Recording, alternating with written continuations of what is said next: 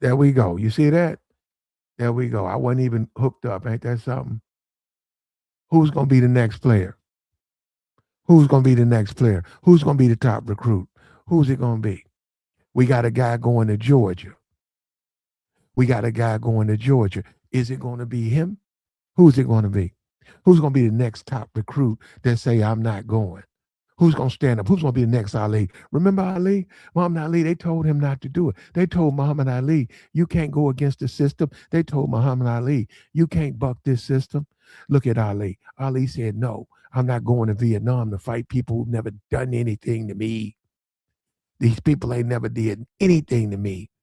My enemies here in America. And Ali turned down opportunity, money. He was on TV, and Ali went and he stood up and he gave pride to a people. You look at Tommy Smith. Tommy Smith won a gold medal.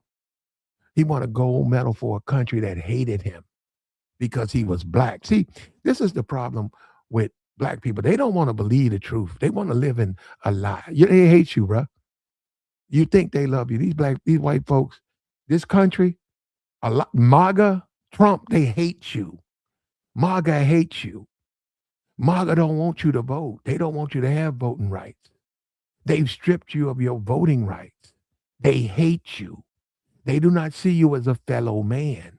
They hate you. And black people, I know they scared to do it. Oh, you gonna mess up your college. You better go on to college. You don't listen to these fucking buffoons, YouTube idiots. You got to stand up. Ali did it. Tommy did it. Now it's your turn. Who's going to be the next hero? Who's going to stand up and go on game day and say, I'm not going to that racist fucking school. I'm going to another school. Who's going to do it? Who's going to do it? And you'll become a hero. And yeah, it's going to be hard. Tommy had to go through. When Tommy came back, he couldn't find a job. They blackballed Tommy. The community said, no, black man, you up here trying to act like who you think you are, a white man? You don't have a right to resist us. And that's what they're telling these Negroes now. They're clowning on these Negroes, telling these Negroes, we're going to manipulate you and make millions off of you. And guess what? When you graduate Negro, you on your own. We ain't going to help you do nothing. You're going to be another Sambo walking around here with a degree, selling oranges, standing outside, selling water. You're going to go from the football fields, you didn't go to the pros, now you can go stand on the corner and sell water to niggas. Because you said you ain't going to take a stand. You got to take a stand, man. You got to take a stand. You got to, no, we got to shake this up, man. It's going to be a lot of problems, man. This is the beginning. We know game day is liberal. Oh, this person and this person, well, show your racism. Come on, show your, they are, come on. We got to deal with this shit. College football game day, show your racism. Go ahead. Tell one of these young athletes they need to go to Georgia. I want you to tell them that. I want you to have a college game day in the SEC school. I want these racists and bigots, and that's what you are. That's what you are. If you're a coach or a football player for one of these schools because of this voting rights, I want you to stand up and say, it was a good practice. These black people can't even vote, man. Your fellow man, we come on. And yeah, you're right. People have been talking about the white community. They letting them off the hook. Where you at, Eli, Archie? They are letting them off the hook. I don't know why, because I'm saying SEC boycott. I get that. This is the beginning. Now we got to go after the white players. Come on, Archie. What you gonna do? Where you at, Peyton? Peyton and Eli, you got your little show. I see Russell on there. I see all these Draymond Green, all these people. Kevin Hart on there. Where you at, Kevin? Why don't you tell Archie and Eli, hey, why don't you get your nephew out of there? Get your nephew out of this SEC school. Oh, come on, Archie. Mr. Tennessee. Peyton. Archie's Ole Miss and Eli's Ole Miss. Peyton is Tennessee. Where you at? Manning's. Arch. Where you at, Arch? Where you at, Arch? You're right. We're damn right. That's what we need. We need Arch Manning. We need Arch Manning. His impact, bro, that's an impact. If Arch Manning went to another college, oh, that's a big deal. And that's the community showing black people they care about him. We need Arch Manning. We need them. Yeah, we're going to get a lot of black recruits. We're going to get a lot. We're going to get a lot. As long as they top, we don't need about 4 or 5 this year. If we get 10, 12 next year, it ain't going to be no SEC. The SEC will become the MAC. Ain't going to be nobody. They wouldn't win. They are not going to win a game. Let me tell you something, bro. If I took the top 10 recruits from Georgia for the next 2 years and put them on USC and lined up USC against whatever they get, man, I put 70 points on them. And the coach going to get fired. I get that coach fired. They cannot compete without these black young players. It's slavery all over again. It's been slavery. It's been a problem. Now they're going to have to deal with it. They can't make money without these recruits. They can't make money without these young black recruits. College football is not the same. College basketball is not the same. Sports is not the same. When you look at the NBA, who's out there on the court? Who's on the court? Take all the black people off the court. Who's going to watch that? No, who's going to watch that? We in the finals right now. Go look at the finals. Can anybody do that? Can you play like that? Can you play above the rim like they do? Can you play like they play? Can you run ball? Are you physically fit? You can run up and down that court, playing defense, offense, jumping, leaping. Take the black talent out the NBA. And it's over. The league would dissolve. You no longer have a league. And we saw it with Muhammad Ali. Muhammad stood up for black people. Black people had nothing for him. They had no money to give him. He did it because he knew it was the right thing to do. He had to do it. He was in the public spotlight. He said, I'm not going to no Vietnam. My faith won't let me go. And why am I over here fighting in Vietnam when these people hate me right here in America? And they hated that. Woo! They hated that when Ali stood up. They hated that. Who's going to be the next Ali? Who's going to be the next hero? Who's going to be the next Ali? Who's going to be the next hero? And look at all these people fighting this boycott. They want black men, these young kids, to be slaves. Can you believe that? No, don't boycott, man. Just keep on playing.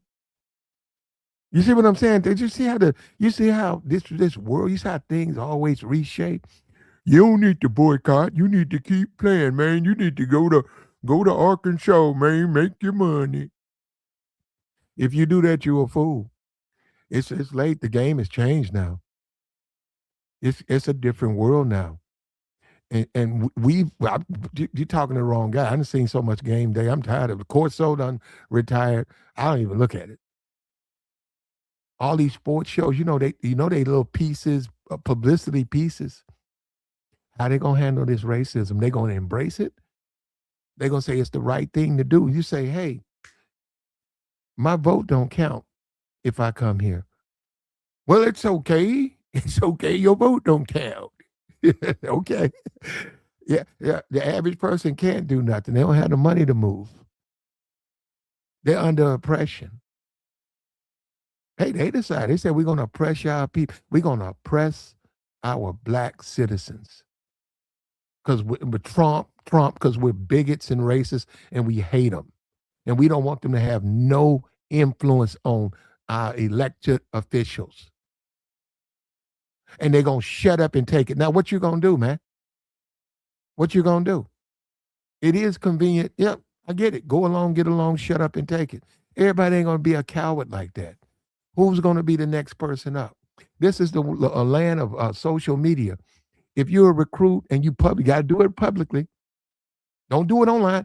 Do it publicly. You got to do it on the TV. You got to contact the networks. Contact Netflix. Contact Hulu. Contact them and publicly do it with your parents right next to you. Stand up like a man and say, I'm doing it because it's the right thing to do. I'm not going to the University of Georgia. I'm not going to these SEC schools until things change. Look, stop. You don't need to handle that part. Don't worry about that. After that, let the schools handle that. You tell them you transferring because you're not going to these racist schools. period. And LSU and all them, they can contact the legislators and change it. I don't know what you don't have to do that now. Don't think you got to go out there and you don't have to change it. And believe me, all of these other schools gonna take you in. And I hope they try to stop it. All these other schools, you can transfer. You can transfer. And you certainly should transfer for racism. And we creeping up on college football season right now. Well, this is June. We almost there. August? Yeah, around August. August. And when they do that little SEC day, Big Ten day, they do a big conference where they interview all the coaches. They don't have all the players there. They have the starters there. And yeah, what they gonna talk about? Huh? You think they're gonna ignore this? It's already, we saw the NAACP's made a statement, so they know what they're doing. I don't necessarily agree with them, but they shaking the trees. It's catching wind, it's catching fire. And we need it. And we need it. Look, I need it. I need it. When I cut on college, when I go, I don't even keep up with the SEC. I like Ole Miss. Do you hear that? I'm a black guy. I like because they make me money. Ole Miss make me money. But Ole Miss without Lane, probably not. Probably won't be watching them at all. Probably be watching a lot of LSU. I like Lane Kiffin. Lane Kiffin is a kick-ass coach. Lane Kiffin don't let up. Lane Kiffin gonna turn it up. Lane Kiffin, you damn right. He gonna make me money. He's been making me money. I like Lane Kiffin. And he and LSU, here comes some money. And Lane Kiffin ain't down with that racism. Lane Kiffin gonna public. Lane Kiffin gonna talk about the FCC. Man, y'all don't know Lane Kiffin. Lane Kiffin don't kiss no ass. Lane Kiffin gonna get on that stage, talk down on the SEC. He gonna say, yeah, I coach at LSU, but I don't agree with this racism. Lane Kiffin, he ain't no good old boy. And you know what? People don't realize that Lane Kiffin ain't no good old boy, man. We done had plenty of coaches come from, I think John Calipari. We had plenty of coaches who ain't with that shit. They tell these rednecks, well, I don't do that. I don't sit around and hate black people. They tell them, they say, oh, no, man, I coach here and I want to coach the team, but you guys want me to be a good old boy. I don't do that. Bro, they done said it. They said they don't play that game. They don't want to do that. They don't want to do that. And they ain't going to do it. I know. You see, that's what I'm saying. I already know what they're going to do. This ain't no Johnny come lately, wake up today and talk about college football. Bro, I know all about that shit. And I'm telling you, bro, somebody going to be one. Who going to be the number one recruit to walk away? You're going to be a hero. You're going to be a hero. You got a guy going to Georgia, a guy going to Tennessee, a cornerback, number one recruit, Tennessee, walk away. Georgia, walk away. You'll be the next hero. You'll be put in the same as Muhammad Ali. Tony Smith. What if talking about Tommy Smith? What did he do? That's what people don't understand. Oh, man, he went over, he won a gold medal, and he put up a raised fist, man. And you know what he did? He gave a community pride. And that's what this shit is about. It ain't about being and then you get these YouTube monkeys, just go along and get along, man. Why? You don't have to. This man went and he put a fist up. He wanted to go. He showed black excellence, and he was defiant. He raised his fist. He didn't get any money for that. If anything, he lost money. But he stood up for people, and that's what they try to do. They say, oh, well, we're going to strip them of their money. We're going to show you Negroes that y'all better stay in your place, Negro. You better not raise your fist up, Negro. You better not walk around here talking about I got to treat you fair. Come on, man, what we doing, bro? And this is the beginning. We're going to beat this drum. This is the beginning. This is the beginning. Come on. Top 5 recruit. Come on, where you at, Arch? Where you at, Arch? I think you do it. I think people underestimate you, Arch. We need Arch. I'm telling you the truth. I don't. The SEC ain't gonna say it. I'm saying they need you. All those athletes, you need to be the leader, brother. If you say you ain't gonna play, that hey, it's over. You got this, Arch. You have the entire SEC in the palm of your hand. You projected to be a first overall pick.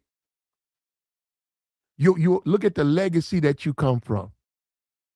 Look at the university you playing for. That's like playing for its own country, Texas. Arch, if you stand up and say, I'm not playing, I'm transferring to UCLA, you become the next Ali. You show this whole country that what racism means and how you're a white guy and you're not going to tolerate that. And somebody, just like Ali sacrificed, somebody got to sacrifice. And Arch, you come from a rich people. You don't need, Arch, you made $9 million last year. Arch, you made more than like 15 NFL quarterbacks.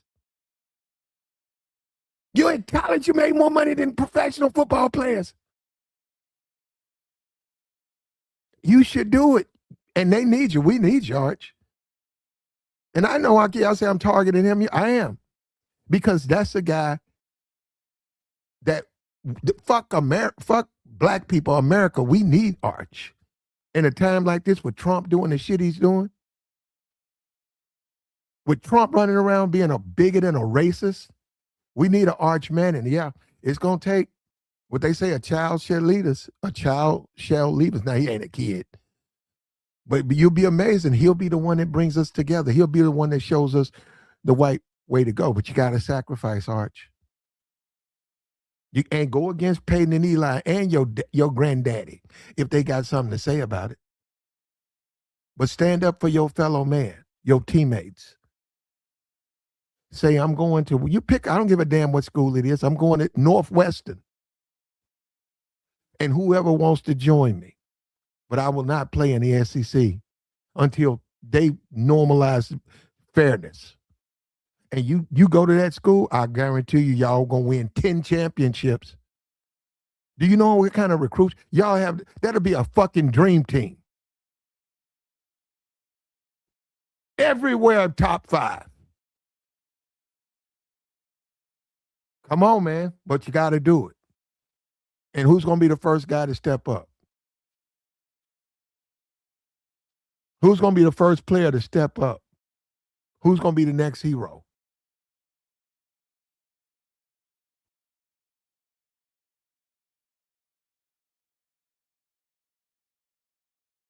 He said, black excellence can't and won't save you.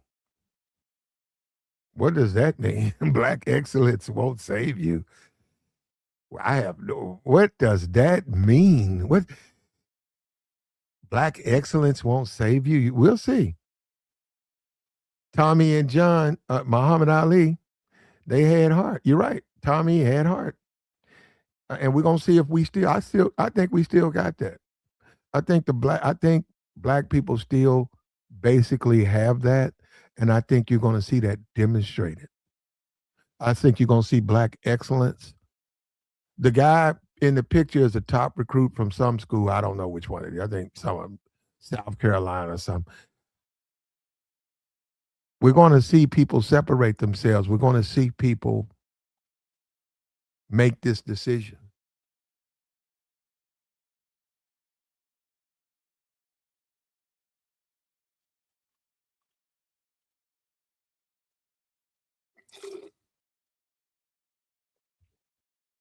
You can call for it. Do I think Arch Manning will do it?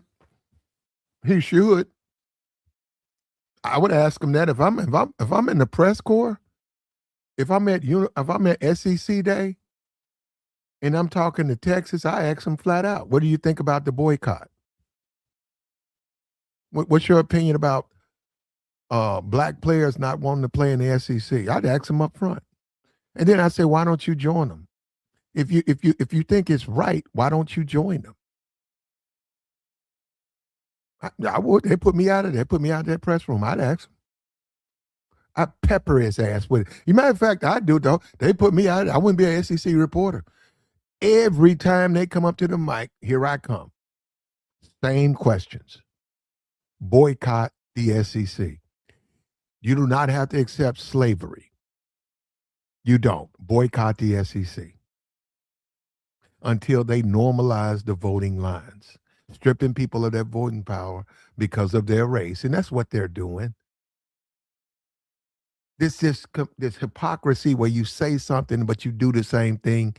You complain about racism, then you create racism. That's Trump. Isn't that Trump?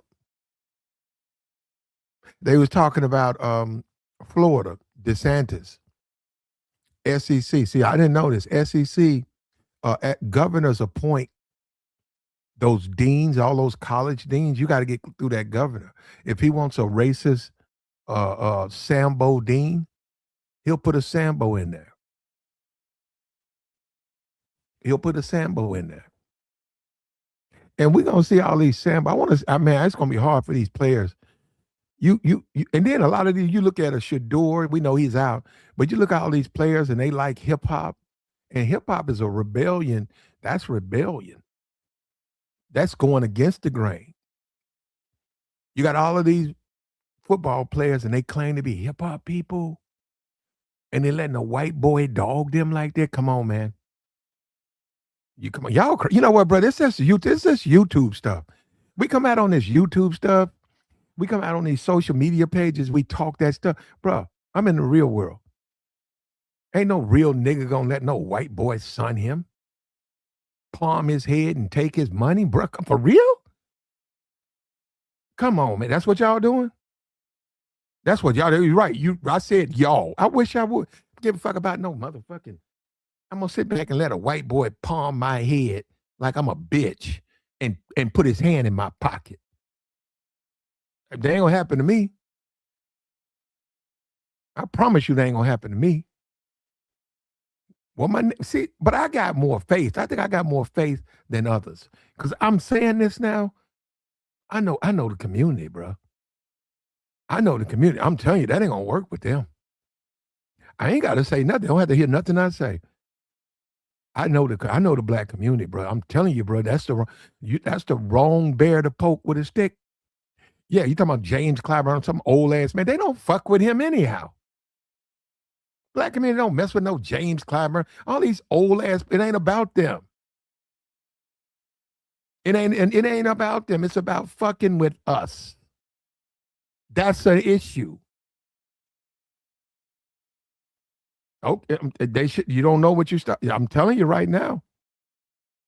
You're gonna see it. Who's gonna be the next hero?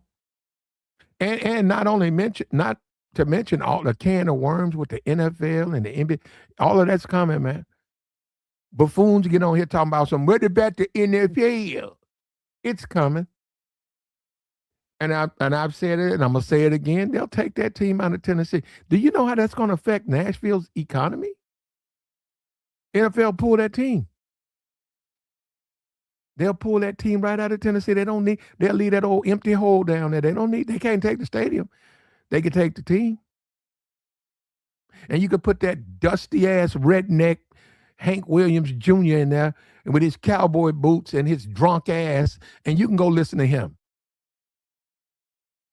See, this is the problem with the community, right? This is the problem. Black community, they've been playing too many games with you anyhow. You ain't never been fair. Now you need to stand up on that shit. Stand on it. Be about it. He says the black power fist originates from communism. Bro, black people can't do nothing right. You see that? Black people can't do nothing right. If a black man is on his back, that's Malcolm X. This is one of Malcolm X quotes. If a black man lays on his front, he's wrong. He lays on his side, he's wrong. He lays on his back, he's wrong. It's a dude in the chat say the black power fist comes from communism.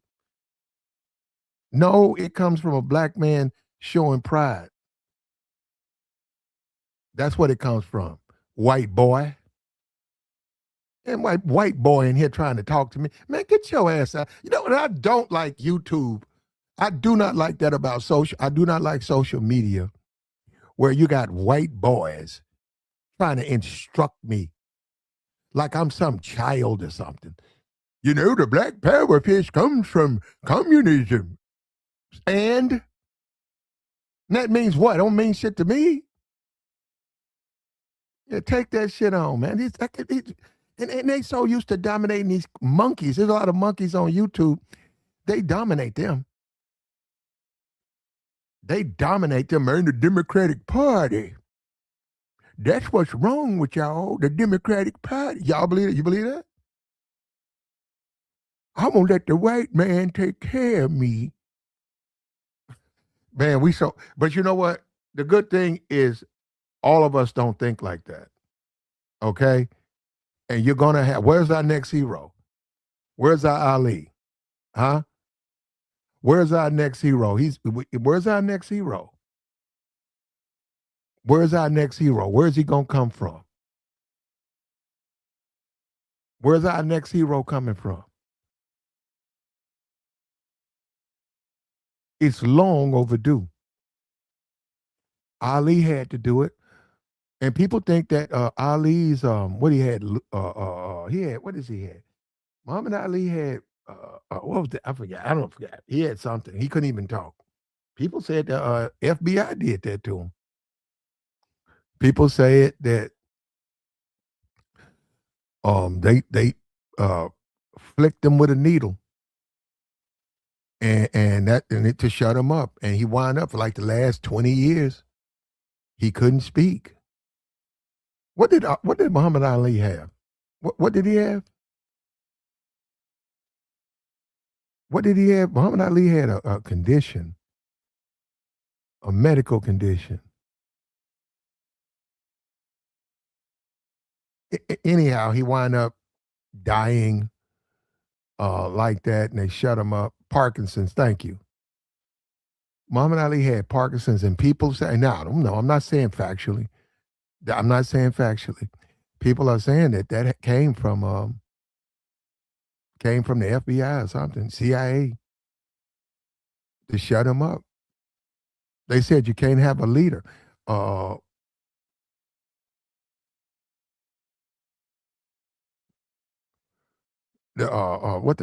oh God, you're killing me with this. They said you can't have a black messiah. They said we cannot have a figure who leads black people because we need to exploit them and we need them sparsed out and idiotic. And if what you're having is a rallying cry, what they did is they're recreating the civil rights movement. People who got lax and lazy, it's coming. It ain't going. Oh, it's going. It ain't happening yet. It ain't happening. You're right. It ain't happened yet. It's coming though. It's coming though. And I'm familiar with the SEC. I'm familiar with how they are. I know how they are. It's just a matter of time for something to happen at one of them stadiums, man. Then what they gonna do? Somebody black gonna get deleted. Then what they gonna do? How you gonna have a football team full of black people and you got dead black parents in the stadium, outside the stadium? How you gonna do that? How you gonna pull that? Oh, is it still fair? Is it still fair? And you think these people ain't gonna say, "Hey, I need to transfer"? You think that once that happened at South Carolina, the people at Tennessee ain't gonna transfer too? They're gonna try to run there. Oh, it's no big deal. My man done lost his parents. My parents came to see me and somebody shot them because I'm black and they black. And I'm supposed to get out here and play on this field and I'm supposed to pretend that didn't happen. It's gonna happen, man. You can blame the Supreme Court, Donald Trump. Donald Trump did this. Donald Trump ain't gonna say nothing. He gonna sit there, look stupid with his ankles all swole up. He gonna be having an IV. He did. Y'all, America elected him. You're gonna see it. You're gonna see it. You're going to see it. It's a matter of time. Who's going to be the next hero? Who's going to stand up and say, I will not accept mistreatment. I'm not going to go to these racist colleges and co-sign this racism. My vote counts. My vote matters. We saw that with, remember Kareem Abdul-Jabbar? Remember, you hate Kareem Abdul-Jabbar. You had all of those. Ali. You had all of those. Where's that famous picture at? He went and got all the NFL, NBA, and he made a statement. Remember that? Jim Brown. Remember that?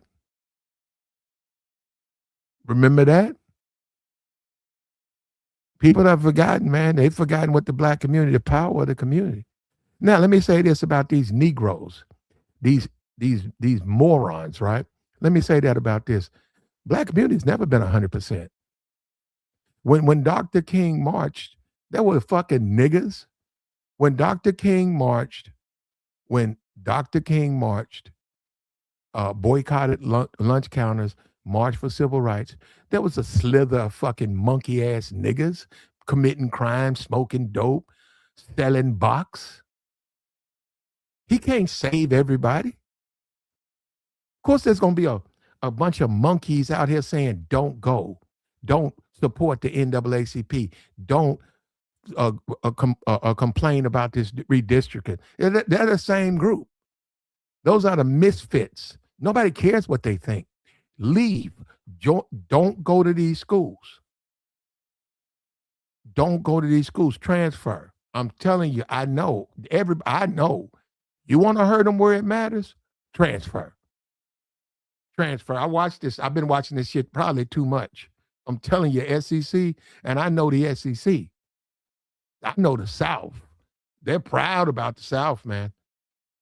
They're proud. So the South is the South. They don't like no damn Yankees. They don't like no New Yorkers.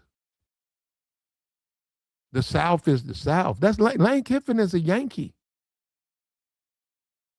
This is the South. Get up out of here, man. Make an impact. It's going to matter. It's going to mess with their bottom line. And I'm telling you, when they stop getting in the playoffs, it's going to matter, man. What we see now with Saban done retired, Alabama, where Alabama been? That dude going to get fired too. He ain't going to make it through the season. The SEC football is a big deal.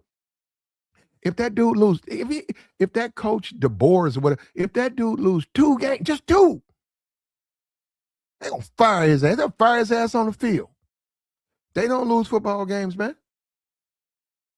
They get the top talent. Now they losing top talent. They're losing their top play. What do you think that coach gonna say? No, let's talk about it. If the coach for Alabama, we know he got to win, right? He loses 2 games and gets fired. You think he ain't gonna say it's because of recruiting? He's from Washington. I don't know where he's originally from.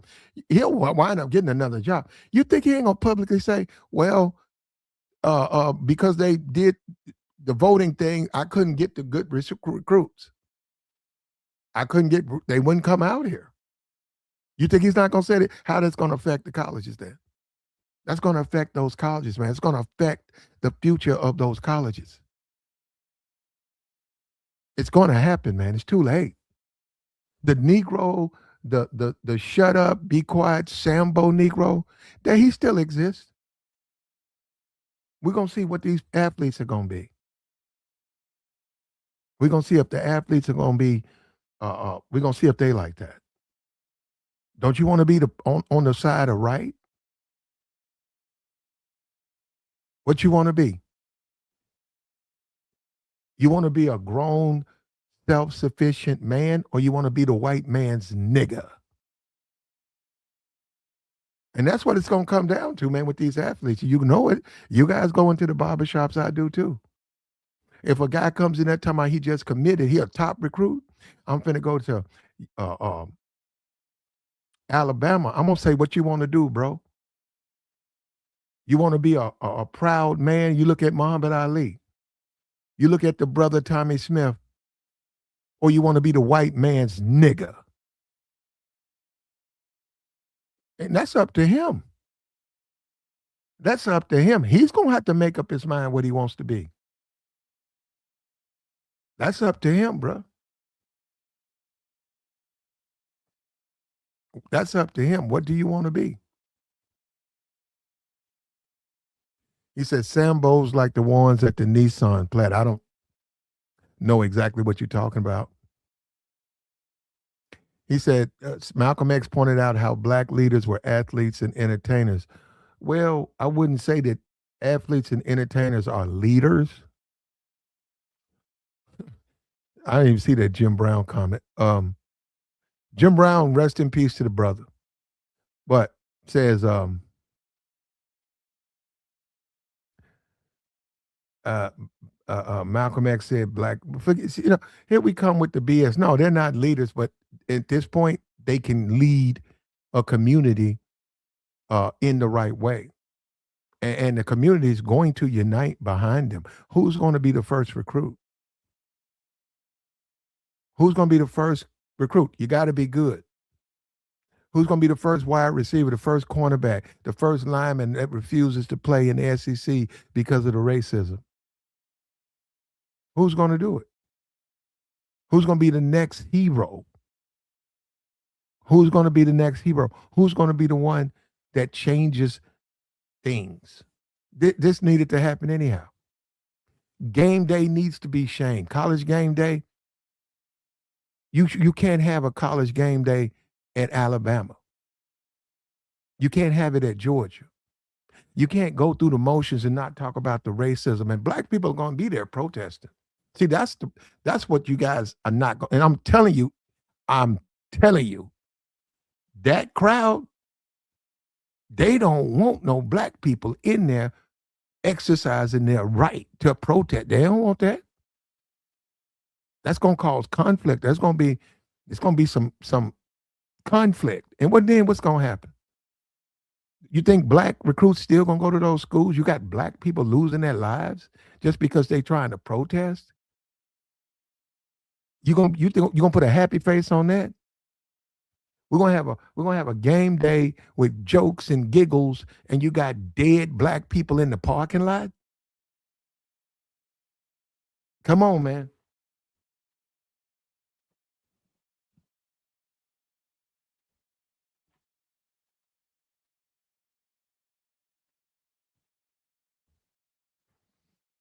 And they said, what about the companies? That's coming. That's coming. He says Jim Crow, when Republicans don't follow the law, which they didn't, they did it during a midterm. Nobody does it then, and redistrict. And Democrats don't do the same thing. This is a racist redistricting. Democrats didn't do that. Yeah, we finna mess you up. Hey, Army, we finna mess your whole thing up. Guess what? We finna ruin. Okay. Hey, you know what, Army? Army, this the beginning. But they finna ruin your whole SEC, your whole little, all of that stuff. These Negroes finna ruin it. They finna say they ain't gonna play. And you ain't gonna be able to replace them. You can't go to China. You certainly can't go to India. What, you gonna put a robot out there? What you're gonna need a robot. You gonna need one. What you gonna do? You can't replace him. What you think Tom Brady gonna say? You think he gonna be cool with that? Eli Payton, they do a weekly show. What they gonna say? You think anybody gonna bring that question up to them? What they gonna say? It's cool. What they gonna say? They gonna have to move these plants, man. And yeah, it's because of money. You got poor people. They're not gonna be able to leave. But what they gonna do with that though? They can't make money off of poor people. These top recruits is where they make their money. If they transfer, you don't win. How you gonna pay your coaches? Look at Notre Dame. Notre Dame is on the cusp of a championship. They're gonna get all of those recruits, man. Then what you gonna do? All your top recruits have left. Yeah, you're gonna still have some clowns. You're gonna have your Sambos, and that's how they're gonna be looked. And I'm giving you guys a little insight into the barbershop conversation. You can go play for Arkansas. You can go play for LA. No, not. We're gonna give LSU a pass. You can go play for one of these SEC schools, but you a Sambo. You the white man's nigga. I'm telling you, bro, that ain't gonna fly well with them. They ain't gonna fly well. Well, we giving LSU a pass because he's a Lane Kiffin. Lane Kiffin's not perfect, but he's not a racist like you, Army man. He's not a racist like you are. But we'll give him a pass. He ain't perfect. I didn't say he was perfect, guy. But he's not trying to get Negroes to be under his thumb like you want. Like you want. That's what you want, don't it? They like when they can pin a nigga up under their boot, make money off the nigga, throw him away. Well, we done with him now. So, well, he can't find a job. So that ain't my problem. We finna see it happen, bro. You did say something racist. You did. When you brought up that redistricting, that shit was racist.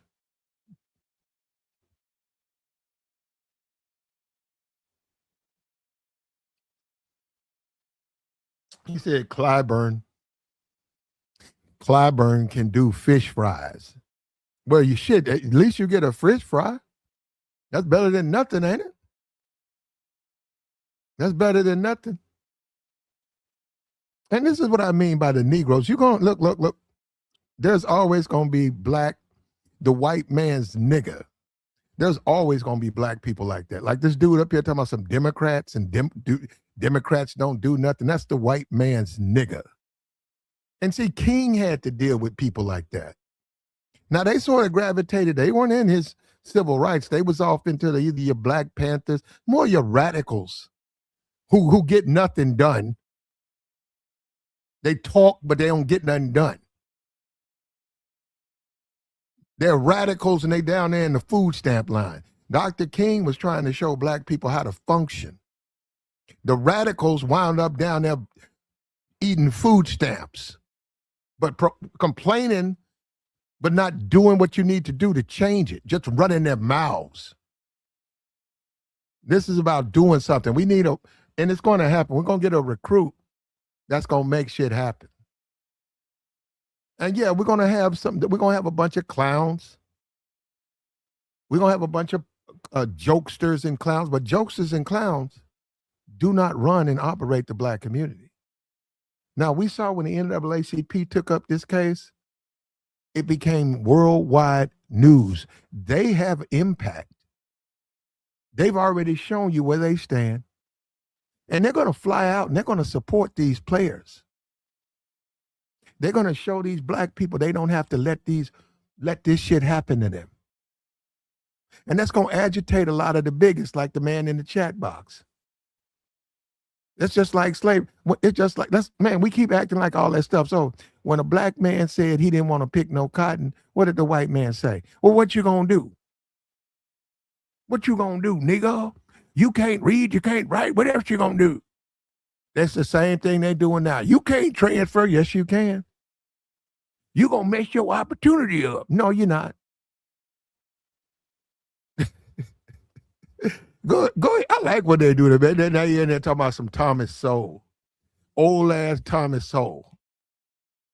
Thomas Sowell. Y'all like Thomas Sowell, don't it? They love Thomas Sowell.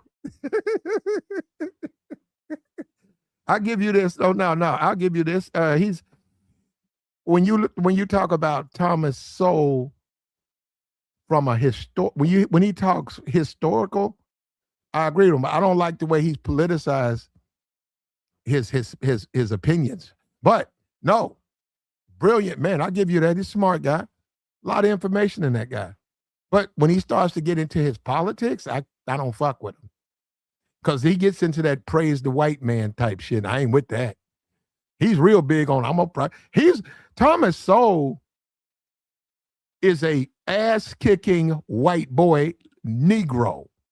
So no, that part of him I don't fuck with. But does he have something to say? Yes. Yes, and I know you like, why wouldn't you like him? Of course you like Thomas Sowell. You like your Negroes with their back bent. You like your Negroes on their knees around you. Of course you like Thomas Sowell. They love to bring up what about Thomas Sowell? Yeah, he's a good nigga.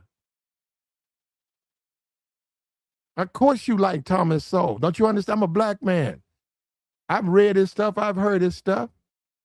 But you like him. I said, why do white people like Thomas Sowell so much? Because he's a good nigga. For you.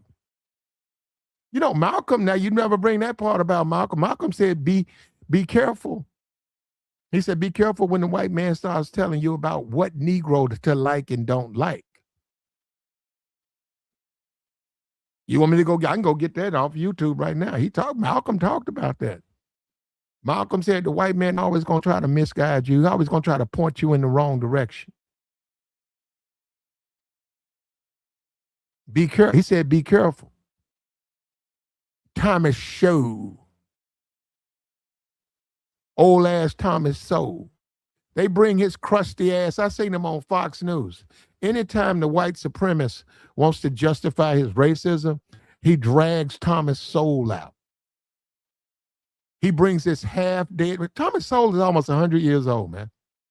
He brings his half-dead ass out, running his mouth, and he's a complete political shield. He's a Republican shield. He's 100% bought by the Republican Party. He works for the Republican Party. He's a Republican shield. And of course, these idiots like to drag him up. Thomas Sowell. Isn't that something?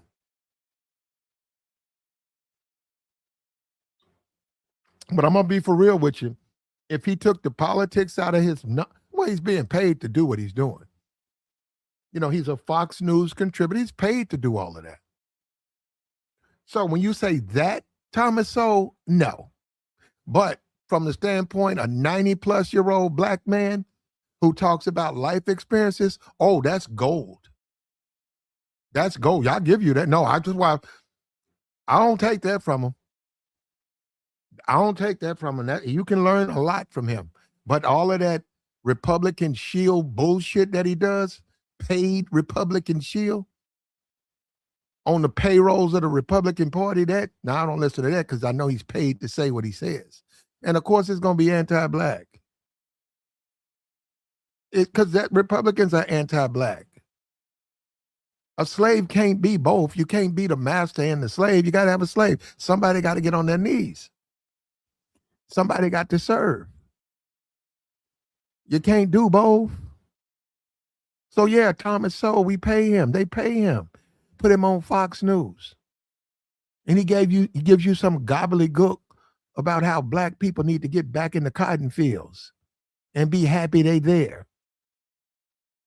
Oh, they said, well, it was said by a black man. Hide your racism. You ain't gonna be able to hide your racism with this college thing. When them players start leaving, let me tell you something, people gonna get pissed off. They don't want to see them top recruits go to these Yankee schools. Yankee schools? Television, brother. They okay. We'll see. We'll see. Nah. Jim Crow has been casted out by the conservative. You got a Supreme Court. That's conservative. Donald Trump, he's a conservative. This Jim Crow that we live under now, that's done by conservatives.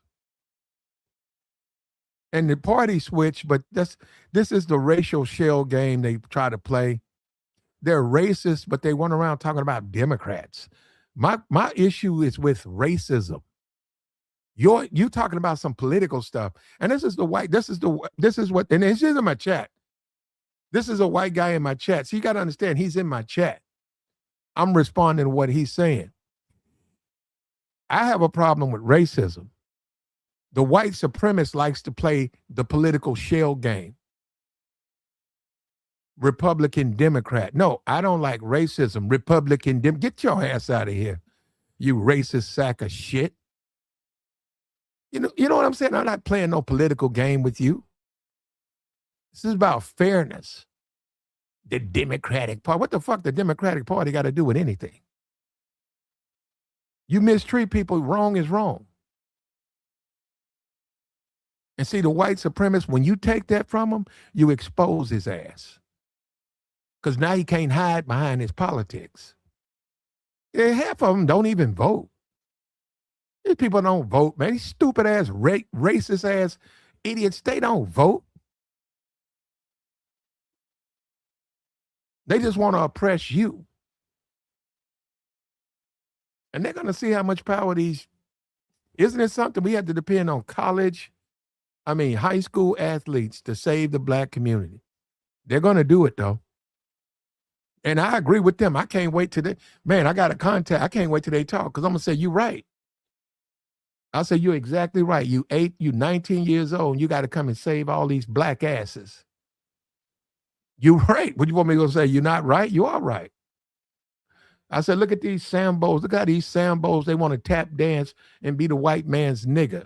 And now you got to transfer to save them. You're right. Excellent point. Excellent point. But you do. You're going to have to do it because it matters.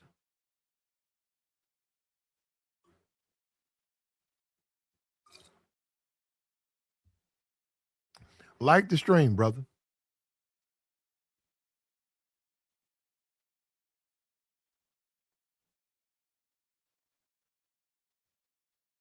He said, how much is 1.8 billion? I have is that the amount of money they bring into the SEC? It's a lot of bread. And they're going to lose a lot of it. And the civil rights, it was the same thing. When it started, it was worse. It was harder for them. Everybody said it wouldn't work out. You had to accept it, man. You can't go down to eat at that lunch counter. You better get your ass in the back of the bus. But people said no. And it took a while, but they made a change. And these new Negroes, these video game playing dumb niggas, they need to die off. So no, we're not going to save them. You see these clowns? Man, you need to just go to college. Well, what about the racism? Forget it. This is the way things are.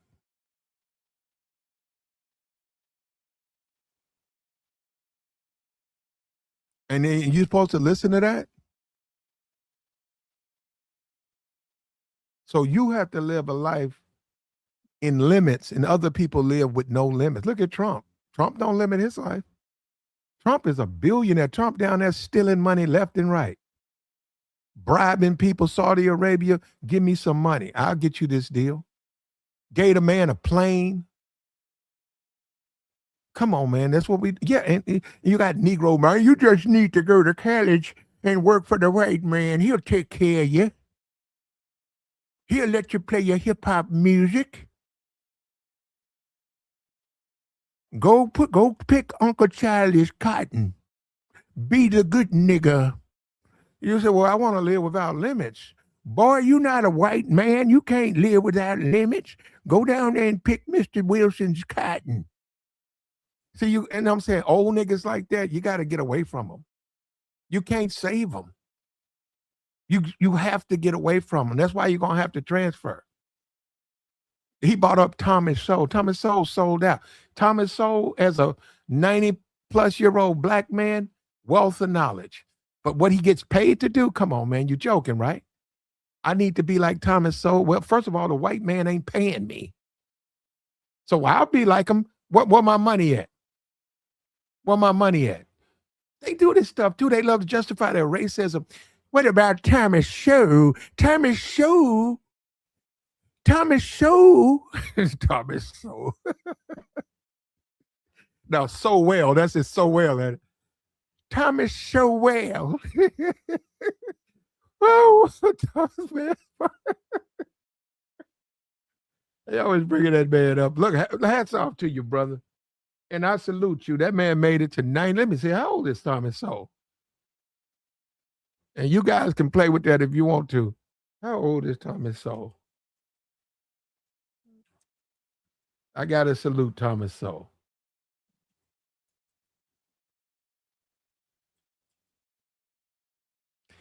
Thomas Sowell. How old is Thomas Sowell? That man, 95. Look, I got to salute you, brother. I don't agree with you last probably 20 years because you get paid, but I salute you, brother. Man to man, I salute you. That man, 95 years old. He's healthy. Man, that man, he on his way to 100. We can disagree with his politics, but we salute this brother. That's how you do it, brother. You got people checking out at 52, 53. You got people out here in wheelchairs and they 48 in a wheelchair. This brother, 95 years old, so you can't just hate on him like that. Now, because we ain't going to do that. But yeah, he is bought and paid for by the Republican Party. That's what he's a Republican shield, and he's paid to push their talking points. But nah, I respect the man who can make it to 95 and more. You know, respect. I'm looking at him right here. I'm looking at him. Respect to this brother.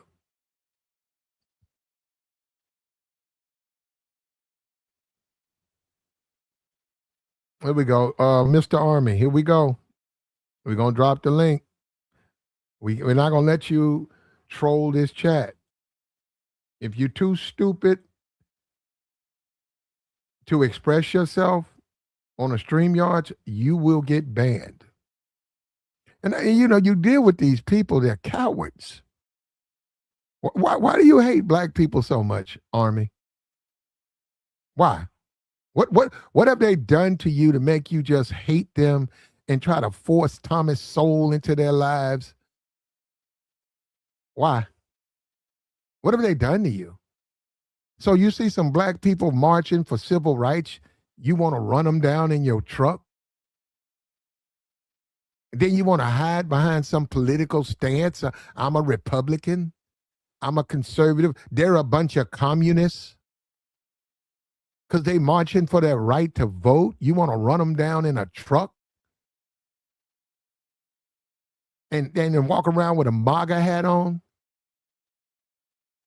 You finna get banned, brother. I dropped the link. You finna get banned. Yeah, take your ass out of here. Self-ban. Leave the chat.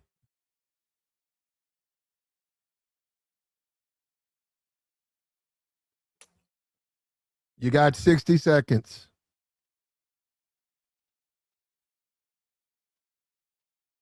You got 60 seconds. And this is exactly what MAGA is. MAGA is the type of person that sees black people, old women, kids, marching up the street saying they would like to have the right to vote and treat us fair. And he takes his truck and he drives into them. And he's got on his MAGA hat, just like they did in what's that, South Carolina? Remember that? They killed that white woman in South Carolina. Trump, it was a Trump supporter. Trump supporter drove into a pile of people. Oh man, remember that? That was Donald Trump. That was his stand. That's what he represents. That's why they like him, because of the hat. They put their hat on. They want to do what he's doing. And let me tell you something. If you out protesting around these colleges and you see some white man with a MAGA hat on, get the fuck out the way, because he's crazy. He's going to try to run you over. He's going to do it in the name of Trump. It's going to happen. It's going to happen. And you guys got banned, brother. I asked you to come up. You don't want to. You're not going to sit in my chat. And there you go. Get your ass out of here. Put you in the dungeon. Bro, I got so many people in the dungeon, it don't even make sense. It don't even make sense. I got so many people in the dungeon. And this is what you get, brother. This is what you're going to get. It's going to get worse, man. Them games, a lot of those games, man, a lot of tempers go up. People lose money. You got people in them stands, they done lost money. You got a black person out there talking about some protesting. They're going to assault that person, man. You're going to see. I'm telling you, it's going to happen. So guess what? They're going to have all type of racial hostility at them games. Guess what that's going to do? You see what I'm saying? It's going to happen, man. You have to be harmonious. You say, well, black people elect the same people. So, hey, man, if that's what they want to do, and if you smart as a legislator, you know what you say? Hey, I can't do nothing about them. They can vote for whoever they want to. You know why? You do it in the name of peace, you dumb fool. No, I'm going to change it. Okay. You just destroyed your fucking state, you dumb fuck. They're finna find that out. You finna see it. You finna see it. You finna see it. Hold up. Let me put this thing down here. This coward in the chat box. There you go, coward. There you go. Well, Mr. Glizzy, guess what? You get to go to the dungeon. Well, look, we believe in robust debate. We welcome opposing points. If you're an idiot, you're gonna get blocked. Okay? If you can't substantiate your point of view, you're not going to be talking to me. You're not going to be up here. You're not going to be in my chat. Take your racism somewhere else. Don't bring your racism up here.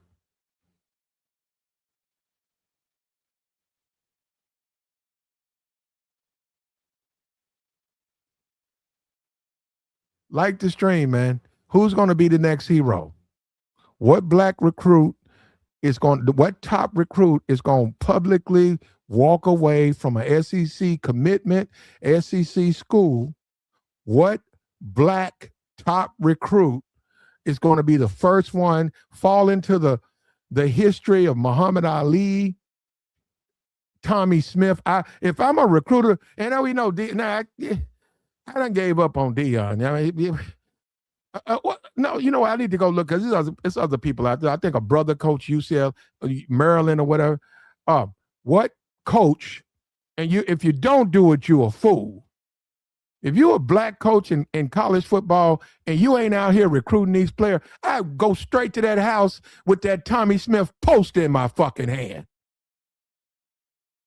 With that fist up, I had that shit in my hand. I had it on my shirt. I hand out shirts. I go to that recruit. I'm in Georgia. We got the top running back. He's committed to Georgia. I'll be out there with T-shirts. I pass out Jordans and T-shirts. Man, you need to come to UCLA. You don't need to play for this school.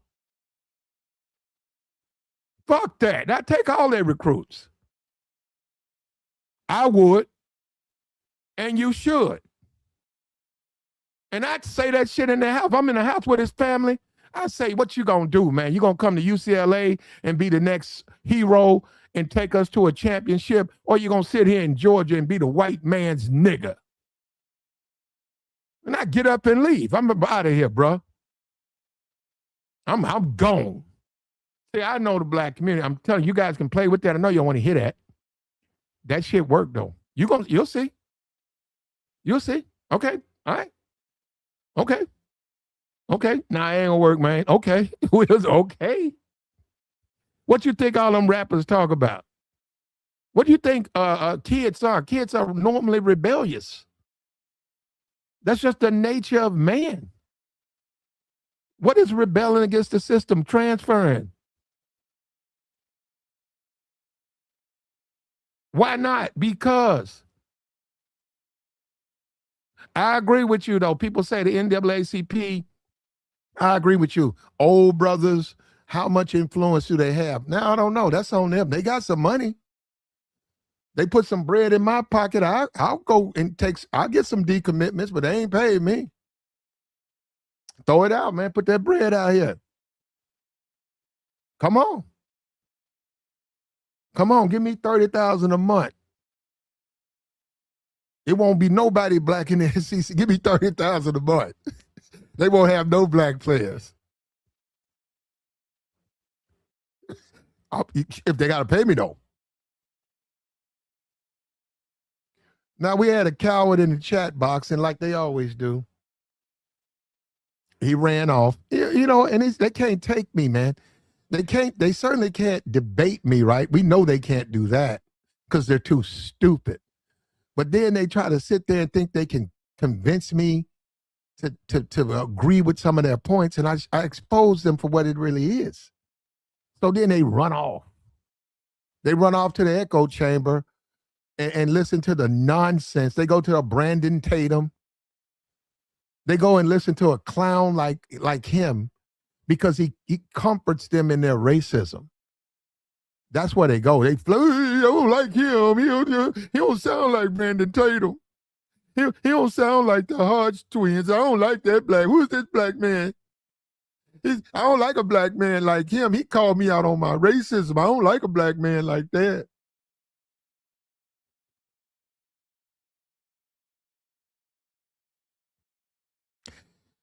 Bruh, Alabama, I don't know what they're going to do. If they lose their top recruits, they're not going to win. You know that means that coach going to get fired. And they're going to have to account for that. They have a press conference. What they going to say? You losing black recruits. What they going to say? They're going to say, Coach, you've had 5 decommitments. So-and-so said publicly he did it because of the redistricting. What they going to say? Coach, we had, this is the second crime incident outside the stadium. A black person was protesting. Someone took a shot at him. Coach, what do you think about? What are they going to say? How you going to explain it? Is they going to drag Thomas Sowell's old ass into every press conference to give you some gobbledygook about racism is dead? Huh? What you going to say? Who's going to be the next hero, brother? Who's going to be the next hero?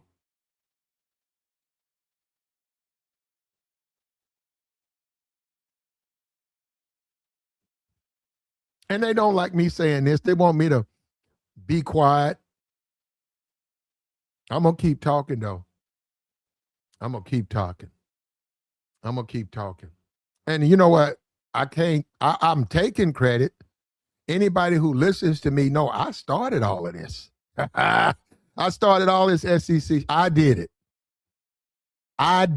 Platinum. I did it. Started right here, ground zero, brother.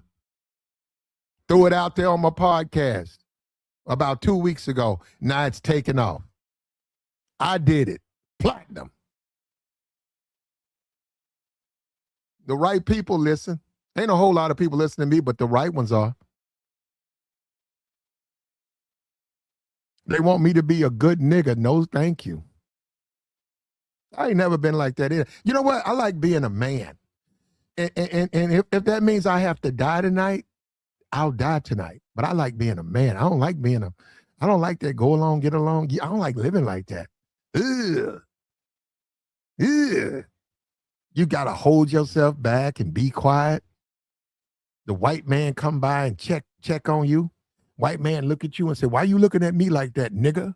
And I put my head down. I don't know, sir. I'm sorry, sir. Leon. Yes, sir. Don't you know better than to look a white man in the face? Yes, sir. What's wrong with you? I don't know, sir. Leon, I got a report. You've been looking at my daughter. No, sir. Missy, no. Never, sir. Leon, do you know the penalty of a black man looking at a white woman? You know I got to kill you if you know that, right, Leon? Yes, sir. If I ever hear that you look stare-eyed at a white woman, I'm gonna take your life. And I'm not gonna warn you again, boy. See, that's what they want. That's what they want. They ain't gonna get that over here. Get that over here. Where's our next Ali, man? Where's our next Tommy Smith? What you gonna do, man? You gonna be a rebel, man? You gonna yeah, and I say this right here, it's a sacrifice, ain't no money in it. You get you some social media fame. Where you at? Where you at? What you gotta be George Floyd to be a hero in the black community? I'm asking, what you gotta be, George Floyd? How about a high school athlete that decommits from a racist conference? Will he get the same respect? He deserves it. And he needs to do it. And we need him to do it. We need him to do it.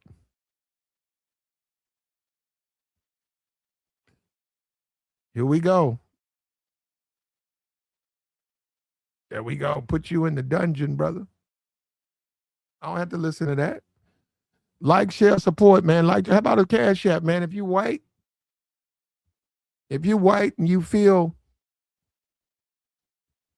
guilty for slavery, hit me off with the cash app. 200, 300. Come on. Come on. Pay me off, man. I'll give you your I'll free you. I'll free you. Here we go, man. Support the platform, man, right there. There we go. And yeah, you're going to be attacked, you're going to be ostracized because your opinions, they don't want black people to understand. They don't want black people to embrace what you're doing. You can crack the system. If you can see this, black people ain't got to, that's what I'm saying. All black people got to do, protest. That's all they got to do. I know they don't want to live in the past, but that's what they got to do now. All they got to do. If they do it together, it's over. You no longer have a conference. And guess what? You're going to get the companies. Well, what about the companies? Are they coming? What about the professionals? What about them? And see, a lot of these Negroes don't want to do nothing. They don't want to do nothing. So they want to sit there and try to justify not doing nothing. They did that when doing the civil rights marches. There was all types of clown Negroes, criminals. They're nothing but a bunch of criminals. I ain't getting to no civil rights march. Yeah, I know. I know. I'm not protesting nothing. And they were criminals. You had the same thing now. They're nothing but filthy criminals. That's all they are, a bunch of criminals. Look, the good black people, though, they protested. And they made shit happen. And I don't know who the next recruit's going to be. It's a whole bunch of them. I went to check. You go look at them yourself. They're going to decommit. They're going to say, no, I'm not going to Georgia. I'm not going to Tennessee. I'm not going to Arkansas. I'm not going to Vanderbilt. I'm not going to these colleges. Florida. I'm not going. It's going to start others. In NAACP, it's already started it. Others are going to follow. Your northern states are going to chastise the South for being racist. It's going to happen. It's going to happen. Indiana's going to stand up and say, yeah, I wouldn't blame a recruit. If I was a recruit today, Indiana, no, University of anybody going to say, yeah. If I was a recruit today, I'm talking about the coaches, white man, I wouldn't go to a SEC school. And he goes, yeah, I don't agree with racism. And they're practicing racism down there. It's going to happen, man. You guys dream, you guys live, you know what? A lot of you guys need to get off the tubes, man. You got to get off the tubes. He said, you made it happen. All right, bro. Yep, you're right. I didn't. You got to get off the tubes. You guys got to get in the barbershops, man. Get in the streets, man. Get in the real world. You got to see how people really, really live.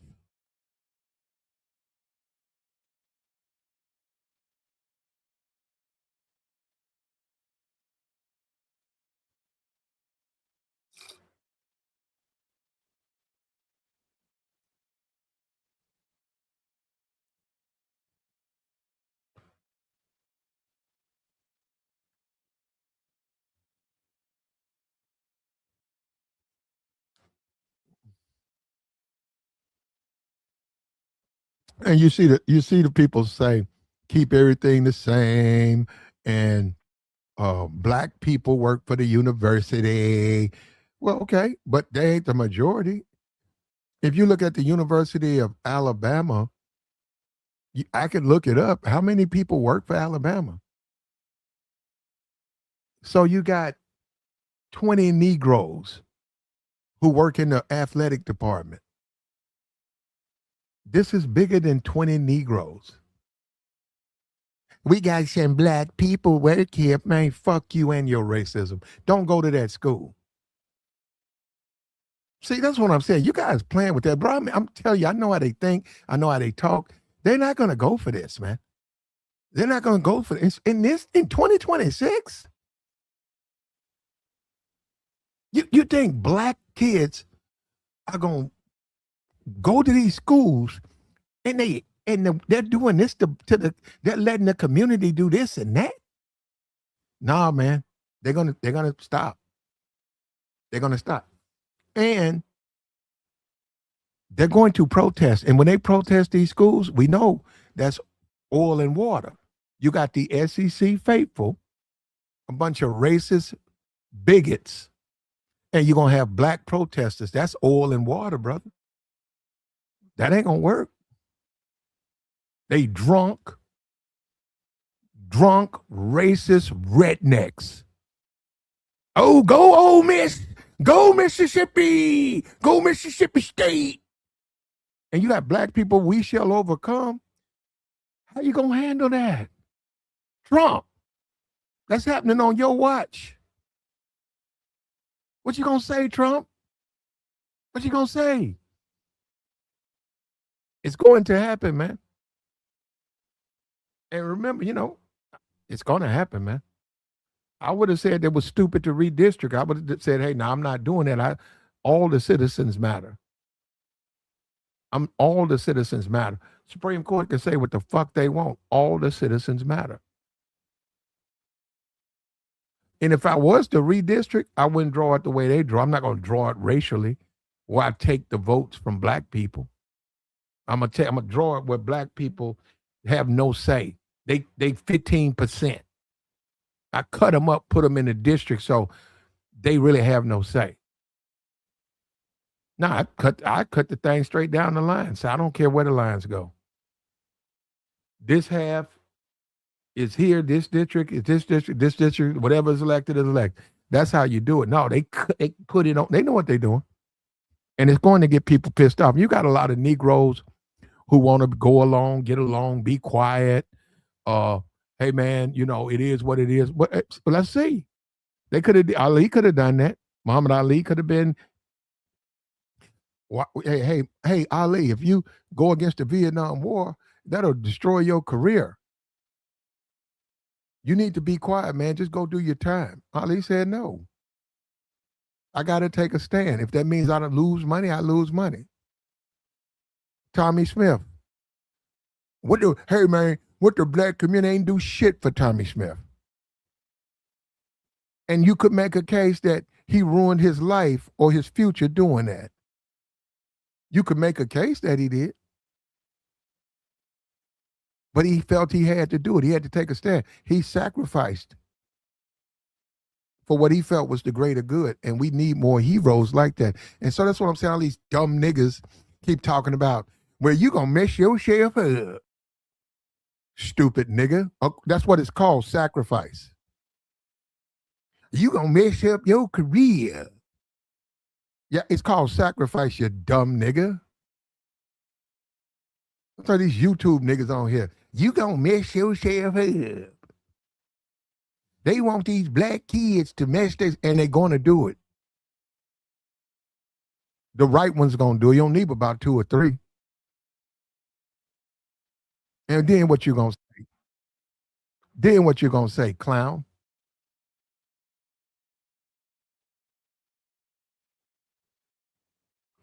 What you gonna say? Essence Oil says, you really believe, I didn't say where you getting that from, clown? You get these Negroes in here talking just nonsense. It ain't gonna work though. Essence or probably a white dude behind this fake avatar. Black people are 15% of the population. I don't know what I could go look it up. You could go look it up. Oh, I'm sorry. That actually was in support of me. I get it. I get in my shit. I apologize to you. I apologize to you. It's essential oil. I apologize. That's all me. That's my fault. 100%. I apologize. I get so many trolls, and I don't read the whole thing. So sometimes I just assume because a lot of them are just stupid trolls, and they're not worth me reading the whole thing. So, and I thought because you were saying I believe, I never said nothing about the percentage. You're right. Black people are a higher percentage than that. Black people are a higher percentage. Black people have more influence than you think. What they do is they convince black people to stay in the pocket. When they say go to Georgia and don't say nothing, you staying in the pocket. But when you say you transforming, guess what? You creating problems. And you're going to have to make up your mind what you want to do. He said Boston College, hey man, just get out of the SEC. Just get out of the SEC. We had a white supremacist. He said he was black. I don't know what makes him think because his skin color is black. We had a white supremacist, and that's what he is. It's a black guy. He's a white supremacist. He's anti-black. And he claimed he was going to come up. He got scared and ran off like they always do. He ran his ass off. A dumb nigga. He was in the chat box talking about drop the link. He skirted his cowardly ass off with his MAGA hat. He had his MAGA hat on running. What's up with you, JR? Black, man, what you ranting about, man? What's going on? Who's going to be the next hero? Which one? Who's going to be the first black kid to publicly decommit, transfer from an SEC school? We waiting to see. Who's it going to be? And they'll go down in history like Ali. They'll go down in history like Tommy Smith. You know, I'm hopeful. I mean, kids decommit from schools all the time. They don't necessarily get at reasons why they decommit, but they decommit all the time. It happens. My little brother decommitted from a school, and then turned around and recommitted to the same school. So I mean, it happens, man. Well, when someone does it publicly, a top recruit, go and look at all of those SEC schools. 90% of them, their top recruit is a black person, black absolutely. Kid. And when one of them, not all, one, has a press conference on ESPN, and y'all can call in Stephen Smith. Call in Shannon Sharp. Well, they ain't gonna bring him in. We already know Shannon. Yeah, he ain't gonna let bring. But he can go on Shannon Sharp's. He can go on his platform with Ocho and all of them and tell them, hey, I'm not going. My mama said it, and I'm not gonna go to this racist ass school. Yeah, I mean, hold on. People keep thinking Negroes gonna say, he don't know what he talking about. No, bro. Okay, I'm telling you, brother. Are the schools racist? Yes. Have they been racist? Yes. Yes. What do you say? Oh, they've been racist. Should they have changed years ago? Yes. Yeah. But he's going to decommit, man. And then let's see how things go. And kids are naturally rebellious. That's what I'm saying. These people have no idea what they're playing with. They think Negroes going to bend their backs and pick the white man's cotton and not complain about it. Well, it's going to be a little bit different now. It's a different type of Negro. This ain't the 60s. It's a completely different type of Negro. So what you going to do with him? That's what I'm saying. So we'll see. I'm hopeful, man. You know, I wouldn't hold my breath. Look at this white man. I think he's talking to you, JR. He says, you niggas are pathetic. You think you're going to change anything. You see what I'm saying? Yeah, well, and look, shout out to you, KJ. Appreciate your honesty. You're saying you ain't hiding behind no political, nothing politically. You just telling me up front how you feel. Appreciate that honesty, brother. And you welcome up here, man. As long as if you can control your language, but you don't have to like me or none of that. You niggas are pathetic. You think you're going to change anything. You hear that? You hear that, JR? Yeah. That's Like I said, man, congratulations to him for showing his true colors. I appreciate it. He or she, whoever it is, it could be a she. But nah, shout out to him, man. Congratulations to him, man. Hey, living your truth. That's all I can tell you. If that's truly who you are, live in it. Ain't nothing wrong with that. Yeah, live in it. Negroes need this. Negroes need this. Black community needs a kick in the ass Live in because your they've truth. gotten too comfortable. No, they've just gotten too comfortable, man. They've But yeah, gotten way too comfortable. I will always remain hopeful that that it will happen. Uh, I mean, I definitely think it'll take an orchestrated effort to, have something like that done and have it showcased or broadcast or whatever. Because like I said, often young men, young women, they commit to schools, they decommit. They never really tell you the reason. I mean, you can speculate, people guess or whatever the case may be, but they never really give a reason. They just go to whatever school. It could be, firing of coaches. It could be moving of position coaches. It could be, the ultimate, right? The state of Louisiana passed whatever voter suppression bill, and yeah, I'm not going to that school. So I will always remain hopeful, but I mean, if you look at the current state of affairs, I think young people more so need to see things and like live in it, like have an actual experience of it before they make that change. Your parents can direct you in ways to give you guidance, but young people, if I remember back when I was younger, I can remember my father or my mother telling me something, and I'm kind of like, yeah, and I still go out there and, put my hand on the stove and like, yep, you're right. That's a hot ass stove kind of thing. So young people always been like that, man. You're absolutely right. Rebellious, but it's rebellious after seeing the outcome of something. So I think they would have to, see the outcome of it, see What? less Yeah. representation in the political sphere when it comes to local politics or when it comes to national politics and things like that, and it really affect them for them to start making decisions like that. But as of right now, somebody 18, 19 years old, I mean, what's really affecting them? Their parents paying for everything, unless your parents just clearly an open book and they telling you everything, what's going on. But typically most parents, right, you always try to protect your kids and not let them see the struggles and things like that. So, but I'm hopeful. I hope it happens. Well, it's going to happen, and also SEC football, and that fan base, Alabama, Georgia, Tennessee. I wouldn't say Vanderbilt. I wouldn't say Nah, Vanderbilt in there too. nah, they ain't they're not drunken rednecks at Vanderbilt. But I would say all these other SEC schools, they're going to be a conflict when you have black people protesting, which what you're going to have. Yeah. You're going to have black people protesting, holding up signs, and you're going to have that rabid, drunk fan base. They're going to fight. People are going to lose their lives. And then what are they going to say? Oh, I hope that's not the case. I nothing hope to nobody see. lose their It's life. going to happen, man. You're bringing to oil and water. It's going to happen. I hope It's going to not. happen. It's going to happen. It shouldn't have to happen. It It's shouldn't. going to It happen. shouldn't have to go that far for something. Not in 2026, man.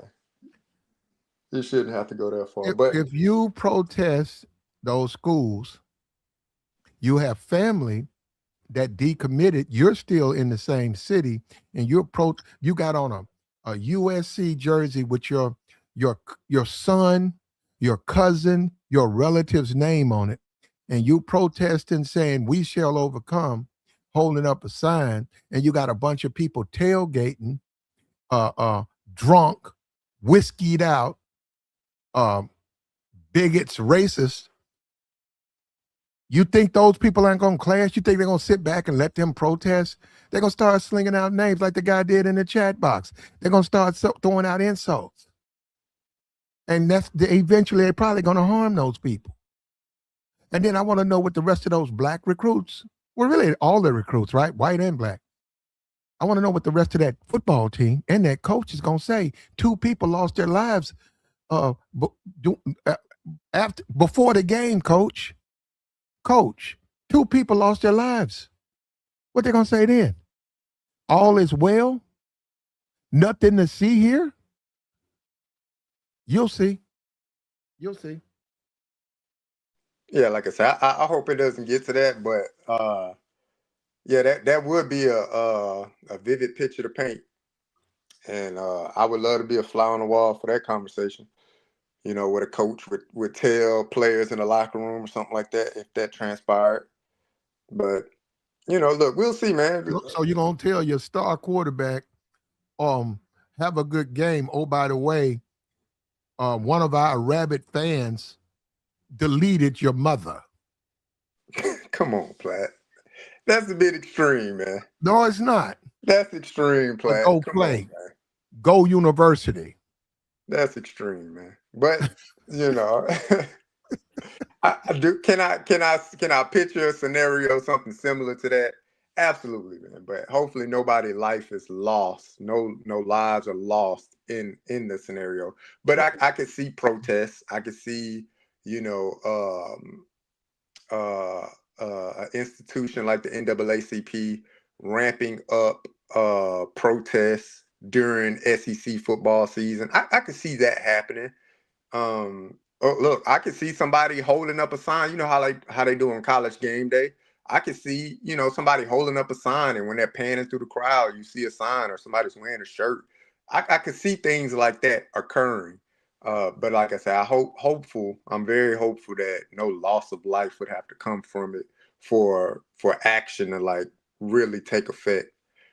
But we do live in America, man. People do, we see crazy things all the time. But on another note, Alabama Supreme Court kind of struck down the redistricting map that they had that they put together in 2023. Now they plan to appeal it, but the initial, they thought they was just gonna roll right through. The Alabama legislators, they thought they was gonna roll right through in 2023. Yeah, so they created a map in 2023, and it got put down in 2023. So they was like, okay, now that the Supreme Court justice, has said that states can redistrict however they feel or see so, Alabama legislators was like, okay, let's just use the map from 2023 that already had it gerrymandered, that was struck down the first time. Let's reuse that map and put that back into play. So they implemented that. They tried to put it back into play, but the Alabama Supreme Court shot it down. Was like, no, we're not doing that. So, but they've already said that they plan to file a grievance and refile again for this redistricting. But initially, everybody thought it was going to go through. Like, oh, yep, Alabama going to go automatically through it. Nope, it got shot down. Got shot down a few days ago, matter of fact. So we'll see. And if I'm not mistaken, I was reading a report a few days ago. If I'm not mistaken, like one of the judges from the Alabama Supreme Court came out and said that, like, yeah, this redistricting is strictly, proving racism or something like that. Some words, I'm paraphrasing, but it was some sorts of like that. But but yeah, Alabama shot it down. But we'll see, man. We'll see what happens. Do I think it's gonna hold up? I don't think it's gonna hold up, but well, we're talking about now, and after the Supreme Court thing, and what they're doing now, and the black athletes, they're right to ask them, and some of them are going to publicly respond, and they got to put it. They got to do a press conference, and they got to say it. You got coaches getting fired. What do you think these coaches are gonna say? When these coaches get fired, they're gonna say, well, the lack of recruits. I couldn't get recruits because of what's going on here. That's going to matter, man. Oh, it don't matter. It matters. I don't think the coaches. It matters. Not if they hired at another SEC school. Oh, they ain't gonna be in no SEC school. This guy for Alabama, if he gets fired, he's not going to another SEC school. He'll wind up going to Washington State. He's a good coach, Yeah, He he's a just good doesn't coach. coach at Alabama. So what do you think he's gonna say? I'm just saying he gets 2 games, he gets fired. He's gonna say all of the political stuff was bad, so I had to transfer. I mean, I got fired, but it's not all my fault. It affected my ability to recruit. All of this political noise going on, and he's gonna go to another school. He's gonna get his money. And another thing, SEC don't have black coaches. See, this is what you They got to don't. Not a understand. single one. Not a single This, head this, coach. this, yeah, head coach. This is the thing. Now you're spotlighting that. You see what I'm saying? It's wrong. It's been wrong, right? But people don't focus on it. Now, because of this, they're gonna be like, okay, and you guys don't have black coaches. Like Yeah. on one side of the fence, you say you're not this and not that, but you're practicing racism. Yeah. The last black head coach they had was where he coach at now? He was at Penn State. He got fired. He went to Virginia Tech. I forget his name. Black dude. But he coached at Vanderbilt. That was the last coach, black coach they had in the SEC, if I'm not mistaken. I forget his name now though. Head coach of Virginia Tech. He was at Penn State for a while. Got fired from Penn State last year. Got picked up at Virginia Tech. Chat, help me out, man. Who is this guy? What's his name? Let me see if I can look him up real quick.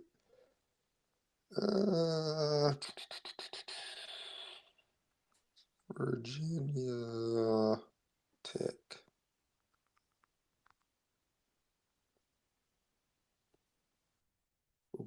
Coach. He said James Franklin. Yeah, James. That's him. Yeah, James Franklin. He was the last one that I can remember. I know. I want to say, was it Mississippi State that had a black coach a while back? Yeah, they had one of them. They had one. He was terrible. They ran him through. They gave him like 2 years, and then he got fired. Yeah, James. Oh yeah, there was another black coach after James Franklin. It was Derek Mason. That was the last one then. Derek Mason. I want to say that was his name. I know his last name was Mason. I can't remember his first name. Maybe it's Derek. That sounds familiar. But I think that maybe Derek Mason was the last black coach. But it was at Vanderbilt. So. But coaches, I don't care. They can hire 10 black head coaches. It's not about coaches. It's about recruits transferring to other schools to send a message to the nation that black people matter. Black lives matter. I mean, literally, black lives matter. We're going to transfer to these other schools because what you're doing to those black people down there, they have no voice. So it ain't about no black coach. We're going to hire a black. I don't give a damn about no black coach. We're going to hire a nigga. Don't hire 10 of them. Yeah, that's the first thing they gonna do. Still get out of there. Get out of that conference. You don't even need, actually, they're not even good schools like that. Fuck, you want to go a degree from Alabama? Get that shit out my face. There are better schools out there. Much better. That's true. Much better. True. So it's a blessing in disguise. It's a blessing in disguise. And I want to see how those schools gonna continue to recruit. I want to see how they're gonna do it. You know, with money. What do you mean? That's how they're gonna continue to recruit. They're gonna run out of money. They're gonna run out of money. And your McDonald's, you're gonna see a major company like a McDonald's stop advertising in any SEC school. I doubt it. You bullshit. Shit. Bullshit. That's a big deal. That's what I'm saying. No. President DoorDash McDonald's to the White House. Man, JR. See, that's what I'm talking about. JR, you know, if they okay, well, how about this, JR? And we get on NAACP, I don't know who is in charge or at the forefront as leadership with black. I don't know. And I agree. See, this is the thing. I don't like the NAACP, but if the people who are, and I don't even know who are the people, we got to go with the NAACP. So if the NAACP can get McDonald's to no longer buy advertisement for SEC schools, that's a big deal. Is it going to destroy this? No. But it's a big deal because if they get them, then they can get another. Then they can get another. Now what they going to do? You're going to have mom and pop ads. You know what I'm saying? You watch those games, they have a little local car lot. So you think you're going to be able to watch a whole game with ambulance chasers and car lots? And look, that would it be it would be a Herculean outcome for sure, but man, McDonald's ain't pulling out, man. You're Uh, not gonna get them big corporations to pull okay. out, man. I bet you they do it. Man, Remember, I come on, said it first. No, I said it first. I bet you they do it. man. You would have to have a full out boycott from black people. They would You're have to gonna have boycott that. like Target. See, they're gonna You know, do that. you have to have a whole Target They're gonna boycott. get with Like no these black church. people should go to Target. You shouldn't eat at What McDonald's or what they Burger King what or they what Home they Depot or whatever these big companies, mega corporations that funnel money into the SEC for advertisement year after year. Like you would have to have that. That would have to happen. But what you're gonna see with the NAACP is they've relighted these fires of the civil rights movement, and you're gonna see a lot of people who don't even keep up with college football. They don't have a son playing or nothing. They don't keep up, but you're gonna see them hanging around those stadiums, and they're going to draw the attention of the press. And there's going to be problems because that a drunk crowd versus a bunch of people peaceful protesting, they're going to conflict. You got people who lose money, man. I can go to a Georgia game, lose $1,000, come out mad at a motherfucker, and I see a bunch of protesters and I don't agree with it, and I'm over there causing trouble. That's going to happen. It's called harmony. When they chose to do what they did, and that's what I'm saying. You're a legislator. You got to look at the people. You just can't do anything. I'm gonna do it because okay. Well, then you created disharmony amongst the people. that's true. Now, how you gonna deal with that? And it's going to escalate. It's going to get worse. You're going to have racial incidents. You know, we talk about one George Floyd. What are you going to think when a 75-year-old grandmama loses her life at an old Mississippi game? And what was she doing? She was down there protesting. She had a sign saying, "We shall overcome." And what happened? Some old Miss fans truck ran over with her with a truck. Man, How is that going to play? How is with going to these play? visualizations, man? No, I'm just saying, how is that going to play? You think Look, people going to look? You think all is well? You're going to say ESPN going to go to the next commercial? You think? Man, why are you pointing out the absolute worst of the worst case scenarios? I know the SEC, man. See, you don't keep up with. I think you do because you say you like Texas, but Yeah, I know the SEC, bro. See, look, I don't have no look. Let me tell you, I'm gonna be for real. I don't care nothing about their racism. I like some of the games. I accept the world the way it is. I don't care. You love Alabama or Georgia. You get drunk. You go to the games. You tailgate all night. I don't care. But you got to understand that grandma, if none of this would have happened with the Supreme Court, she wouldn't be down there. They're going to be, them church women are going, church men, church women, churches are going to be at those schools. Now, you know how I know? Because the NAACP, who you think they linked into? The black church. black church, yeah, for The sure. black church, they're going to push these you know why? Because they want media attention to the incident. How did they do it? They got to go protest. They're going to go and look at the civil rights and see what Dr. King did. And you know, you go back to Bloody Sunday. They didn't have to go across that bridge. They did. They don't have to protest. They're going to do it.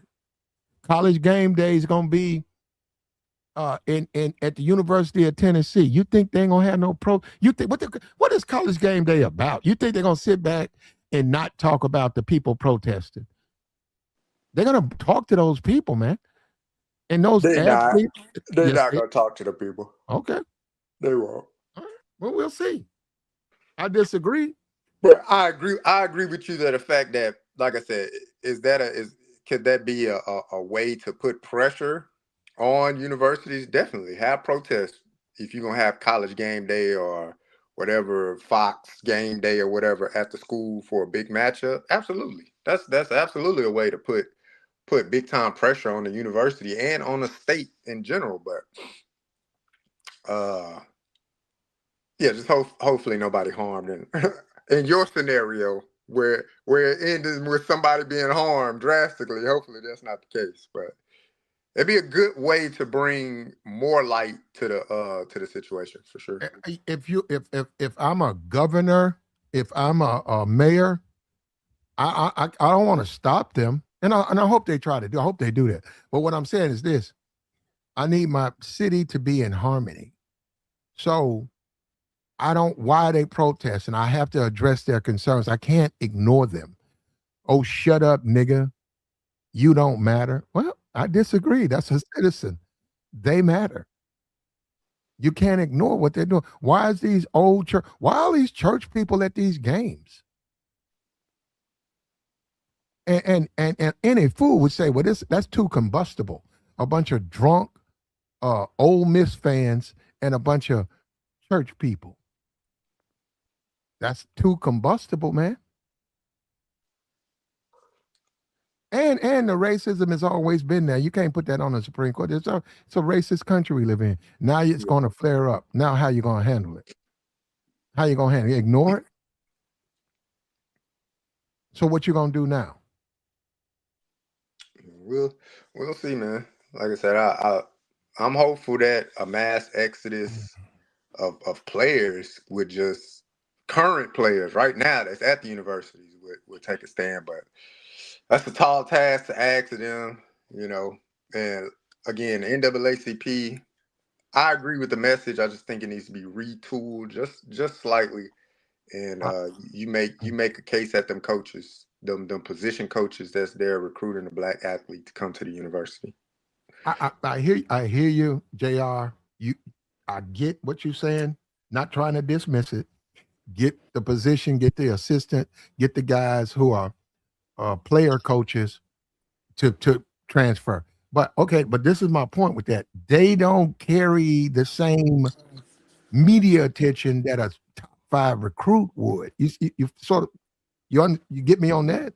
Yeah, I like I said, I agree with you. I think it, just the message should be just retooled a little bit because, like I said, it's hard to ask someone that's 18, 19 years old to say, hey, I need you to make this, life-altering decision right now. No, it's not life altering. Like, do it right now. You're a 5-star committed to Georgia. You're a running back. You already did a commitment to Georgia because of all the stuff going on, your family, your grandma, and the way you feel about the community. You say, I'm gonna take a stand. I'm transferring to Ohio State. What sacrifice did they make? Hell, you're more like I say, go to Ohio State. You're more likely to get in the playoffs and the championship. Yeah, you're more likely, man. I would transfer. Look, get out of there, man. Look, and the SEC needs it. SEC needs it. They're racist. They've always been racist. They don't hire black coaches. They eat off black people. Get the fuck out of there. So say the Supreme Court. The Supreme Court. And you know what? Just like people say Trump, they vote for Trump because they like their racism up front. They tired of these quote unquote Democrats who are racist who conceal it. The same thing with the SEC. Let them be racist. Well, why can't we publicly say, well, you racist, I'm not playing for you? And the black people should leave. Should leave and say, hey, that's what y'all want to do. You don't think that I matter? You don't think that I should be treated fairly? They should leave. And leave all these SEC, leave them the thugs and the niggas. They deserve them. Let them take care of them and get the hell out of here. You middle class, you want to be a middle class black person, get the fuck out of the South. You're out of control. Platt. No, don't go there. You gotta stop, Platt. Yeah, Platt, you gotta go there. They had what up, JR? Platt, what up? They had a thing I saw the other day. I forgot the comedian's name. But anyway, he said if the country was segmented into 5 zones, the North, the Midwest, the West, the Southwest, and the South, where would you prefer to live at? He off the bat said the South. Oh, man. And you know the fun, and I agree with him. Mine was the South, and the second would be Southwest. I'm just saying we're sun people. We like sunshine. you're going to ask 18, 19-year-old, like JR said, to move to freaking Minnesota or Michigan, and he's from Florida. And then a lot of the time, these guys, when they go to school near home, is because they want to be close to home. They don't want to go into a whole nother area of the country, a whole nother time zone, unless it's a big time university like Ohio State, USC, Michigan, something like that. Because it's like saying you're going to Harvard, going to Yale. But if you're going to Minnesota, Wisconsin, and you're from Georgia, hell no. Unless they're coming to you with the bag. But if you're used to the South Platte, 75, 80-degree weather, about minimum 200 days, 230 days a year of warm weather, and now you're going to be moving up to damn Michigan, and you're not going to Michigan State, you can be like, what the hell? You know, and plus you're not going to be close to home. You ain't going to be close to mama's cooking, your brothers, your sisters, your daddy if he's around. You're not going to be around that. You can get homesick within that first semester, and you want to go back down south. That's just the reality of it. And they know that. SEC schools know that. If anything, they need to go to other southern schools that are not in the SEC, whether that's the SWAC, and that's black schools, Jackson State. No, your southern. Don't do that. Don't do that's ridiculous. Remember, KP, that is absurd. To even suggest that a 5-star recruit should go to Grambling. What Travis Hunter do? That's absurd. What Travis Hunter do? He was with Deion. He went on. He was won the Heisman. He stayed with Deion. Gonna bring attention. But I'm saying he went to Jackson. No. Deion is going to bring attention, brother. You can't even compare. He didn't just go to no fucking Jackson State. Oh my Lord! But don't forget, he was a top tier. I think he was a #1 recruit that year. I think he was going to go to Alabama, and then he went. No, Florida State. Florida State. Then he went with Deion. Yeah, and they said, "Oh, this is gonna shake up the world. This is gonna shake up the world." It ain't shake up shit because he just won. There's always another one in football. So wait a minute. So KP, you want black kids to keep picking the white man's cotton? The white man's cotton. Yeah. What JR? What I just name all? Missing a mama's cooking, being close to home, warm weather. Mama, you want them to move. Mama's and you want them to move up north to Rutgers. You know how Platt get down, man. Penn State. I'm telling reality. What's wrong with Penn State? A Disney idea. I'm giving you the Penn State. What's wrong with Penn State? You said, bro, plenty of bro. Let me tell you something. If you're a top 5 recruit, it's easy for. I'm not saying all of them. Right? I didn't say the whole school. I agree. Yeah.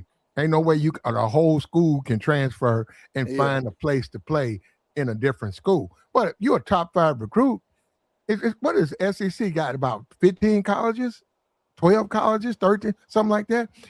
The top 5 of each one, 15. The top 5 of each one of them easily can find another school, start, get NIL money, and go to the pros. And I'm gonna say it again. They do not need Tennessee. The NFL can throw that shit in the trash. They said, "Come on, we finna move. We finna move. We don't need no Nashville." They don't, bro. Nah, you know how many states would do backflips to say the NFL? I give you that for basketball. Football a little bit different, Platt. They don't even support the Titans like that. They don't need no Tennessee. I'm just saying. The NFL does not. Now they're gonna have the Super Bowl in 2 years. So they ain't gonna have it. That's not. Hold up. The Super Bowl schedule go to Tennessee in 2 years. Yeah, I said 2028. Hell no. This is 2028 and 2029. I know that ain't gonna happen. That ain't gonna happen. That ain't gonna happen. You think they're gonna sit back and let them have a Super Bowl, man? They just playing in Nashville. Nashville ain't no little honky dory. I'm talking about now. 2 years after that Supreme Court decision, you think they're gonna sit back?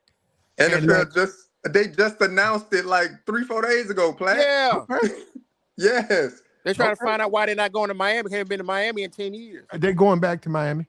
Nope, they haven't been to Miami since 2020. I bet you the NAACP or whoever's the leaders of the black. I don't even know who that is.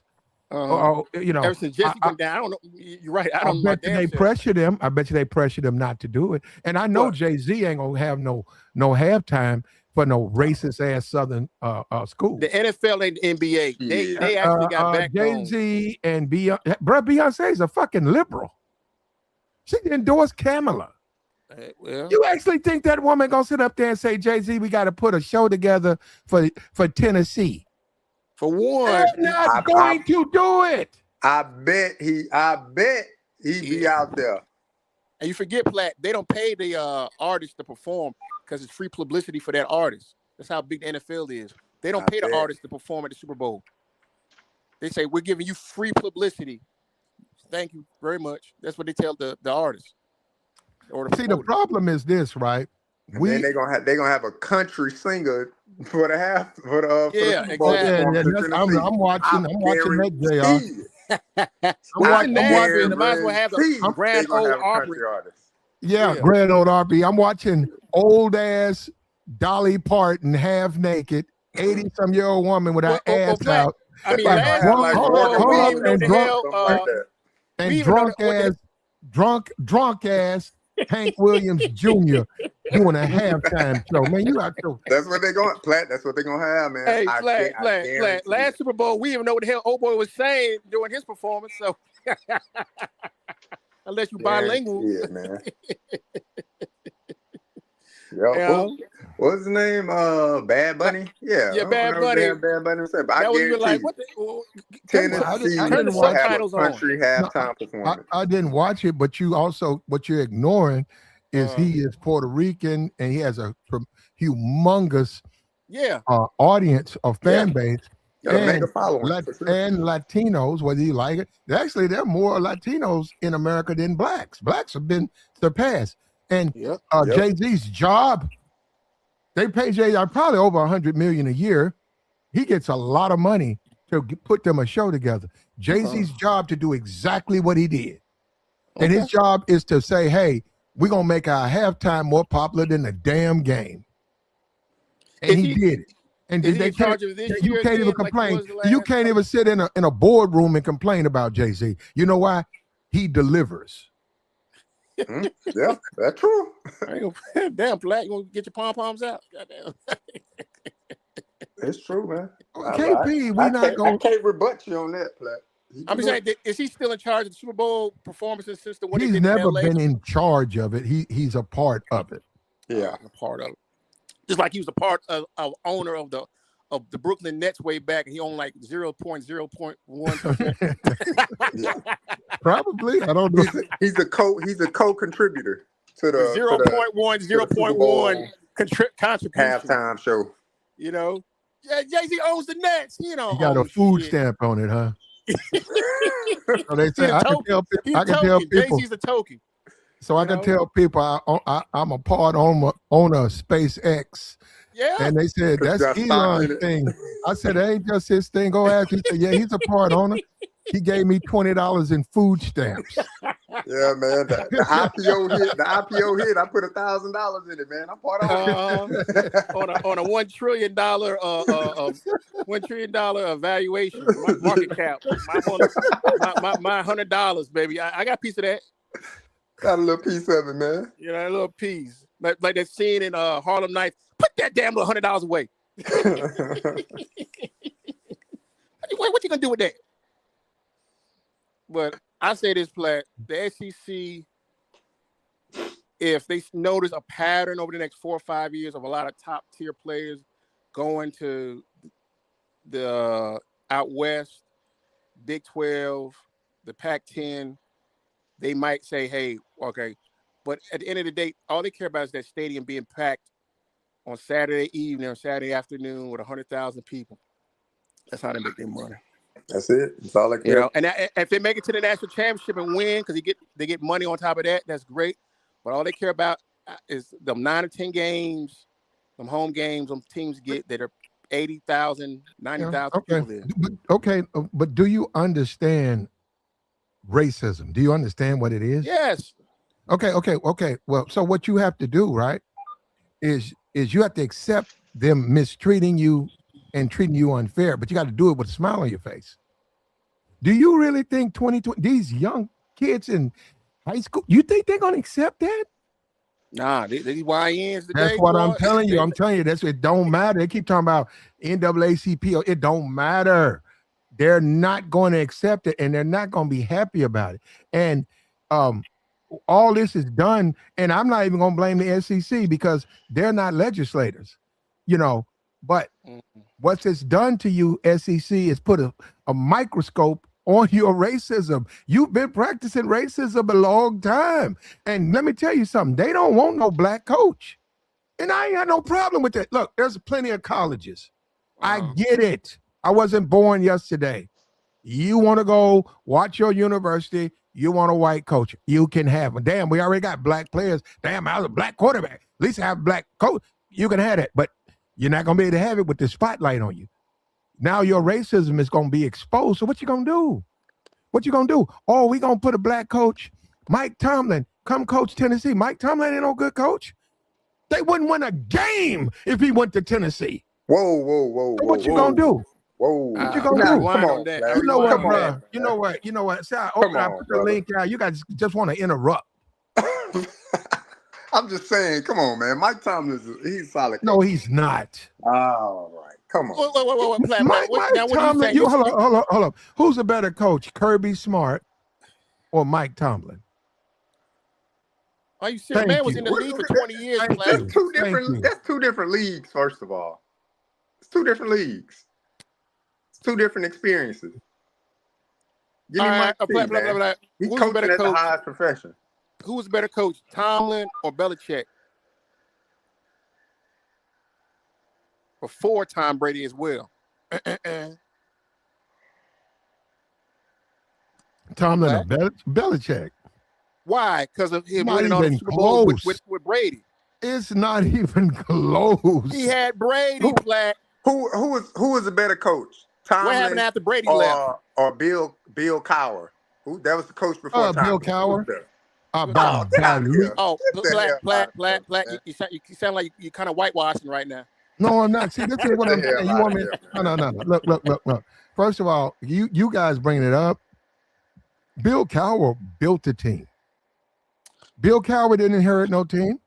He had to find a quarterback. He had to find his linebackers, Hines Ward. Bill Cowher put that team together. Cordell. Bill Cowher did that.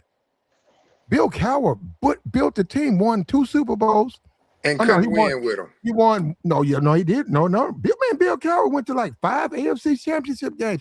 For a long time, he couldn't go to the next level, the Super Bowl. Bill Cowher, that team was always 12.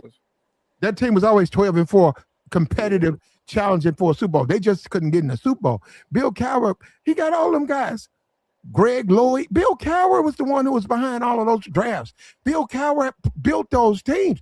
Man, Bill Cowher built a powerful-ass team. And then he won a Super Bowl, and then he retired. Mike Tomlin, they gave him a shot. He got to give me a Hall of Fame quarterback. Didn't they win a Super Bowl in 2008? Didn't they win a Super Bowl in 2008? Who was the coach? You know what I want you to do is wherever Arch Manning goes, wherever Archie Manning is drafted, let me be the head coach. He's talking about, man, this counting buddy. The man ain't going nowhere. You ain't going to bench him. You're going to have to build a team around him. The coach is really irrelevant. So you're saying right now, if he didn't choose to go back to the NFL in a year or two, if he went to a college team, say like you said Tennessee or somewhere, whatever, he couldn't turn that program around as far as Tomlin's concerned? Nah, he couldn't. Bro, just like Urban Meyer can't do pro, he couldn't do college. Nah. Urban Meyer was a damn arrogant drunk, and he believed his shit didn't stink. That's why he failed in Jacksonville. He thought, I'm going to come down here and do the same thing I did at Ohio State and Florida. Nah, you got to prove yourself here. And that's different. He went from college to the NFL. It's different when you go from NFL to college. You're right. I didn't know he had a drinking problem, but yeah, that's why he got caught up with that girl in that bar while he's married. I didn't know he had a drinking problem, but there's something going on with him. You're right, because didn't he have Tebow out there?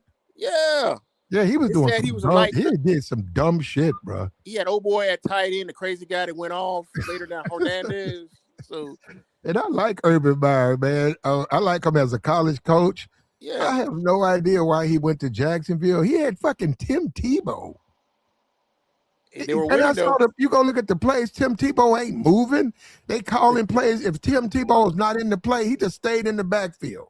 They were playing basketball, football. He jump up and throw the ball to the tight end. I'm like, what the hell? Let's see if that work in the NFL. That damn linebacker jump up and pick that shit off. But he was a good. He was a good.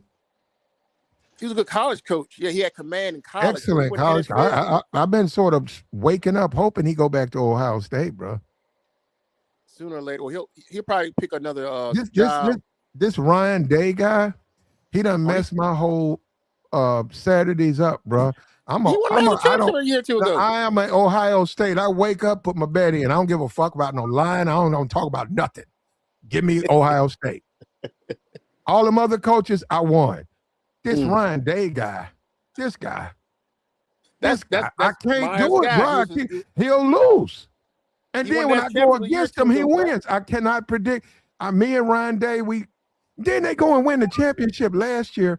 I bet it against them every game. And I'm an Ohio State fan. I don't know. But thank God for Notre Dame, because I left them alone and I just went with Notre. Notre, they'll bring me my money. Yeah, so some of these, let me tell you something. You have to break all that stuff down, but some of these teams, you ain't got to break down shit. LSU, I'm telling you right now, put two teams I'm going with this year, college football. Yeah, and I'm with the protests and stuff, but forget that, right, for now. Texas and LSU. I ain't even looking at the fucking board. I don't care about the rest of the teams. You talking about the rest of the conference? I don't care about what the rest of the team's doing. I don't care about no Florida State, no Miami. Give me Texas and LSU. I go with LSU now. There you go, because Lane don't let up. Nah, Lane he got better talent at LSU. He got them boys. Lane gonna turn them schools up. And Lane will put 100 points on your ass. He don't get up off the breaks. People talk about Georgia football players out of that state and Florida. Them boys out of Louisiana that stay in state and go to LSU. So I tell you, it's like going to Harvard. If you're a Louisiana high school football player and you get to go to LSU, you know, them boys, and then they snipe some boys from Texas right across the border. LSU is the team. They're the team. He got the talent. Now, if they don't win and do something serious, they're gonna go back looking at Lane like, oh, here we go again. He should have kept his ass. I don't know what you want from LA. I mean, like, what do you want from them? They want 2021 all over again when they won. They're not gonna look. You say if he don't win, I mean, they're gonna win more with him. But you saying like a championship? They better make it to the national. You got to give him 5 years. I say he'll get one in 5 years. He got at best after this season. He got 2 years. Who, Lane? Yes.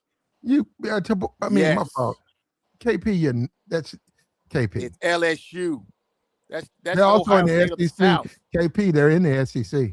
I'm saying that's the Ohio State of the South. It's not easy to win in the SEC. But they're the blue blood school of the SEC along with Georgia and Alabama. They're supposed to win. Not LSU. Right, yes, LSU is the LSU ain't no. It's Alabama, it's Georgia, then it's Ole Miss, and then hold on. Well, now it is Ole Miss, Mississippi State, and who it's supposed to be is Tennessee, and Tennessee done fell out. Ain't nobody talking about no fucking LSU. Platt, they just won a national championship with Joe Burke about 3-4 years ago. They got lineage. Okay, yeah, you talking about a COVID championship. Oh, wow. When niggas was sick. I think that stadium was packed. If you go back and look at that, when they played the Sugar Bowl. You just want to interrupt. That's all. You didn't say. I'm giving you facts. I'm giving you valuable opinion. This is what it is. LSU is the blue blood of the SEC along with Georgia and Alabama and Texas. They got talent, though. No. KP, them Cajuns? Yes, they are good. They got talent. You know what? I think I might move to Baton Rouge. Baton Rouge. I think, there is some thickness out there. A lot of those Cajun, a lot of those women Creole. I like how they talk. Yeah, you're right. Now they got them red bone Creoles running around Baton Rouge. They built too, bro. They built big body thickies. Oh. I think I'm gonna go to jail tonight, bro. I'm going to motherfucking You don't want to go to jail in Louisiana, though. Baton Rouge, bro. They banging out. They got some big booties out there, bro. Yeah, I like hour and Baton 30 minutes Rouge, bro. And then New they said, Orleans. you know, the Louisiana Purchase. Yeah, I like that, man. I might have to scoot down there. I ain't fuck New Orleans. I'm going to Baton Rouge. You're going Baton Rouge. Yeah. There's some fat, it's some thickies, it's some You red got some thick caramel, bones. some butter pecan. And let me tell you something. If you drive a truck, please, man, plan your stay. I-10. Please plan your stay where you can get an overnight in Baton, not New Orleans. Go to Baton Rouge. Yeah. You'll thank me later. You'll thank me later. You'll thank me later. Baton Rouge. Yeah. LSU. That's and Platt, you talking about the guys not boycotting and leaving out of the state for SEC reasons. Them boys don't want to leave Baton Rouge. You're like, I'm sorry, Platt. I got to stay here. Is LSU in Baton Rouge? Yeah, they're in Baton Rouge. Okay. Yeah. Okay. Yeah. No, But they got to win. They got to win in the next 2 years, Platt. If they don't, Lane's gonna start LSU. getting the heat. He's right. They in Baton Rouge, so that's that Cajun. You know, that's that Creole. You know, you ever met anybody who got that Louisiana? Yeah, I love Louisiana women with that accent. Boy, I never met a woman like that. No, when I was in the service, there was a brother. Yeah, he had that Cajun. Yeah. It's like out of the swamp. That Thibodeau. Yeah. I can't even impersonate it. But he had that. You know what? I don't even hear that on these YouTube channels. They got a French, because that French heritage, I guess, is in there's somebody on. Let me see. I'm gonna go look in my search bars. There are Louisiana Cajun talking. Because I'm thinking about. I haven't heard one. What's that show to come on? I forgot what channel. With the swamp people, they out there hunting the damn alligators. Oh, that's why I got to go to Swampland to get that. Yeah. They're like they don't get their came. I'm like, God damn, shit. I call it Tweety Bird talk. They talk like Tweety Bird. But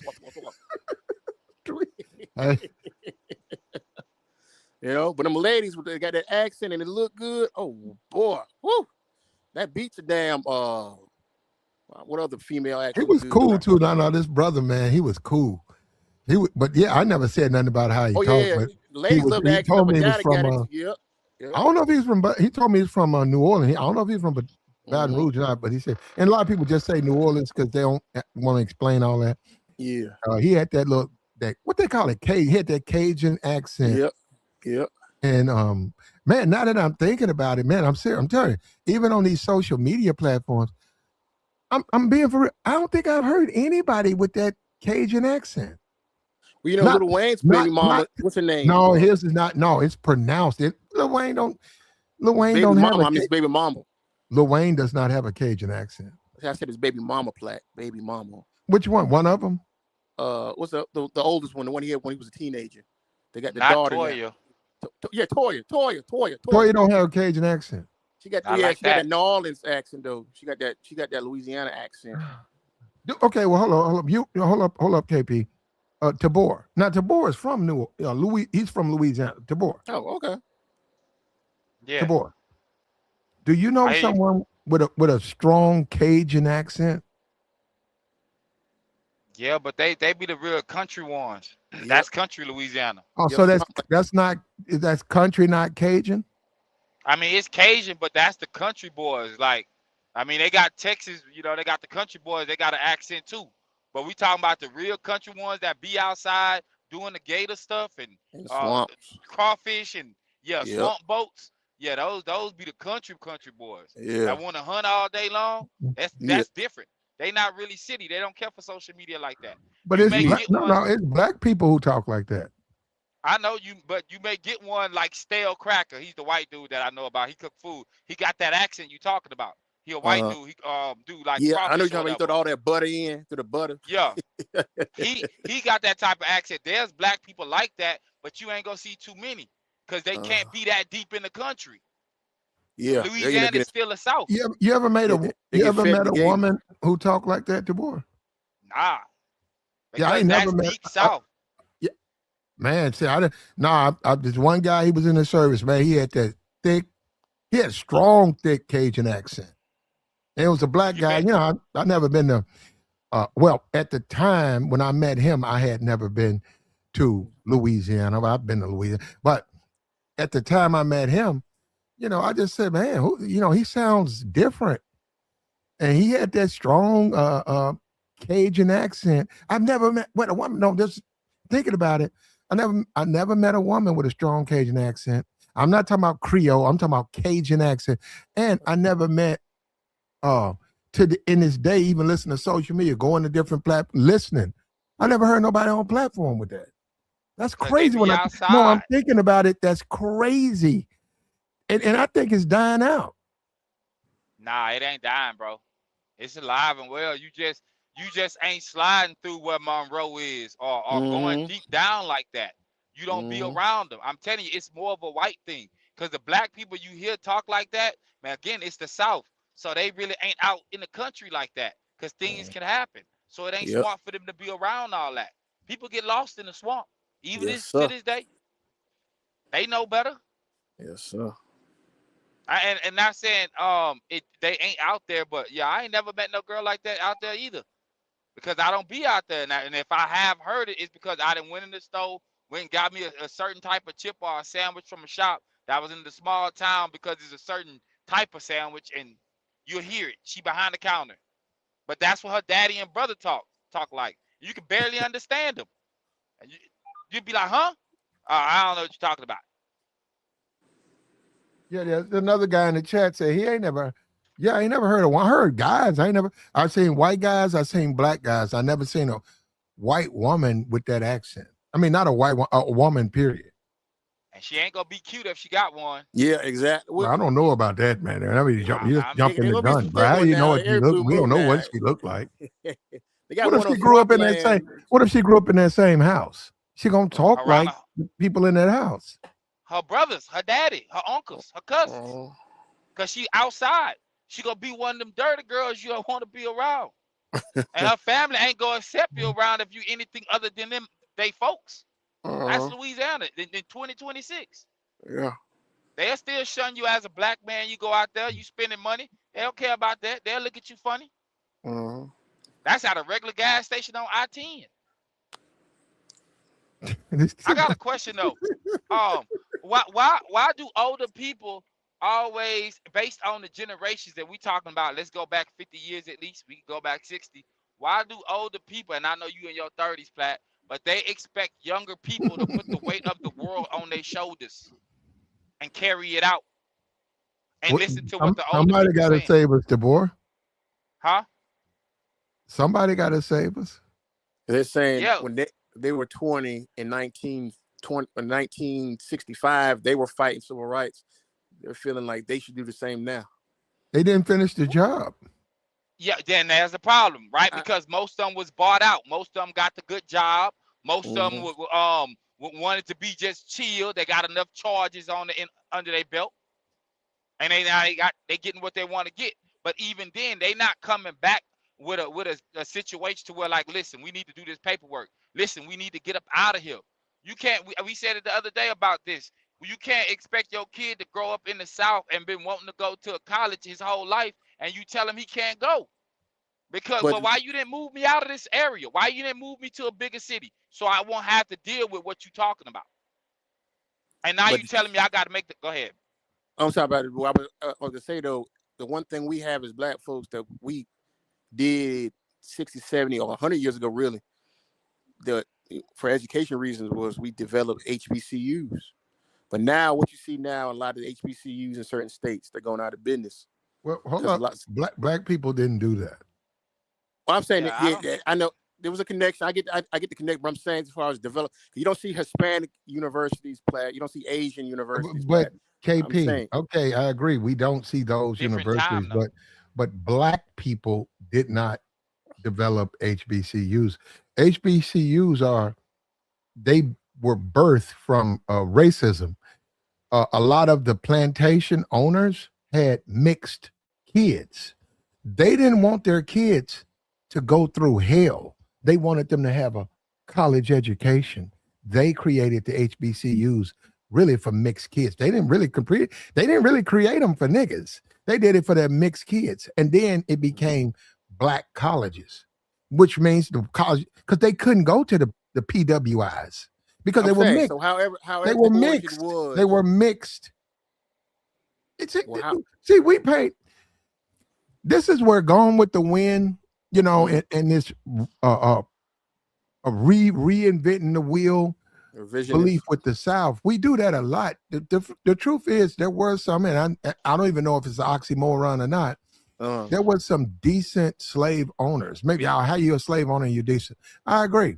But there were some who said, hey, I'm going to make sure my offspring have a better life. My offspring will not be picking cotton, but he's a mixed race kid. She's a mixed race woman. Well, I'm not going to sentence her to a cotton field. I'm sending my kid to college. Well, she's mixed. She can't go to a white college. They created black colleges. I'm saying I get that, and they had the whole what's that the excellent 10th talented saying, okay, 10th talented 10th saying okay, we'll allow for your best 10% of your race to progress. The rest they stay doing what the hell they've been doing for the last 100 years. You know, most people are lazy. What you guys think? I was thinking about. I hadn't do it. What do you think about Harriet Tubman though? I'm being for real. What do you think? If you didn't want to be free, she took your life. What do you think about that though? God damn, she sounded like Bumpy Johnson. What the hell? She would kill him. No. Remember, she would go Underground Railroad. Harriet Tubman would go to a plantation. She would free slaves, and then she would then ask the slaves. She would then say, I'm taking you to freedom. If the slaves said they wanted to go back to the plantation, she would take their life. Damn, she's like a gangster to me. What you think about that? History book? Was that in the history book or something that just? Hell no, they didn't teach that in history. No, I heard it on YouTube. No, you heard it on YouTube. The history books, man. It's in the history books. Come on. So the reason why, me personally, I don't believe it. Like all the way they say certain things went on, and not just because. Go ahead. No, Tabor, I swear you're right. You know what, Tabor? Thank you. You know what? I'm gonna have to go and research that because that can't be true, right? I mean, it could be, but I just don't believe it based on America. You freeing a person? Is that Tabor? There's some slaves. You saying, hey, you guys are slaves. You go in to free them, and they say, Tabor, we want to go back to the plantation. And you shoot them. You shoot them. How can you justify that? I mean, and here's why I can't believe. Well, at this point, I don't believe it. Not just because I listen to Dane Calloway, also, right? Because when Harriet Tubman had a good story as far as freeing us, and it was good. It was motivational. So what do they do? This America. They about to tarnish her name. Okay, this is what she also used to do. She used to do this, and this, and there's nothing but bad stuff. Yep. So they were about to put it on a dollar bill, something like that. 30 years ago, everything was cool. Nowadays, the information, she wasn't as good as you think. Martin Luther King, he wasn't what you thought. He was cheating on his wife.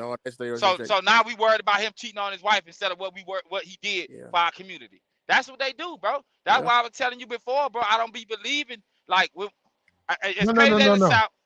No, Tabor, for the most part, it's accurate. But you see these people, because I agree. When I first heard it, I didn't really think about it. But over time, I thought about it. And I said, well, I don't know about taking a person's life. So I'm freeing you. You're a slave. You can't read. You can't write. You don't even know life outside a plantation. What are you going to do? Become a fucking lawyer?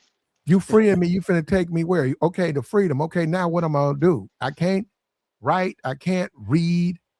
And you're a fugitive still. Yeah, I'm gonna have to do some type of servitude some kind of way because I got to make food. I don't even know how to do that. So I work for you. Okay, here's your 5 pennies, Jacob. Okay, what do I do now? Now you go to the store, buy you something to eat. Where do I live? Hold up. Where do I live? You got to get a place. So no. All of that to someone, they don't understand freedom. Then because they want to go back to the plantation, I agree. Don't do that. But to shoot them? Nah, man. And Corian, you're wrong for that. You're saying those slaves would compromise the. No, you cannot That ain't freeing nobody. You don't go no there. They gotta want to come. You can't go there and just take them against their will. And if they say they want to go back, murder them. So yeah, it And, changed my whole image of Harriet Tubman, man. I'm like, what? and Yeah, then you I gotta got a factor different in, opinion about her, bro. I ain't with all that Underground Railroad shit. Not some bullshit. and then you gotta factor in if they run away, they can get captured by somebody else, and the conditions gonna be worse. They can lose a foot, a hand, their life, all because one person want to do what they did. And it doesn't even matter because the world gonna still see you how they see you. If the movie 12 Years a Slave, I ain't gonna say it was a true story, but I can see it being real. Them taking people just and putting them in slavery from random places. I can believe that because they do it now in certain instances. That was the 1800 version of Get Out. he was the talented musician playing the cello or the violin, and then when the guys tricked him, bam! Next thing you know, he's down in the South as a slave. And it really was hate. He was doing something better than they was able to do. A black man shining like that. That's why black people always shine. Like y'all, we stick out. If you got a talent, you gonna stick out. The issue mainly the boy is this altruism idea black folks have about trying to show I'm good, I can show you. No, they don't give a shit. You could be finding a cure for cancer, which is probably happening already. They don't care. They see you as what they see you, so just let it be what it is. The hell away from You guys out here, that case, bro. These guys in the chat box, man, bro, we get some weirdos over here. He says the transatlantic slave was capped. Get out of here, Yeah, bro. I don't believe it. I don't believe it. I don't believe it. Let me say. You don't, hold on, Tabor, hold on. Go ahead. You don't think? You know what, bro? I don't know what's going on with your connection, but come on, man. That's not me. Nah, I know. Nah, I don't know. It's like he's sucking on a straw or something. I don't know what's going on. Tabor, are you going to do this? Tabor, you need to change your name to Rabbit Hole. Nah, man. You're Mr. Rabbit Hole. No, Tabor, we go down these rabbit holes with you. Now, I mean, what I'm supposed to say? No, Tabor, I'm going to give you the floor. We've done this before. We had to deal with his Mr. Flat Earth. Now, he doesn't believe the transatlantic slave trade. He don't believe that happened. Mr. The Earth is flat. Absolutely. Is telling you that there was no slavery. I didn't say that. He needs to change it. He needs to change his name to the Rabbit Hole. Tabor, you got to start the Rabbit Hole with Tabor, because you just keep taking people just down the rabbit hole. Now here we go. Go ahead, Tabor. Slavery is fake. The floor is yours, sir. Go ahead. So for one, I listened to Dan Calloway, right? And I would say I believe him because there's some things that you can put together yourself or just don't, right? Because most people lazy. Now, when you start talking about a whole lot of people coming here, bro, there's not a person in my family that practice anything African, bro. Anything at all. I'm from Louisiana. There's more Hispanic because my mom, grandma or great grandma used to cook tamales and stuff like that. She remembered that as a kid.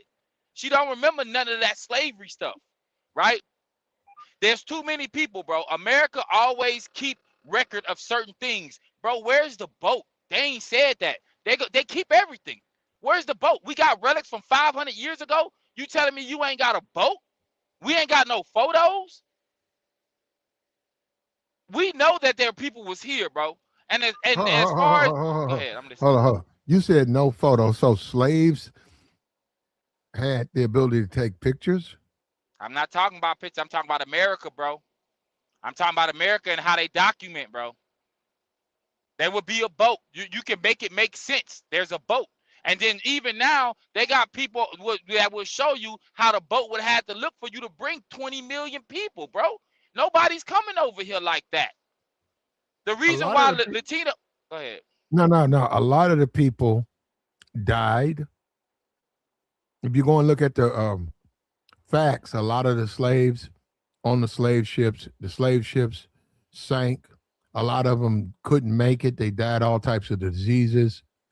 Um, the food, all of that, just brutal, brutal. It's a bad You- business go model, look bro. at go look at ships. Just go look at history of shipping, and then take slaves, brother. Just to be, you could be a deckhand on a ship, and that was hell. Trying to find something to eat, trying to find clean water. You a slave in slave quarters? You ate Okay, what they gave you, bruh. I A get it, lot bro. of slaves died. A lot of Africans died. Then a lot of them went to the Caribbean. They never came here. They never I, came here. I'm telling you, to know that you would lose so much product, let's look at them as product or cattle. It's a bad business model, fam. Listen, fam, there's a lot of stuff that Cattle? cattle, that's what we are, right? As far as the truth goes, man, we grew up. This is what I told y'all before. As you grow up, you start to realize people lie. Your mom didn't lie, your dad didn't lie. There's lies in your family. You realize the truth. There's some things that they told you that you can grow up as a 10-year-old you would believe. But as a 25-year-old, you can't believe because the numbers can't make sense. They don't add up. We're not just talking about proof. They So want we to. know. Go They ahead. want to know what's your highest level of education, Tabor. I don't have one. Let's Did you start drop? there. Did you drop out? I dropped out in 4th grade. Okay, now this is Tabor. Tabor, you know people. You're up there talking. People expect you to be honest and serious, right? I'm being honest. And Why this is did? what I'm Why, saying. Go how ahead. can a kid drop out? How can a that's too young to drop out, Tabor. I know. And you telling me you expect me to be honest. And as I'm being honest and I be standing on what I be saying, people be saying, swear to God, I be lying about it. And I be trying to make it make sense Help to you. But us if I out. can't, How go ahead. can a kid, because that's a kid, drop out of But I school? graduated high school, bro. And I went to some Yeah, college. Remember DeVry? Electronics, computer I technology. got you. I'm So, in the but why are computers. you telling us one thing, but it's Because they're why not you? going to hear me anyway. They're going to say the same thing, even if I'm giving you educated information that you can go and research on your own. So you People act graduate? like, go ahead. You got what, a year to ride? Yeah, but I Do got you 2 semesters out of 5, passing semesters. I told you I got kicked out of school. help us out with that? So that's what, two semesters. What is that? 2 years? 3 years? Nah, that's like 1 year. It's a 2-year program, so it's like Oh, two seasons, like a regular school, bro. It's just accelerated learning.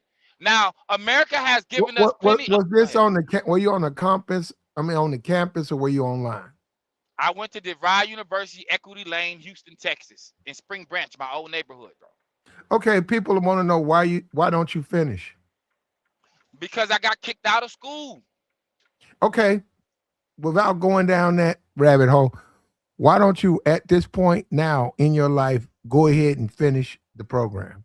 Because I don't need to. I make more money now. I can do everything on my own. I don't need it anymore, fam. You don't get to disrespect me and then I'm going to go back and give you my money. That's crazy. Whatever I have by way of information when it comes to my transcript, that's just what I have. I have some college. Some of y'all ain't got no college. You're I took right. a chance. I bet on myself, and that's what the world did. You're exactly right. Some of us have no college. Now, Tabor, a lot of us don't look at DeVry as a college. That's fine. I can still be smarter than you. I can still get on a computer and probably do way more than you can do. I can build one from scratch if I wanted to because I understand the terminology. I know what binary code is. I know what flow code is. I know some things that you can't comprehend. I know that. And you wouldn't expect that from the way I look.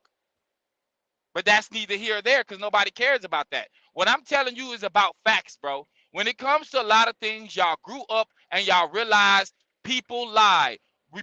Republican Democrats, they lie. But for some reason, y'all think because you looked in a history book and it was in a book, it's the truth, even though it doesn't add up.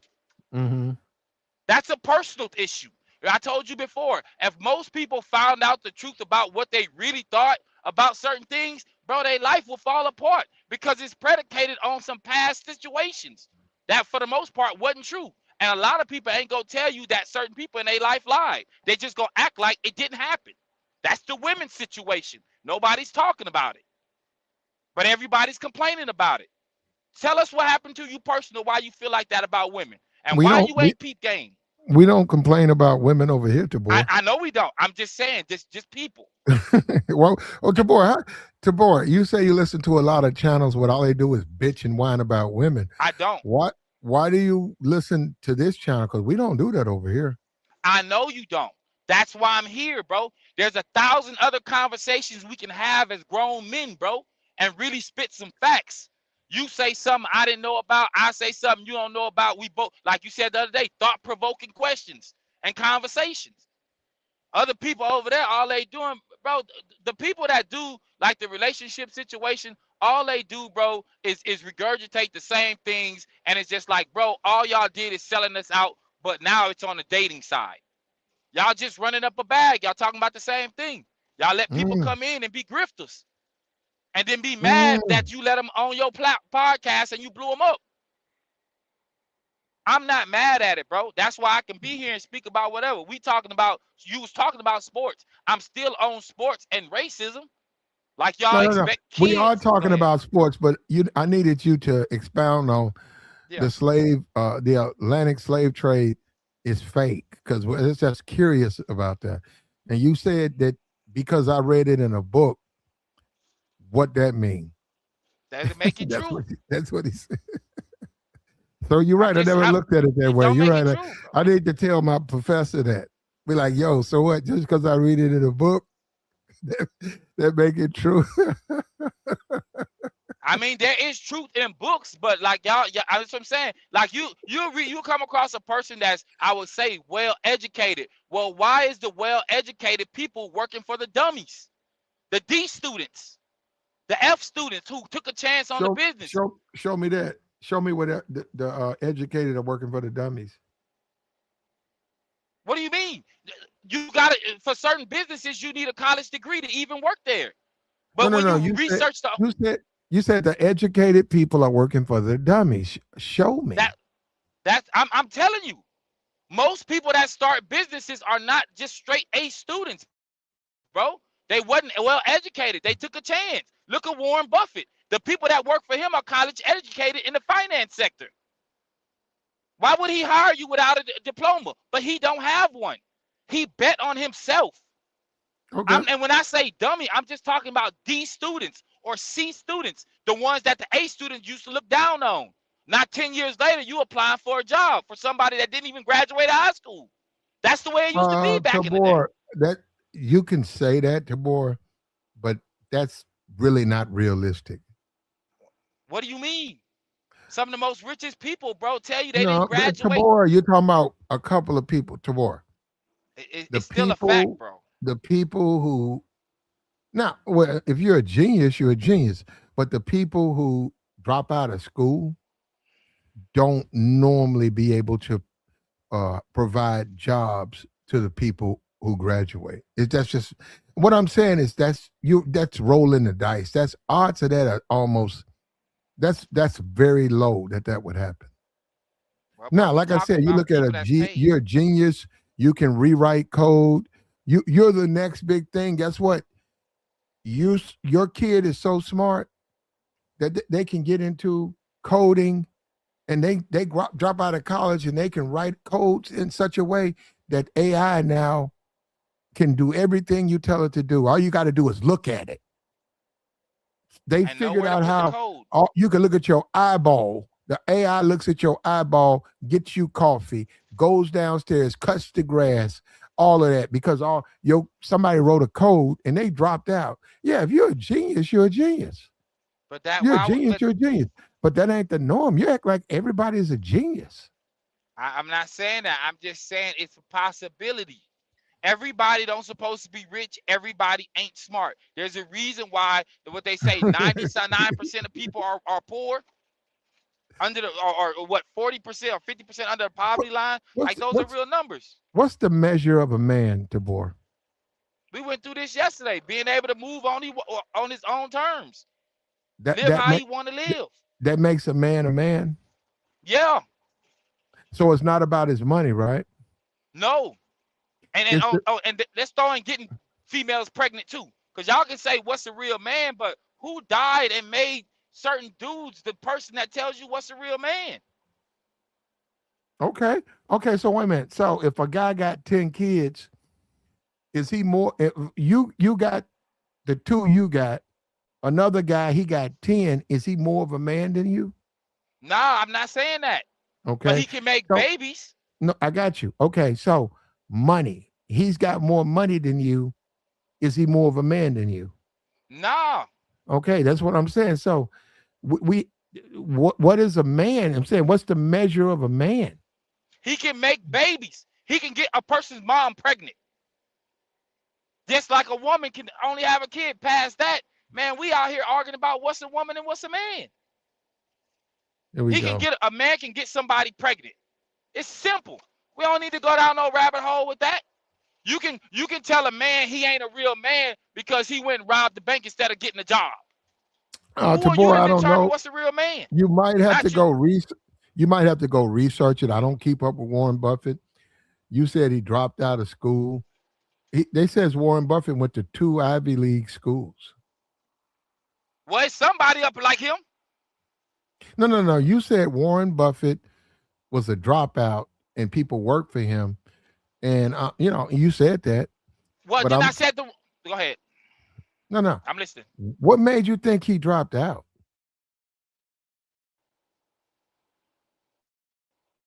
Because there's a dude on his level from back in that time. I forgot his name then, right? He made a lot of money, bro, and he dropped out of school. He'll tell you he didn't go to school like that. He had to work a farm. Okay, Tabor, the guy who drops out and makes money, do you hold him in high regard? It depends on what he do. Okay, he dropped out of school and now he makes a lot of money. Do you hold him in high regard? Yeah, I respect his move in life. Why do you especially a man? Why? Okay, why? Because he bet on himself. Okay. He figured it out. Everybody can't do that. Everybody don't have the mindset to be like, you know what, no matter what happens, I'm going to figure this out. I'm going to move how I need to move to get where I'm going. And some people hit. Everybody won't, though.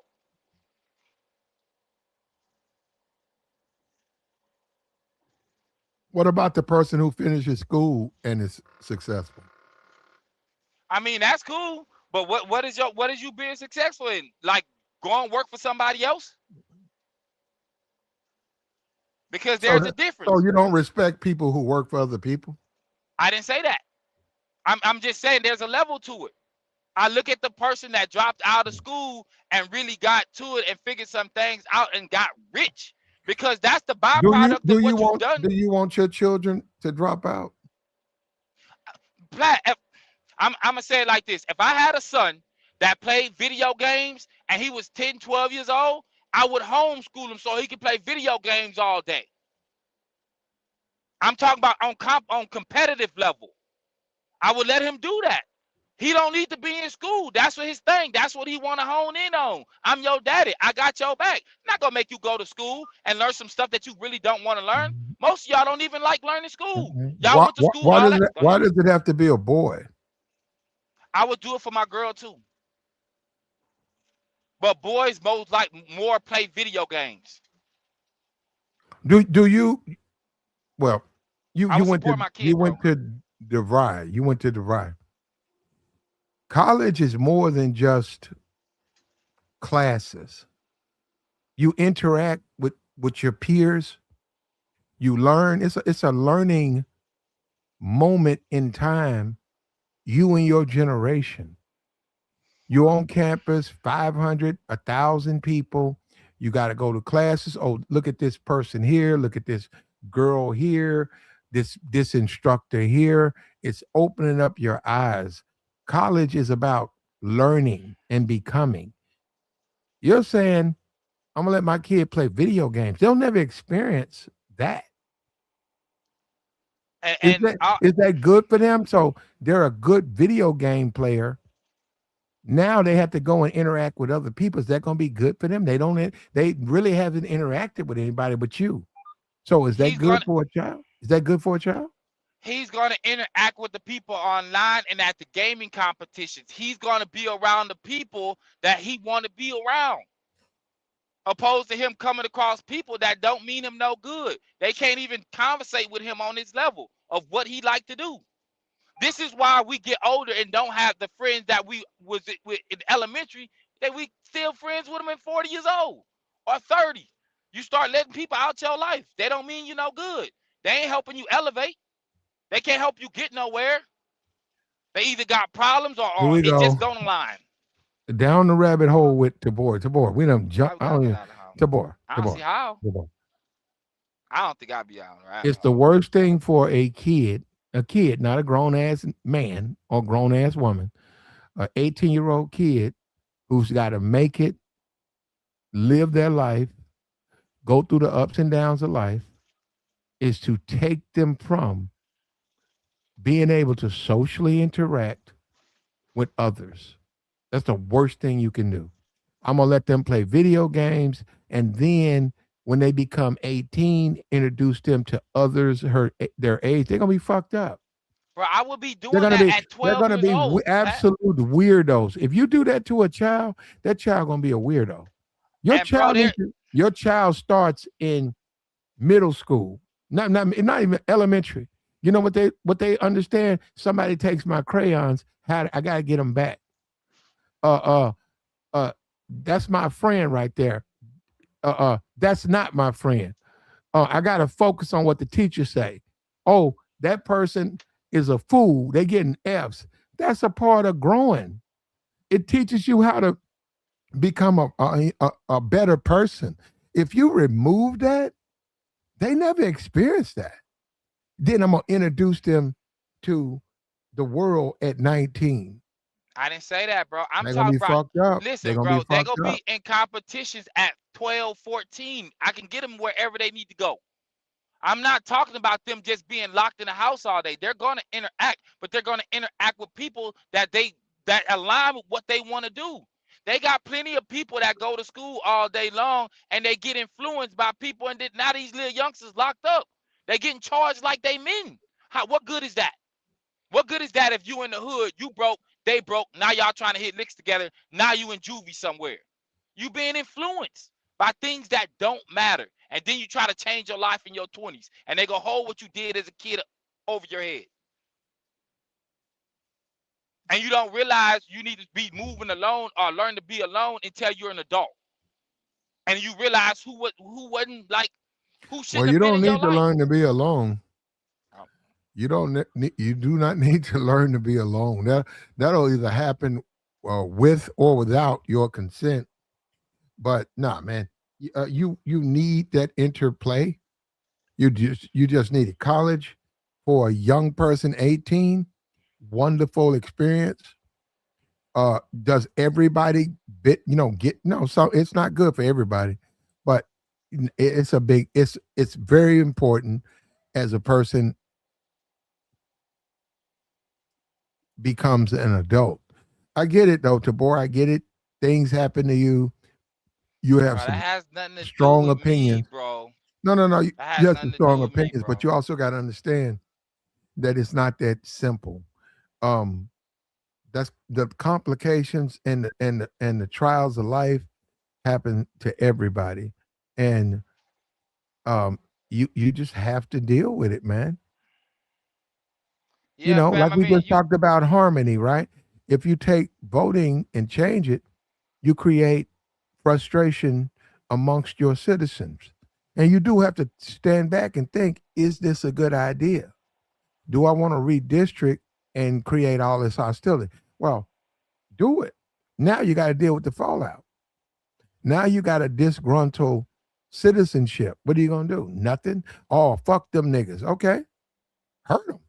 Remember, this is called the United States. So what you do in Texas is going to be shown to the world. What you do in Cleveland, all that stuff going to come out. So you have to think about, should I do it? I say you shouldn't do it. That's what I say. But you say, I'm going to do it anyhow. Okay, well, you're going to pay. There's a consequence with it. Now And there's always gonna be consequences. You brought up the transatlantic slave trade. That's fine. You don't believe it. I do. But just because I believe it, that don't mean it's right and all, like because I believe it, it's a fact. No, well, I believe it. Now I don't know what you need to convince you, but there's enough factual evidence that I believe it happened. What's the factual evidence? The documents, you got all types of papers, slaves being delivered, property, all of that. It's all over the place. I know America does a lot of things even at this time right now. What they will do is that they will allow certain things to be put out that will discourage black people. They've been doing it for years.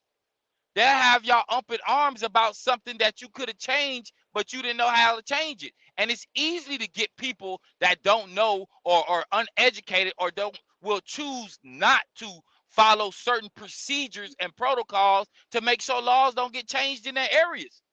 But you can't have that conversation because they don't want to hear it from certain people, despite if a person's telling you the truth. Your local representative is telling you what it is as a black man. You ain't trying to hear it. The white dude come through and say something similar, and then you mad because he screwed you over. Well, the black man could have screwed you over too. Why you didn't listen to him? He came up where you came up. Mm-hmm. It's a choice, bro. I got you to board now. I mean, you making it, bro. So you're right. You got a right to your opinion, and like you said, you put it together. So yeah, and that's America. In America, you don't have to graduate from Notre Dame. Now, if you graduate from Notre Dame, you have a strong chance of living a particular type of life. But you can drop out. You don't have to graduate, and you can get out go there. To Notre Dame and be broke. Yeah, look at I Love Speed or whatever, the Speed guy. Look at him. Look at the DDG guy. Look at I don't know if they went to college at all. Speed is young. Speed like 20, 21. He's a multimillionaire. And only in a place like America can you do what Speed did. He stayed down till he came up. He focused on what he wanted to do. Most people was force fed a lot of stuff, from religion to politics. Democrats, right? The reason why you vote Democrats, your family did it. Oh, that's religion, not why. Well, that's not why I did it. No, well, not you, but most people. Well, no, people say, do you know that they're saying that's slander? That's offensive. That I said that? Tabor, that's not true. Black people know how to pick a candidate. They don't need to say my grandmama voted for a Democrat, so I'm a Democrat. That's the white. Who the white supremacists vote for? You think that his family has no influence on him? Most likely they do. Why wouldn't you? Okay, well, why They're is winning. it? Oh, hold up. Black people vote Democrat because they grandmama votes Democrat. That's not true. First, let me make that. And then, but you never hear that being hurled at the white community. They're given the benefit of a doubt that they know how to make a good decision when it comes to picking a candidate. They take that from black people. I'm black, I vote blue just because. Or I'm black, they gave me some French fries and I voted. Well, actually, I'm gonna be for real. Where they at? Drop me some fries. You give me a hot plate of fries with some salt, nigga. Who you want me to vote for? I'll go in there and vote for them. Shit, it's better. I ain't been getting nothing for it, my vote. So, so that sounds crazy. No, and then you be mad at that dude. They gonna give you a plate of fries instead of giving you actual tangibles. You know what makes the difference between a white person? How you gonna get boy? That's talk. That's talk. You gotta get it. And you gotta tell me. You know what? That's like me. That's like me going to the store and saying I want a lottery ticket, and they say $5, and then I said, but it's gotta win. They said, well, I want this ticket to win. It's got to win. You can't, it don't work that way. You can't demand something. There has to be a reason to get it. Are you talking about the for your most you'll personal probably self? get for your vote is some fucking fries. Oh, yeah. Well, then you did it that way. Now, when you start talking about the NCAA, niggas don't want you to do that. How you have no pressure. You can't apply pressure when Negroes want to apply pressure. I ain't with that. I don't want to do that. But the white man gonna give me a reparations check. Where that at? Trump finna give the J6s a reparations check. That's what he thinks about you. Hold up. That's what he thinks about Negroes. He don't give a damn about that's your what you do for people that's loyal to you. Trump don't They're give loyal. a damn. Trump don't give a damn about black people. He never have. He never will. He finna give his reparations to the white man. Man, he giving it to his loyal people, bro. Negroes is bitched out and bitched up, and they won't say nothing. Look, the Democrats, and I've seen it. To me, the Democrats, they're a bunch of bitches. And what I mean by this is the Republicans are bullies, and they get to beat up on the Democrats. They do. You can see it. So Democrat this, Democrat that. Democrat trying to help, Democrat this, Democrat that. Where your reparations at? It's going to the J6s. Fuck you, nigga. And you know what? The nigga won't say nothing to that white man. The nigga gonna kiss both cheeks all day, every day on a Trump or a white man. And they're gonna talk about the Democrat. And I agree. Democrat, the gays and all that, the big tent. Y'all can pick on a Democrat. The Democrat, yeah, look at the Democrat. But I'm a man. I look at that man and say, man, no, you gonna break me off first, motherfucker. J6. Man, you see what I'm saying? I'm a different type of nigga. Yeah, I mean, and you think you are, but what I'm telling you, those were his loyal soldiers. They showed up when he wanted them to show up, so they get broke off. That's how you supposed to treat folks. You want to pay for that? You got to pay for it. He ain't paying out of his pocket. I ain't got to pay for anything. I don't care. You a damn lie. That's coming out your pocket. No, it's not. Yes, it is. Man, because what? Because it's taxes? Bro, they do all kind of things with the money. They do all kind of things with the money, Platt, that you can't stop. They don't care about that. They will lie to you about certain things, and it comes out 20 years later that they lied to you or where the money went. It's been proven. They got plenty of people that will follow the paper trail online, and you can go watch their videos. People lie, bro. Those people were loyal to Trump. They deserve everything he feel they should get. Why don't he pay for it? Pay for what? Why doesn't he pay them reparations? He don't have to. He can dig in America's pocket and pay it. And you ain't got no problem with that. There's nothing I can do about it. It's not about. What do you think is right or wrong? It's right, bro. So you don't have a problem with it? I told you I don't. I can't. Those you keep missing. Tabor. Now you come up here and say you like the guys. You look up to guys who drop out of school and create their own. You respect them. Why do you like Trump? I look at him different from an educator. Why do you like Trump? Trump's a thug. Because, bro. Hold up. Trump was civilly held liable for a rape. Trump's a fucking thug ball. Why would you like him, Tabor?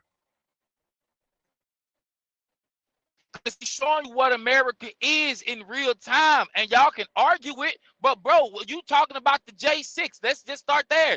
They were loyal, bro. It doesn't matter where the money comes from. He has access to it. He can do it. Who's going to stop him? American people? What are y'all going to say? Y'all ain't stopping the money that's going overseas for everybody else. They put them in power, though. Tabor, it'd be pretty hard for them to stop them. They empowered them. Exactly. So how do you stop something that you put in place? Y'all talk about impeaching. Well, do it. Good luck. They can't. We see what happened last. They got to have the numbers to do it. And if Trump, you think Trump's scared of impeachment? No. Bullshit. He's not, bro. You got to understand. understand he's already in position. You got to fight him now. Trump is shitting Twinkies, afraid of impeachment. Why he playing with y'all taxes? So how is he really losing? He knows if that Congress flips, his ass is cooked. Man, boy, ain't worried about it. He went through this already, G. And this is what I'm saying. Like right now, you're talking, I'm not even saying, we're talking about man to man. The things that Trump has endured in that White House as a black man, I have endured similar things the way people are towards me. And they don't even have a reason to be like that. And look, hey, gotta salute Trump. Trump, you see this, Tabor. Trump, and they've always criticized politicians, period, for losing connection to the little man, the regular person. Trump, even though he's a billionaire, look at Tabor. Tabor's a regular dude. He likes Trump. Trump, a billionaire white man, was able. A man, bro. No, a billionaire white man was able to connect to Tabor. The Democratic Party, whatever you want to call them, you do have to acknowledge you lost connection to the citizens. You lost guys like him. You used to be a Democrat. Now, well, I don't know about you. I don't know what you used to be, but guys like Tabor, I don't know what he is, but guys like him used to be Democrats. I'm nothing, bro. They used to be. And Trump managed to connect to them, and they support him blindly. Like he said, they don't care about the J6. They support him. Hats off to Tabor. Hats off to Trump. The dude got charges, bro. He got federal indicted, and he's still beating the odds, bro. That's inspirational, bro, to any man. Let them lie on you. You will still be up if you just stay down, bro. Believe in yourself. Don't matter what they say about you. Give it some time. Be patient with yourself. Give yourself some grace. There's certain things you don't know, certain people you ain't met yet. But when you start moving in alignment to who you want to be, bro, you'll meet those people, bro. Certain people gonna like you. And the ones that like you, they gonna put up money like he did for Jesse. And any other person that he rocked with back in the day that was black, that his stardom, if he was there, it upped him a little bit more. Come on, man. You gotta respect that man to man. This ain't even about being a white man. I agree 100%. Donald Trump, back in the day, was a friend of black people. 100%. But since since Obama, he don't like black people at all. Who, Trump? Trump don't fuck. Bro, if you keep talking about the Jesse Jackson Trump, I agree. The MTV Trump, I agree. The Donahue Trump, I agree. He was a liberal then. He was very liberal. He embraced black people. But you're acting like that. Nothing happened. Maybe Obama did. I ain't say he that. He don't like black people now. He don't. Man, I cannot believe. I think that's the biggest problem. Well, you have to talk to Negroes who act like Trump cool with black. What is he doing that's cool with black people? But what is he doing? He's doing nothing. Nothing to help black people. I ain't say nothing about helping, bro. I can remove the race, bro. I'm talking about his story as a man in America, bro. It's too many men that has lost because people had lied and got false charges, bro. And some of us got to walk through life with that jacket. And no matter what we do or what we say and who we be around, bro, people will remind you who you used to be. He used to be a civilian. Now he's a president. You can talk all the trash you want to. Okay, we talk about what. Let me ask you this, Sabor. Do you identify, I'm talking about as a man, just as a man, pound for pound, as a man, do you identify with Trump more than you would, say, a Joe Biden or a Barack Obama? Yes, bro. I just explained it. His charges, bro. And he kept going. You feel like you got more in common than with Donald Trump than you do with a Barack Obama or Joe Biden? The charges, the way people lie, bro. Yes, bro. Wow. I've been through that, bro. Hats off to Trump. I was down for years because of stuff like that. Let me get Trump his praise. Let me get Trump his praise. Donald Trump, salute to you. a billionaire. You got to connect with regular people that most politicians pay millions and millions to try to figure out. You did it. You knew what you were doing, man. You knew they'd vote for you.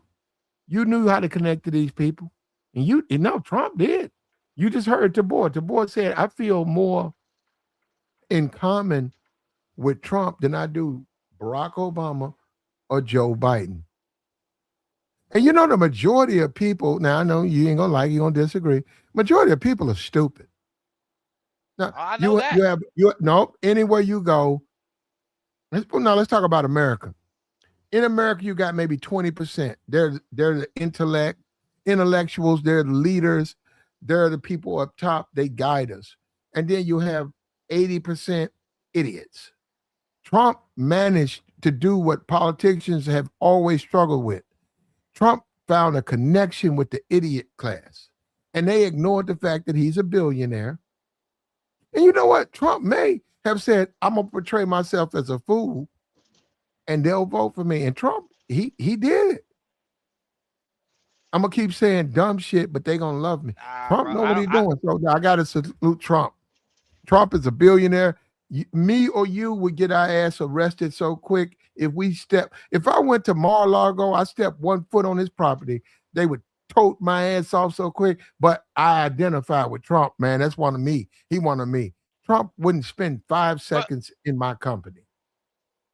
But it wouldn't be smart for you to be a regular person that has no ties to him to even just try to breach security. There's no intelligence there. What I'm saying about what you talking about, fam, is that even though he talked to the people like that, Trump wasn't a person raised in politics, bro. He's an ordinary dude. Well, no, he's not that. No, he's not ordinary, dude. I get the money, bro. Hold up, I get it with his daddy, bro. Were you born rich? Nah, bro, that's not the same. That's not the point I'm trying to make, bro. Bullshit. I get where you're trying to go, bro. You can't compare. Man, Trump was born rich with a silver spoon in his mouth, and he's one of the few who was able to convince people who were not born rich that some kind of way he's looking out for them. That's not what I get, bro. And he did it, man. They voted for him, and look at him now. And you know what? No matter what type of argument I try to make or anybody else, you're right. Look at him now. No matter who you said support him, and I told you the other day, man, I would be mad as hell as black people too if I was running for something like president and I look at my numbers and you gonna tell me 80% of or 92% of black women voted against me, and I ain't never did nothing to y'all. I told you that the other day. But Kamala, if you bring her up, she used to lock up black women. I'm listening, bro. Okay, no, because I don't know why we have to do this. It matters, bro. Okay. And I'm not here to defend Kamala, right? But he did it, okay? All right. When Kamala was a prosecutor, she has a job to do. You niggas kill me with that. What's she supposed to do? Not do her job?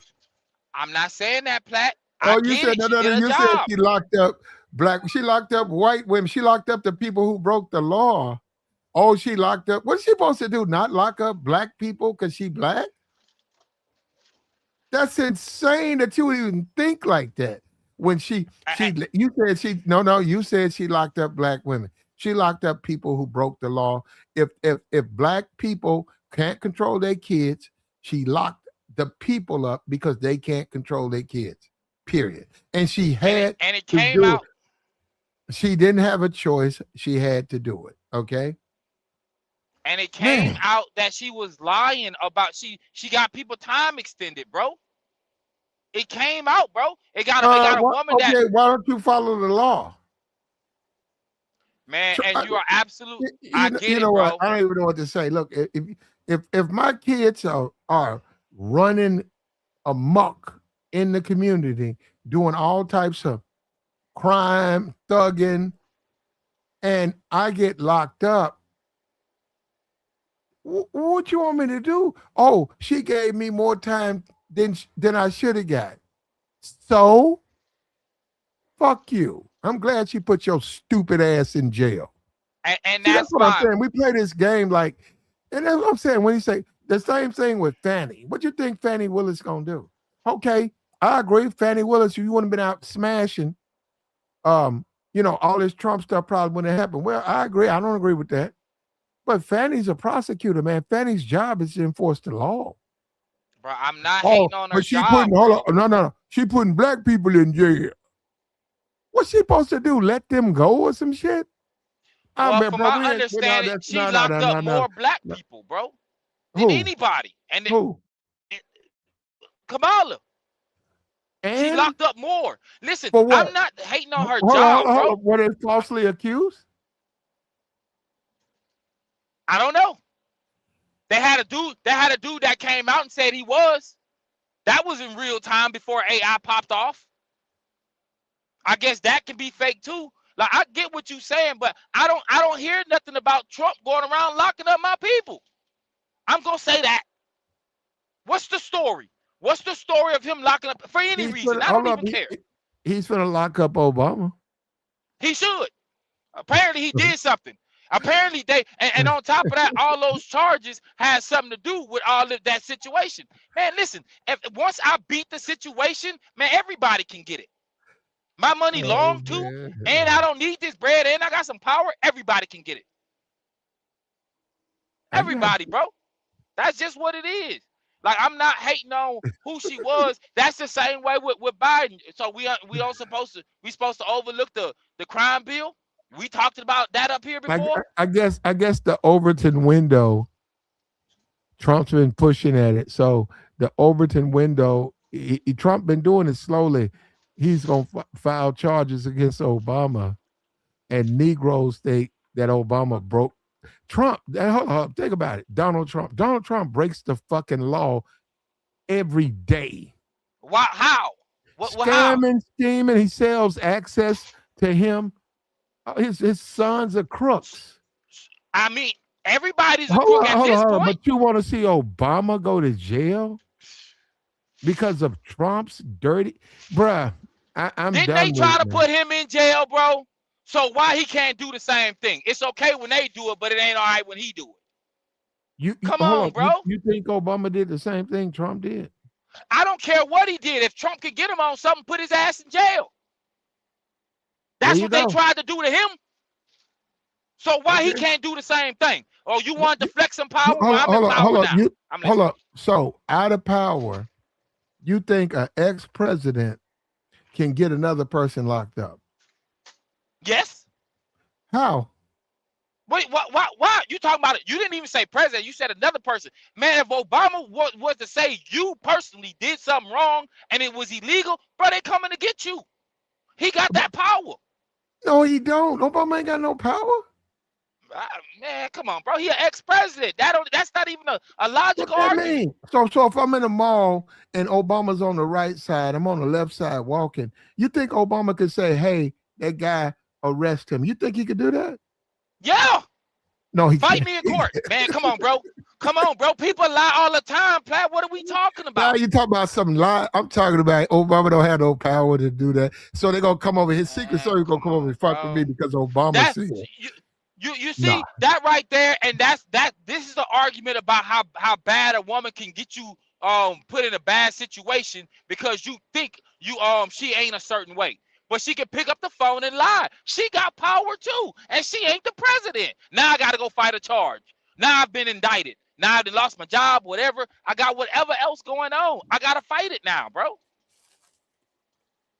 What, man, him flexing his power, bro, I will be doing the same thing. Because let me tell you something, bro. If I was to ever get in power, I'm telling you. No, let me make sure this, Jabor. I'm listening. If you own the Miss USA beauty competition, right? I need competition. No. If you owned, okay. If Jabor is the owner of the Miss USA beauty pageant, 13 to like 17 or something like that.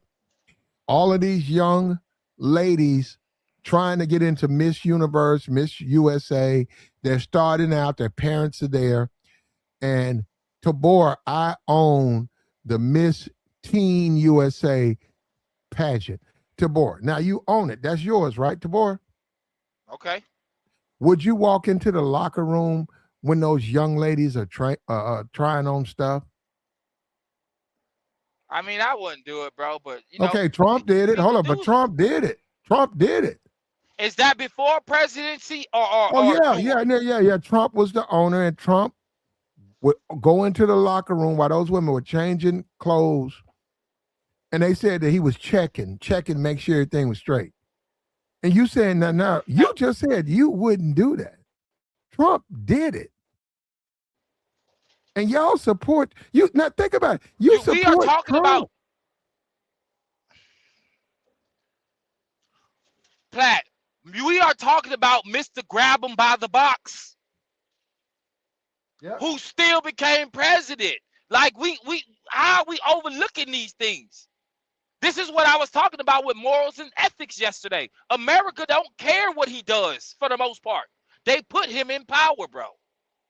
And it had nothing to do with the black vote, from my understanding, at the 80% of black men that didn't vote for him and the 90% of black women that didn't vote for him. So everybody else voted for him. What morals? What ethics? Why do you like him? Like who? Trump? Mm-hmm.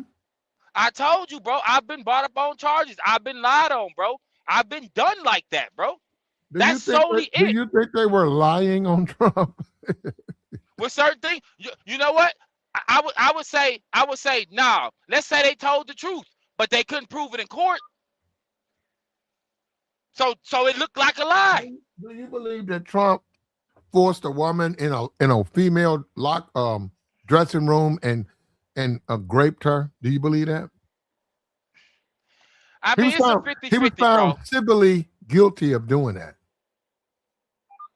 Did he cop out, or did they prove it?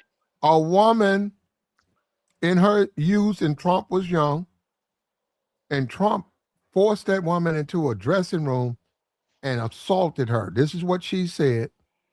And Trump was found guilty.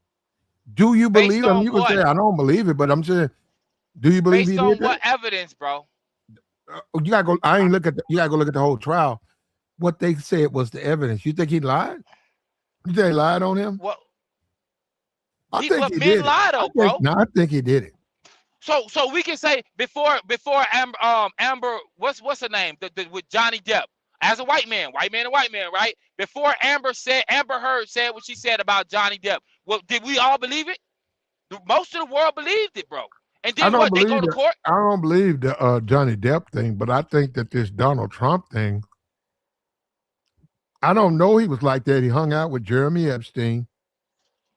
How long? Let me ask you this: how long can you hang out with a child molester, Tabor, before you realize he's a child molester? I mean, bro, until you find out, bro. That's me. Until you find out. So you could rock with a guy who's a child molester for years and not know. But what if? Because what if you never around him like that? You don't know him personally. I'm not making an argument. Let's be clear. I'm just saying, if every time he see dude, it's at a luncheon or a business situation, he ends up there and we take photos. I've been making my rounds. I take photos with everybody. I wouldn't know that, bro. I don't know him personally. Dudes like that, you're gonna know. It might take you 3-4 months. You're gonna see them with clearly they have a preference. You're just gonna see it. But what if you're not around him like that? You're gonna visit. You're gonna say, yeah, man, I'll be through there. You're talking about rich men.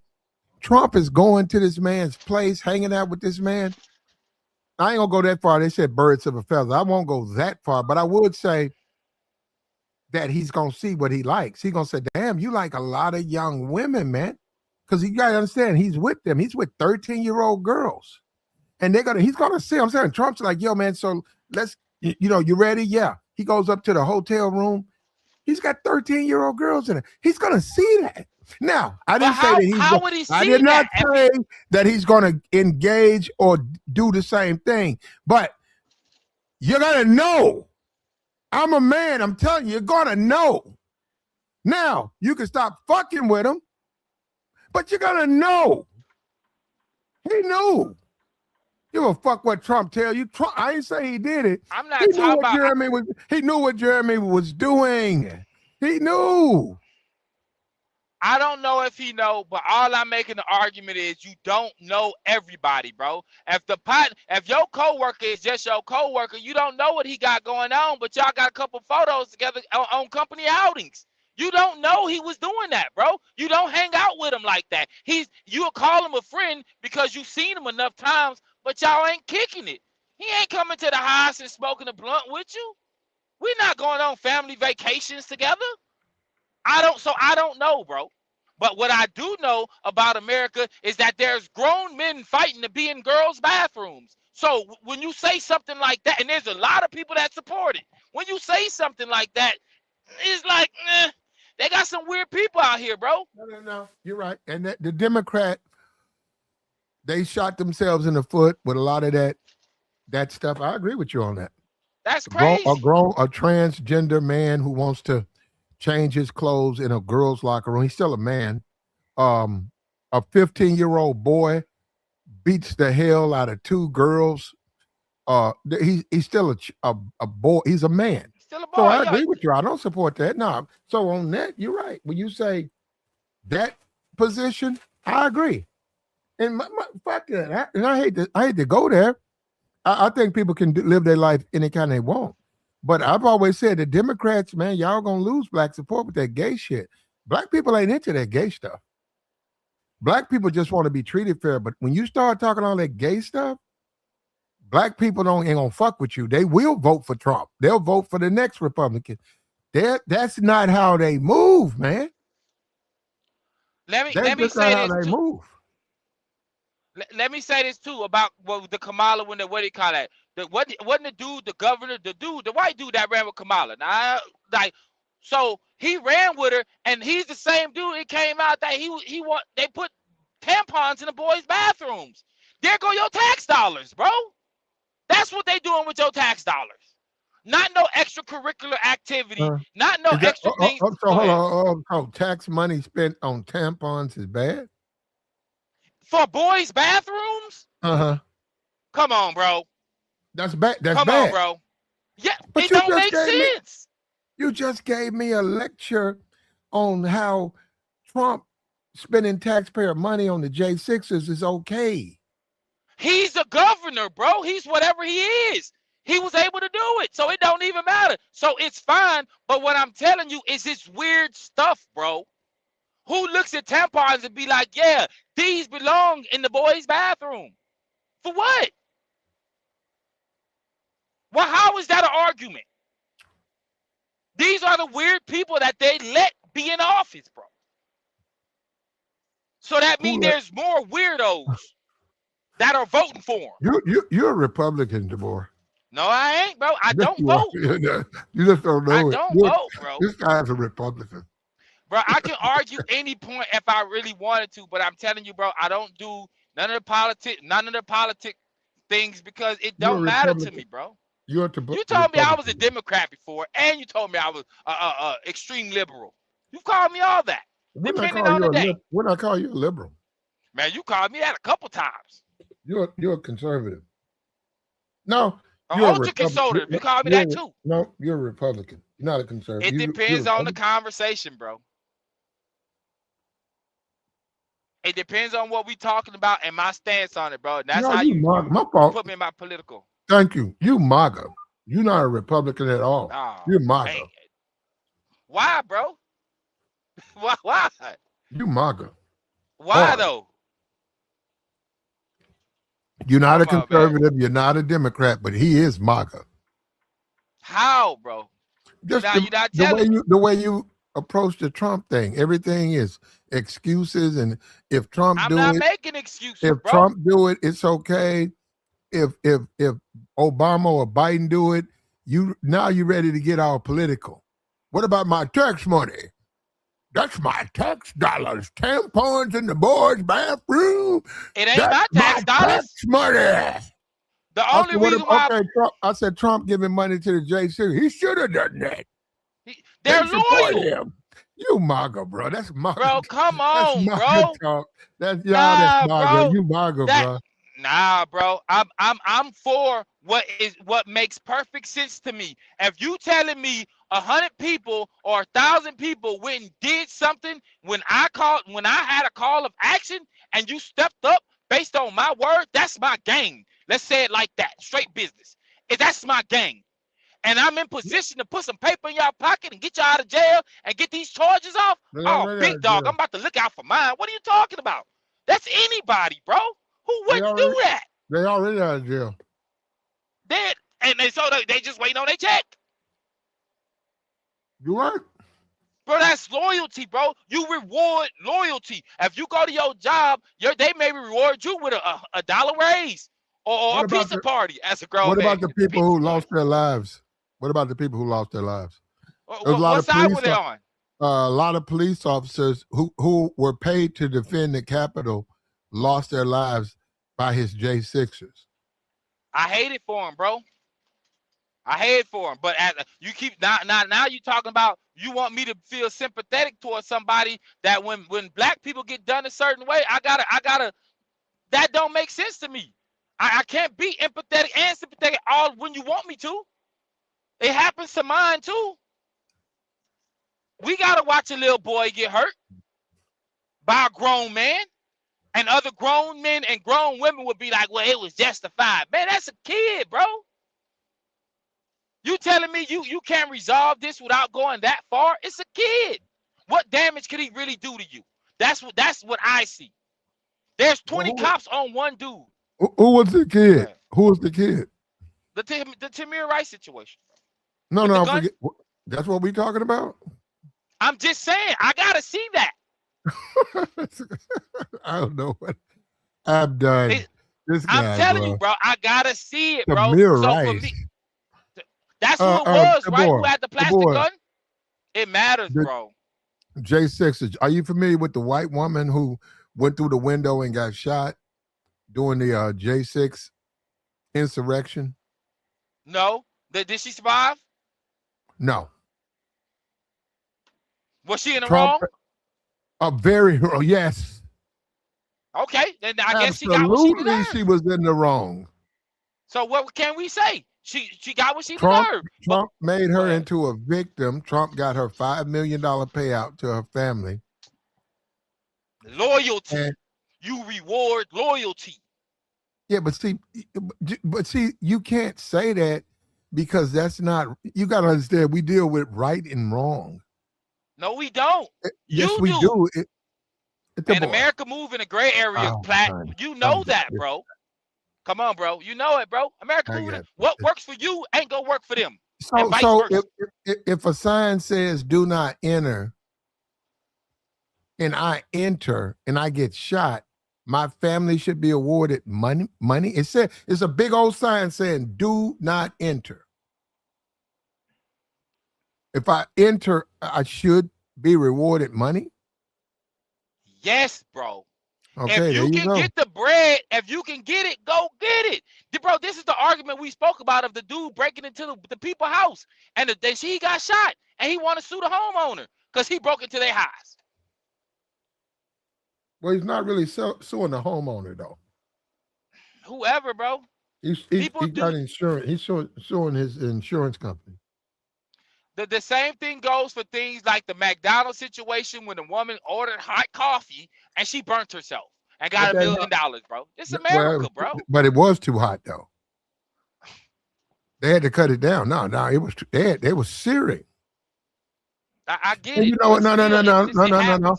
And let me tell you something, black people. We had a guy come up here a couple of months ago, and he said black people don't sue. He's right. We don't sue. We need to sue. That coffee was too hot. She what did that white woman do? She sued him, and she won. She won because why? The coffee was too hot. See, black people, we don't sue. That's why we catch so much hell. We let people do everything to us. They'll give us hot coffee. We'll burn ourselves so bad we can't go to work. And and man, it's your fault. You shouldn't have been here. Your fault. We don't understand. You can sue. This is America. Sue the shit out of them. Sue them out of business. And I hope this Trump thing, because Trump don't play it. Trump sue all the time. Trump got this money, this settlement, $1.8 million. Every black Tax-free. person, if you're a black person, sue these motherfuckers. That's how you do it. Get your bread. There's a dude before I started doing TV, right? He's a judge. He was a judge in Houston, right? My mentor before I went on TV with all the kid stuff I told you that I do, he said the same thing, bro. As an ex-judge, he said, if you want to get some money in America, find someone to sue.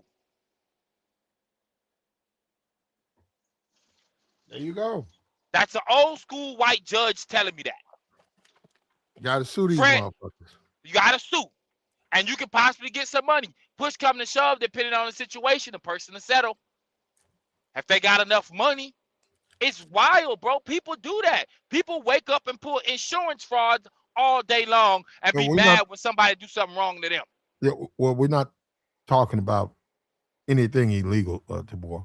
I'm not trying to. I'm just making a point, bro, about what people do. As humans, they do stuff like that, bro. America moves in a gray area. It's not a right or wrong, because if it was right or wrong, we wouldn't even have a conversation about what's wrong with this college situation. Okay, there's racism. Listen, this is the way it works. We go put these laws in place. You can't do that. That's wrong. Straight across the board. There's no argument. But we know people would fight you on that. I mean, like, nah, it's been like this for years. Be like, so that make it right? Well, I mean, it's been like this. It's been thriving. That's the argument they can make. And they do it. And now these kids got to worry about things that grown people that got their knowledge up, got their money up, somewhat got their lives together to where they can band together and make this happen. But instead, you're relying on somebody who ain't got no, I ain't gonna say ain't got no money, but just not financially there, not mentally there, and they don't have a stable life yet. They don't even know who they are. And you want them to crash out, bro, that's wrong. Help me out. I think I lost them.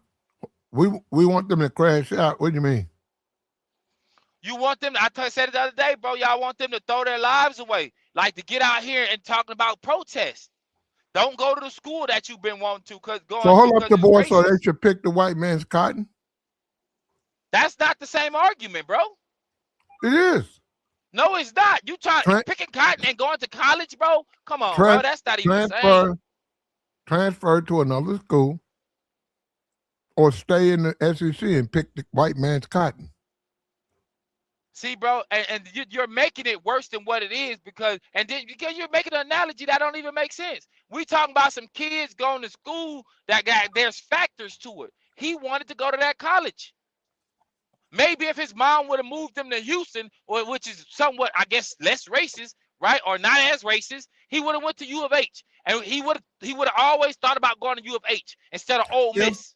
If they attend, if you're black or white, for that example, if you attend an SEC school, you are picking the white man's cotton. You cannot get out of that. You cannot try to justify it. You can play all you want to. You are picking the white man's cotton. Period. Bro, that right there is the black talk of men. I mean, is the black talk that tries to just like keep a person down. That don't even make sense, bro. How you equating the two? Transfer. Nah, bro. That's where homie wanted to go. He been fighting to get there. Tabor, somebody want to go to Arkansas and say, well, you need to transfer. I don't want to transfer. Okay, you want to pick the white man's cotton. Period. What's the discussion? That's what he's doing. Nah, fam. This ain't even right coming from adults talking about teenagers who put in that little bit of time they had on earth to become something. They became something. Would you let your kid go to a SEC school? Yes. If that's the school she wanted to go to, bro. I'm not about to strip my dream from my kid because I got these political views that she don't understand. She don't care about that, bro. Let her go live her life.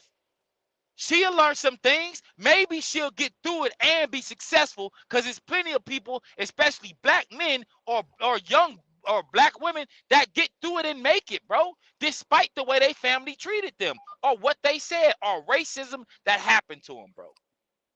It happens all the time. That is not fair to do that to youngsters, bro. Just like the older generation before was the same way to, I guess, to us millennials. Now it's Gen Z. Before that, it was Gen X. Before that, I mean, every generation have it, bro. Pick the white man's cotton. Go to an SEC school.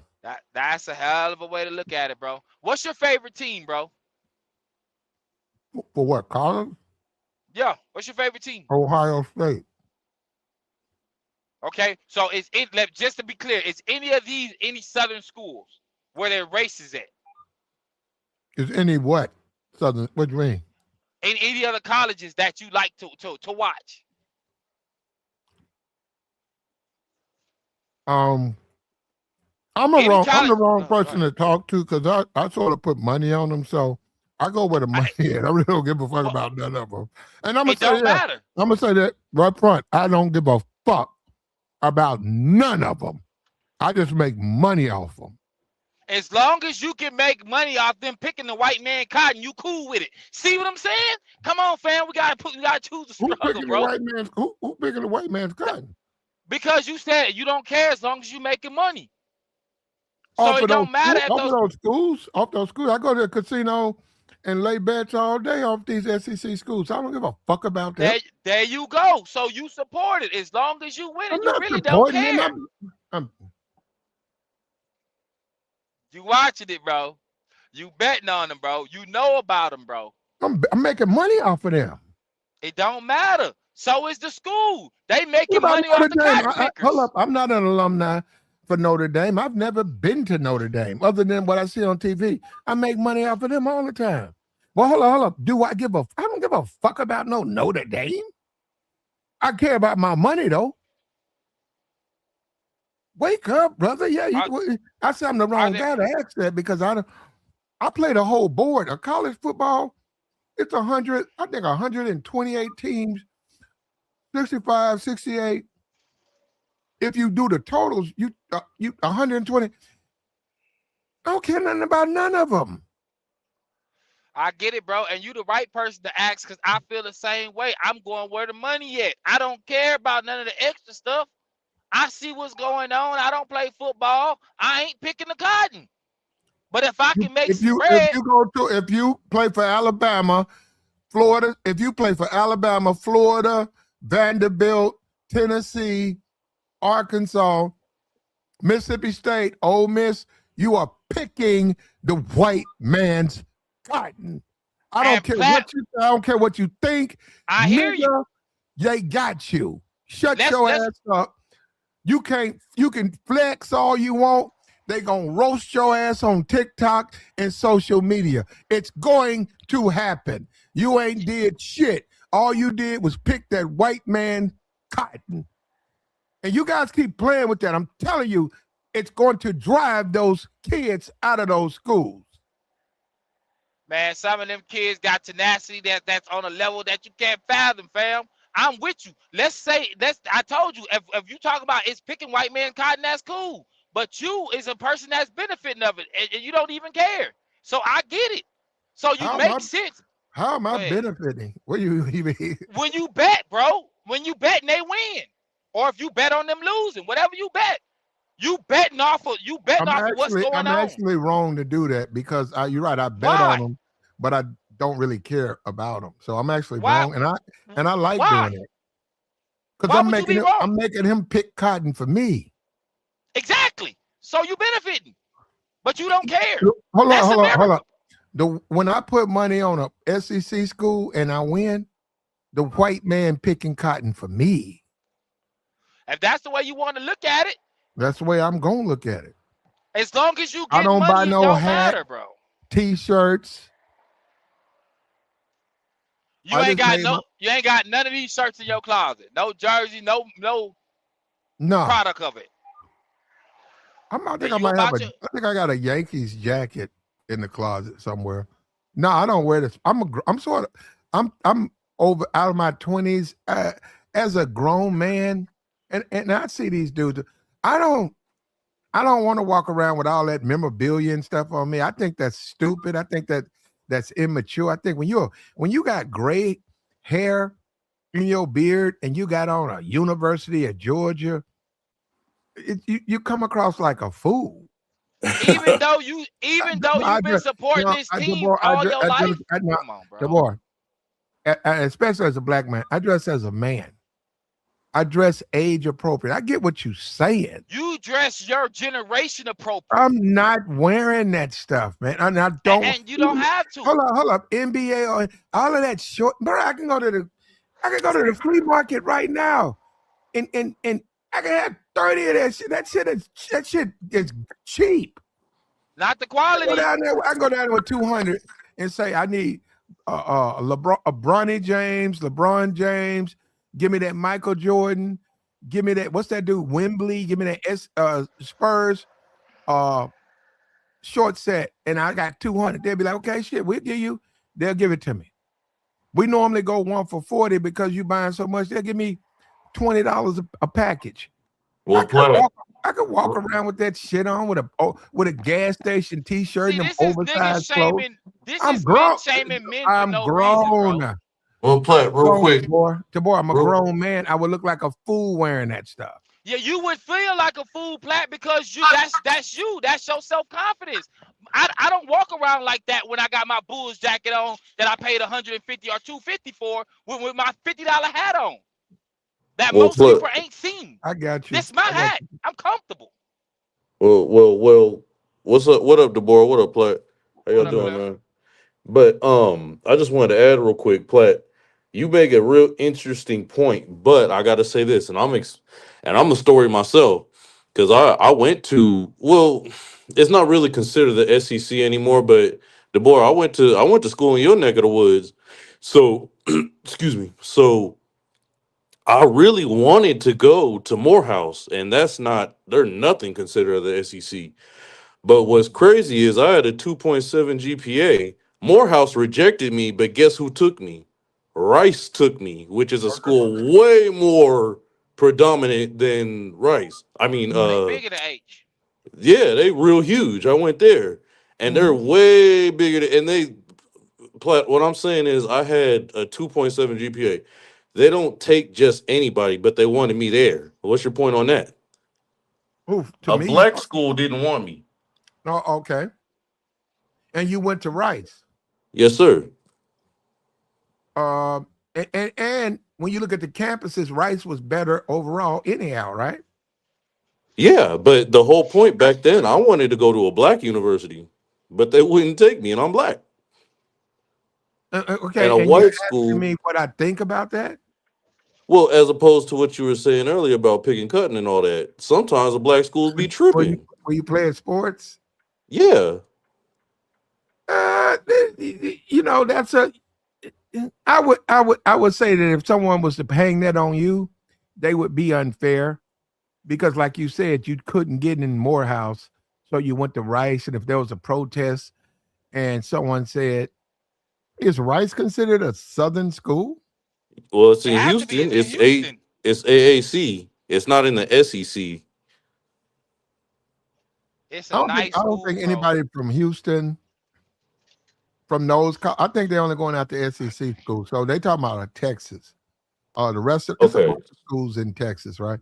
They're not really targeting those schools. They're only targeting the big ones. But I'll tell you this, it was well worth the education. I didn't even care about playing ball after the second year. It was worth the education more. I done learned enough to put me away good, like with mailbox money. So it's like, it really shouldn't even, look, I'm going to come to the door and say it, and I'm a ball player myself. It shouldn't be about the sport no more. It should be about getting our mind right, getting the education, and just making mailbox money. For real. Because we already dominating football. No, they got Jay. Okay, look, they got to get some recruits. If they can't get the players to transfer, they got to knock off these recruiting class. They got to. What the Supreme Court did is create racism. I don't care what they say they were not. No, that's what they did. Where they redistricted, they said we're gonna have these black people vote. There'll be no black people in Congress. And the white supremacist is gonna do like he always does. He'll give you a Tim Scott. He'll say he's not racist, yet he'll have a white man, he'll have a black man that's against everything, any type of black pride things. You always got to be on the bottom. It's the same thing with the movies. The Star Wars, they thought they put a black person in Star Wars and they lost their fucking marbles. It's like, yo, bro, they got Jabba the Hutt. They got green people. Why you got a problem with a black man in Star Wars? Yeah, it's like, damn, racism runs deep. Bruh, they thought that the guy, it was, the black guy, it turns out it was, and then I said, damn, and a woman, the next Jedi, the next Skywalker, that was a woman. And I said, y'all sitting up here talking, all these motherfuckers screaming, they can't be black, they can't be black. And I said, still, it wasn't no white guy. It wasn't no Luther. It wasn't no Luke. I mean, it wasn't no, what's the guy? Luke, yeah, Luke, right? Luke Skywalker, right? It wasn't him. So I'm saying the next Skywalker was a woman. And but which that's cool. But what's the big deal if it's a black person? They were ready to go to war. I'm tired of people changing our movies, these black people. I'm so tired of this woke shit. It's like, well, they're not even real though, right? Star Wars is not real. I'm tired of it being woke. And it turns out the director, he said no, he didn't want the script to come out. Turns out he wasn't trying to put no black person out there. He was in the movie, but he wasn't no premier fucking character. Yeah. And then they talked about Star Wars. You got Yoda, you got things in Star Wars, creations. Are you complaining about the gremlin with the lightsaber? Oh, he's not black, so it's okay. Yeah, racism is deep in America, brother. It's cut to the bone. Oh yeah. Hey, I'm gonna hop back up, but all right, bro. You can't even have a fake made up character. The Betty Boo situation, they're clowning right now about that. They're supposed to have a movie. I can't hear you, Tabor. I can't hear you. I was talking about the Betty Boop situation. They supposed to be coming out with a movie for it. And it was a white woman who came out with it, but come to find out it was based off a black woman. So she gonna be black. The Little Mermaid, she was black this time in the movie. Ariel was black instead of a white girl. They clown about that. The Betty Boo, I saw that the woman that does the elementary, I don't know the name of it. It's a sitcom on TV. Some type of elementary school. It's a black chick. Abbott Elementary. I don't know if she's the president. I don't know. I don't know what her character. I've never watched it. I don't know what her character is on it. But they said that no, they see is perfect as Betty Boo. And then when you go and look at her, she actually is. I mean, if you go by what the cartoon looks like, whatever that woman's name is, they said that's who that needs to be casted in that role. So I don't keep up with that. So Abbott Element, I don't keep up with it. But she does look like that character, that person. Maybe she needs to lose a little bit more weight, but and you're right. The whole Betty Boo concept was a black woman who suffered under racism. And a lot of those cartoon characters are created from blacks, but they're portrayed as Bugs Bunny, all of these different characters. What was the inspiration? Black people. But you had to, and another thing that goes back to, like I said, with the Star Wars, if it's a black person, there's a problem. If you make it a squirrel, if you make it a bunny, if you make it a figure that's not black, you can get away with it. And the whole thing about Star Wars was portraying a black person as somehow a savior. White people said, "Fuck that. That's woke." Which makes no sense to me. That makes no sense to me. That's not woke. Well, putting a black person there ain't woke. If the Black Panther saves the universe in some Avengers movie, the movie's not woke. How come You go and look at the character before all this stuff. How come the black? Do you know how powerful the Black Panther is? I'm talking about in the comics. Oh, you Man, talking that's about one like of the most. physically? Yes, no. Black Panther is one of the most powerful superheroes created. Go look and see how powerful it is. He's not portrayed that way in these movies, and I know why they don't do it. They don't want him to be like that in the movies because they scared of white black backlash. Man, the Black Panther, he can take out anybody. He can beat the Hulk. Now, I ain't never read the comic book, but you know, people will bring up the comic books, and it's crazy because you saying it as a black man, so that means you read the comics. So comics ain't Now, got no race. I'm a Spider-Man Incredible Hulk guy, but I did know of I never liked the Black Panther. He just wasn't. It wasn't my thing. He's a black man, ain't he? Well, he's a comic book character. A black man. Yeah, he's a black man. Yeah, but how wasn't he your thing? He a black man. How you not inspired? None of them real, Tabor. I get it, Well, but when why I was wouldn't a he kid, when I was inspire you as a when I black was- man?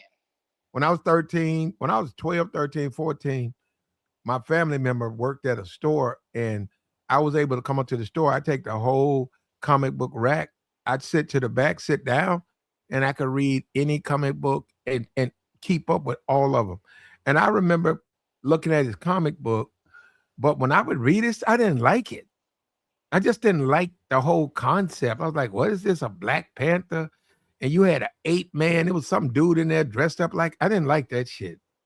Like he was like, who is this man ape? I didn't like that. And I stopped.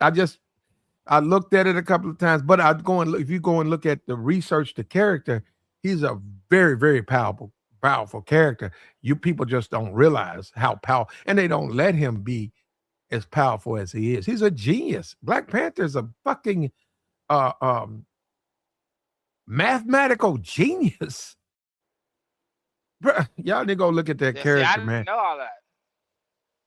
Go look at his character. But I'm trying to figure out why you don't like him though. I'm like, you ain't even. Really they couldn't sell him to me. No, I was into Spider-Man and the Hulk. I don't even know which one was the most, but I love Spider-Man. I love Daredevil.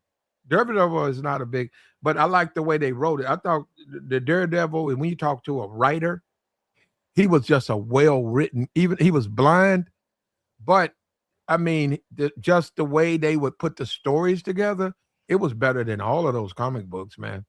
I don't know who was writing, but man, it was just well written. No, Daredevil, it was just well written, man. How they would put it together. He would be jumping on. He would be walking around. He was a blind dude on a cane, and all he had was his senses. And it's just the way they would write it. They said, okay, but now there's a noise. What was he, a lawyer? He's walking home. Unfortunately, evil won't let him rest. And then they would do something, he would move, he would hear it, and he couldn't see. And then he would jump, and then he would put on his suit, and then he would come down with that baton. And it was just the way it was written, man.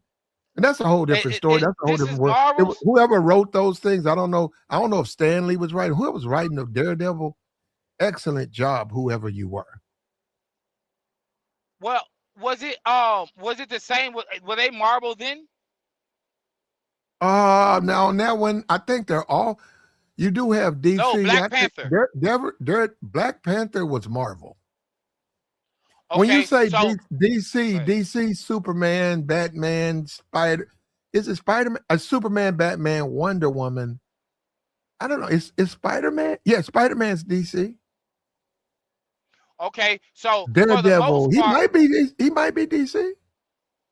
Daredevil, he probably is DC.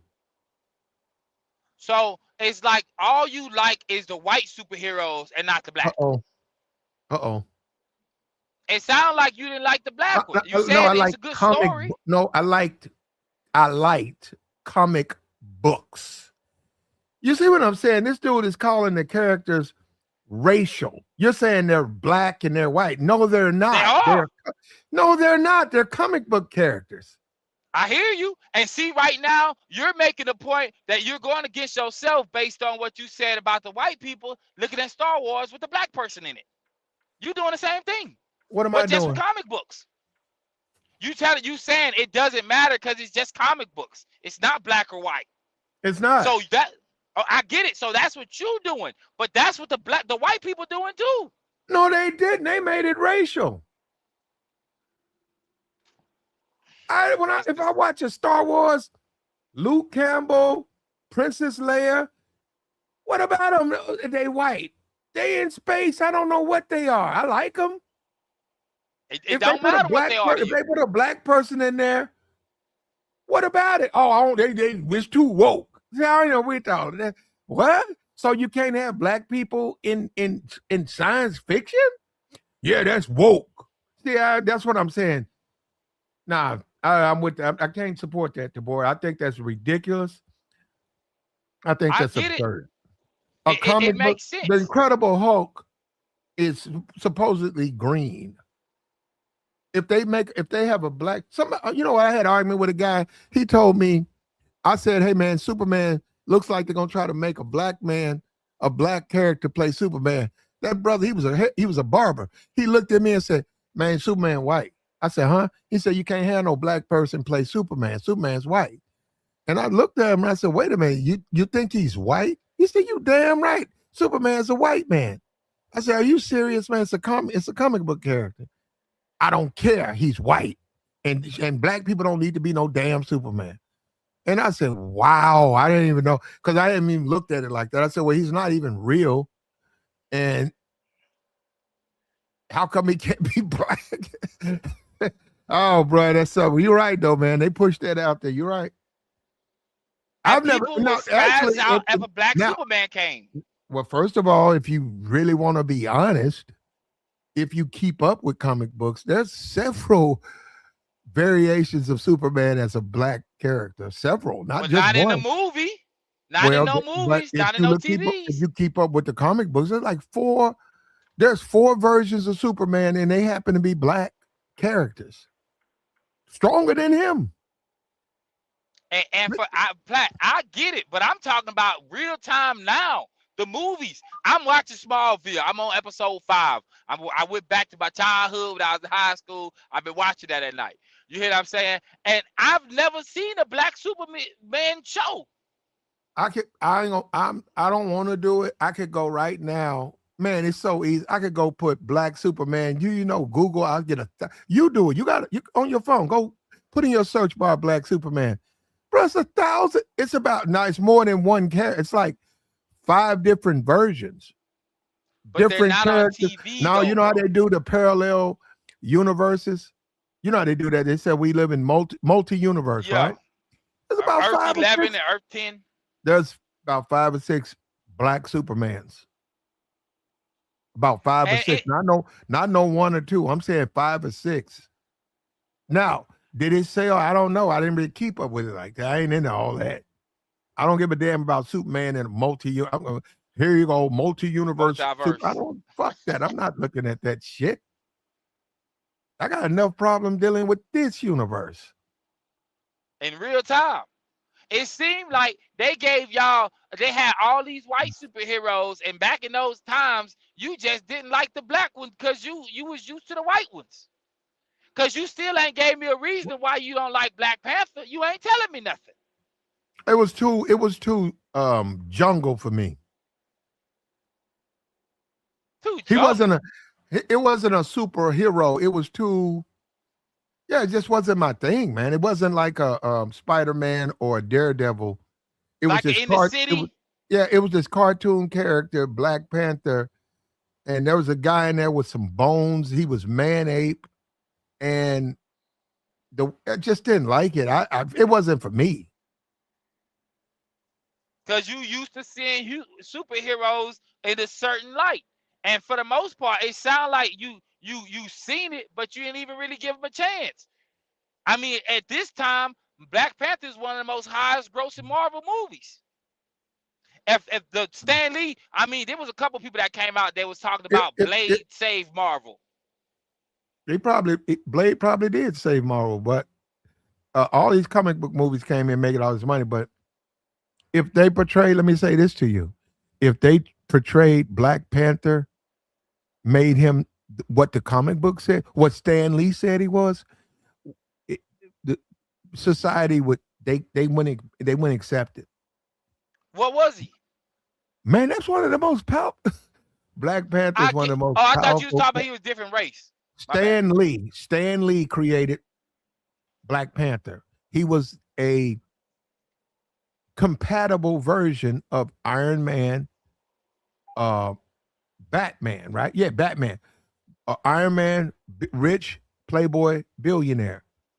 Batman, rich playboy billionaire. Black Panther, rich playboy man, billionaire. But he owned he owned land. He was the king. Country. Batman is no Batman, Iron Man. They are not kings. Black Panther is a king. All of those, those women, all of that the Zaju or whatever you call that, those are his concubines. All of those, those are his concubines. Yes, those are his concubines. Money, vibrate money. He didn't need. He was a king of Wakanda. He was a genius.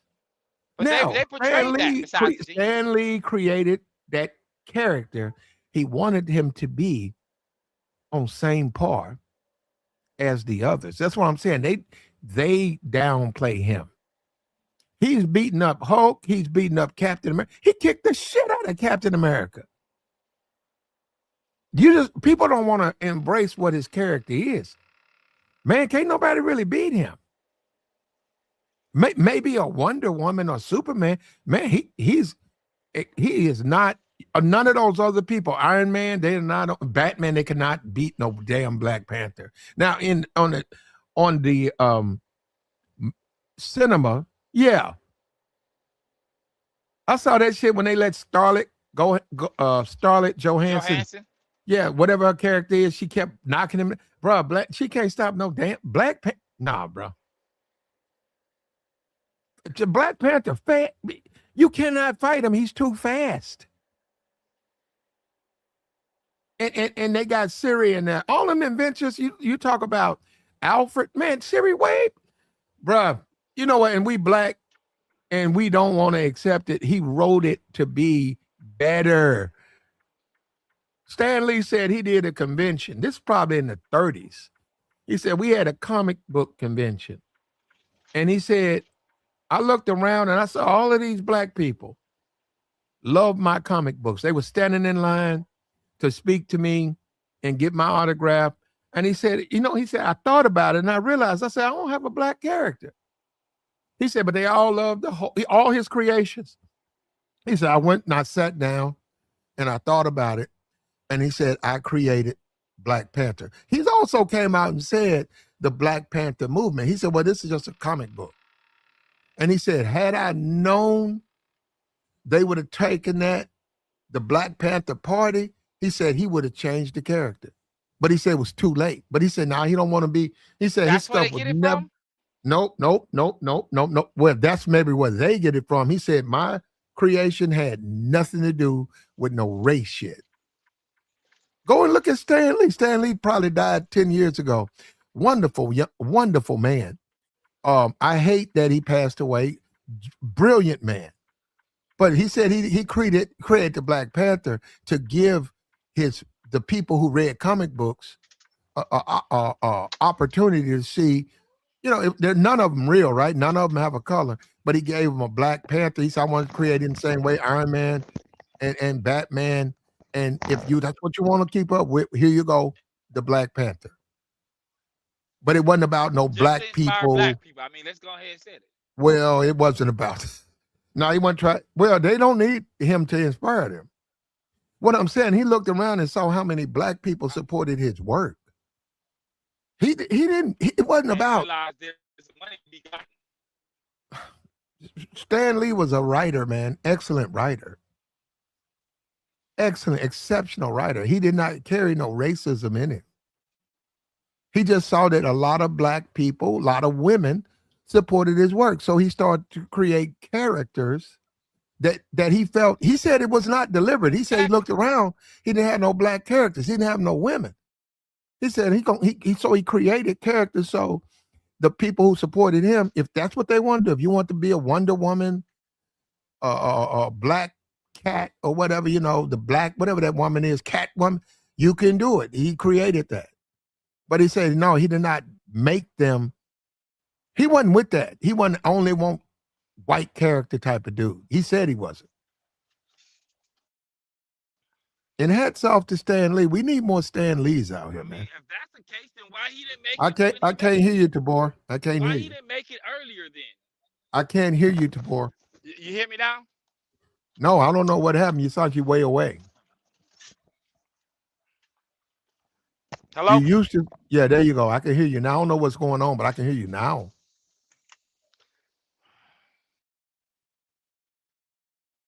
I can't hear you at all now. What do you call that? Hello? What color? Yeah. What color is Jesus, Tabor? Because we've talked about that. What color is Jesus? Based Tabor? on where they say he lived, then I would think he'd be black. He would be black based on what they say about him. Can I make a black Jesus and the world accept it?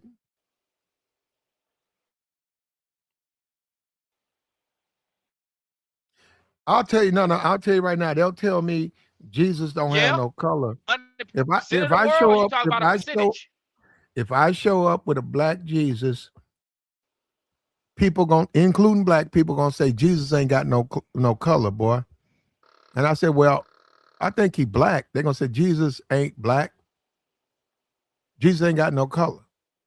And then I said, well, if he ain't got no color, let's make him Asian. You see what I'm saying? He does have a color to people. People want him to be white. They won't accept him in any other form. If I say, let's make him Chinese, they're going to say, you out your mind. Why not? He don't have whatever he is, it's a creation. So if I see him as black, what's the problem? They have a problem with that, though. And it doesn't matter. I've been in plenty black churches, plenty. And I look on the wall, Jesus is a white man. I have never in my life been inside a white church and Jesus is a black man. I ain't never seen no shit like that. But he is a white man in them black churches. All day, every day. He ain't no Chinese man, and he ain't no black man. These black churches don't have no Jesus as a black man. Any white churches, I wish they would show me a Charles Stanley, show me a Joel Osteen, show me a evangelist, and in the background is a black person on the wall. Show me that's a black Jesus. Now, they would tell me right now, Pat, you out your fucking mind. How a white man gonna have a black Jesus? Well, but black people do it to a white man all the time. And nobody questions him. TD will have a white man on his wall all day, every day, and nobody looks at it any other kind of way. Joe Osteen, he's not gonna have a black man saying, and then tell his congregation, well, what difference does it make? It's an image of Jesus. Jesus comes to us in all forms. They ain't gonna accept that from him. You see, Tabor, I'm trying to show you how programmed we are. When you look at Tony Smith, what did he do wrong? A black man who showed black pride, yet he had to be punished. He came back to America, couldn't find a fucking job. He got blackballed for what? Standing up for black people? Muhammad Ali. People believe the CIA gave him the Parkinson. They raked him with a needle. And we saw him. He was quiet. My uncle told me, the white man shut his ass up. They shut that nigga up. You know what I'm saying? And now you got all these black athletes. What you gonna do? You gonna stay or you gonna go? You gonna stay at these racist universities or you gonna transfer? And you gonna be the stay, next bro. hero. We'll see, man. They gonna stay because for the most part, you gotta keep in mind what else do they have, bro? I'm saying like this a crash out moment, bro. This a crash out moment. I That's all meant it is. this, Tabor. If you had a choice, if someone told you, I'm gonna give you a job, I'm gonna give you $2 an hour. I need you to go sell oranges at the intersection. Big bag of grapefruits, big old bag. Sell these, and I'm gonna give you $2 an hour. I mean, yeah, $2 an hour. If you sell none, I'm still gonna give you money. But if you sell, 20, 30, you sold 5 bags, you made $60, $70. Okay, you give me the money, I'm gonna pay you $2 an hour. Or Tabor, pick the white man's cotton. I'll feed you and I'll give you a place to stay. Which would you do? I'm gonna pick cotton. You would pick the cotton? Yes, I would. There you go. Y'all hear that? You hear that, telling me Tabor? you about to work me for $2 an hour, bro? I'm gonna be broke and homeless. That ain't even a logical argument, bro. I'm gonna be broke and homeless. I can't afford food. I will be barely able to eat every day. That's crazy. You can eat an orange. You get a grapefruit. Grapefruit to hold you over. Nah, bro. Not at no $2 a day. I'm Like gonna we look the talking other. about. I'm gonna look the other way. I give you 10 bags. You sell 8, and you say, here go the money, and I know you still got 2. You're right. I'm paying you $2 an hour. I pay you, and I act like you ain't got. You ain't give me my 10. You gave me 8, and I just looked the other way. So you would be able to eat grapefruits. I'm good. But no, on you're that. right. On that, you're right. You got to take care. See, that's what I'm saying, Tabor. It's a logic, bro. How come? Like, No, you know no, what? no, no, Go no, ahead. no, Tabor. How come black people don't want to take care of themselves? You make $2 an hour. You got to go out there, figure out where I'm gonna live. You got to say I can't do these things because this my money. I got to save money. I got to prepare myself. How come black people can't do it? You said you would take the slave job because you get No, fed and you get a place to stay. What's wrong yo, with us, man? and let me. We messed up. No, we not, bro. Cause see, some of us go use our opportunity for what we go use our opportunity for. Now, let me say more so, black. Don't take offense to it, but you on They YouTube calling you a doing slave, videos for Tabor. YouTube. They saying that you a It slave. doesn't You matter. always. It doesn't matter what they say. I would say you picking YouTube cotton right now. I'd agree with you. You said you would or you wouldn't? I would agree with you. I am. There you is.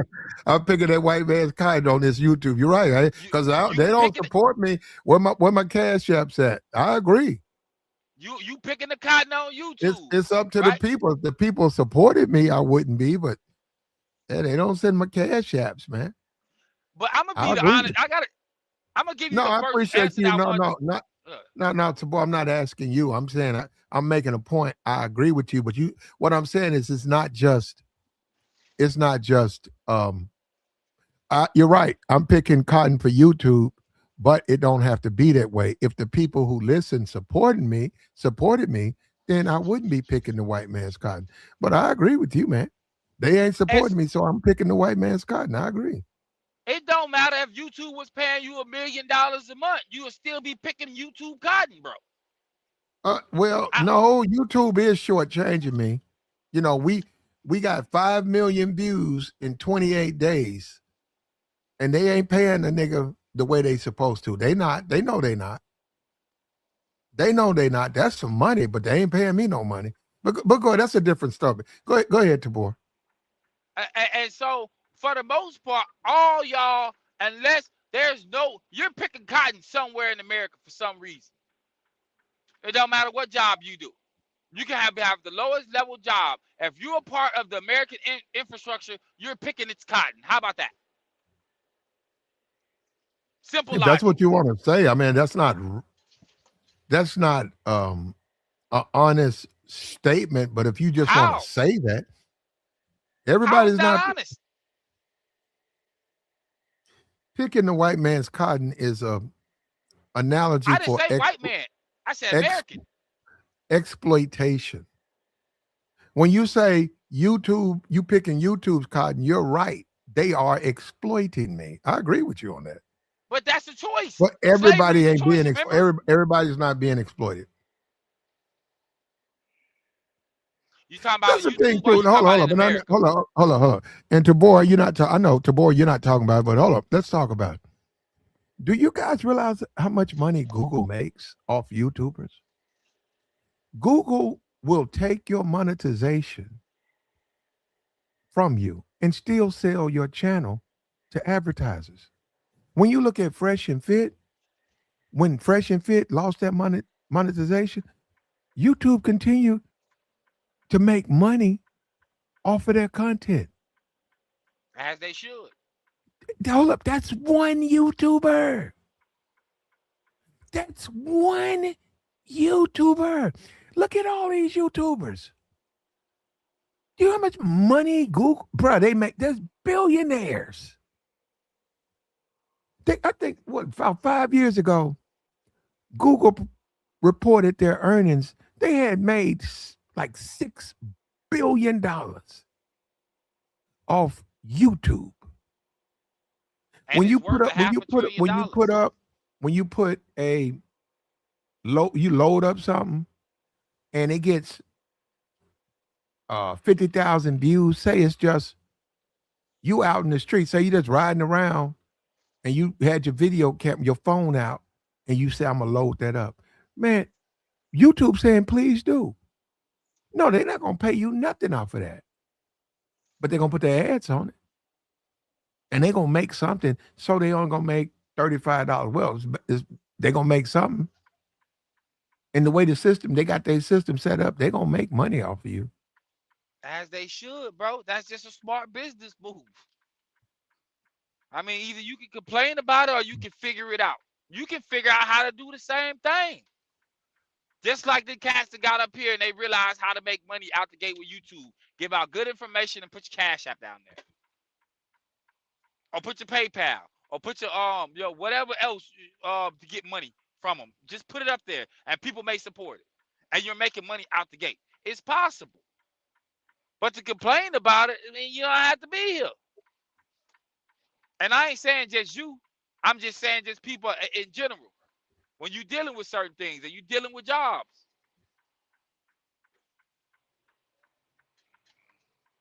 Hello, you still? I got you. Oh.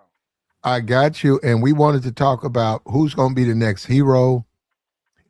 We got Muhammad Ali. We got Tommy Smith. Tommy Smith was on the front cover, I think, Sports Illustrated. We talking about 68, 69, maybe in the 74. He stood on there, a black man with a raised fist, a power to the people. And who's going to be the next hero? Why do we Whoever, need a hero? wait a minute, whoever the top 5 recruit is, whoever that recruit is, Oh, for this. whoever it is, when they publicly say, I'm decommitting or I'm transferring, they will become the next Muhammad Ali. They will become the next Tommy Smith.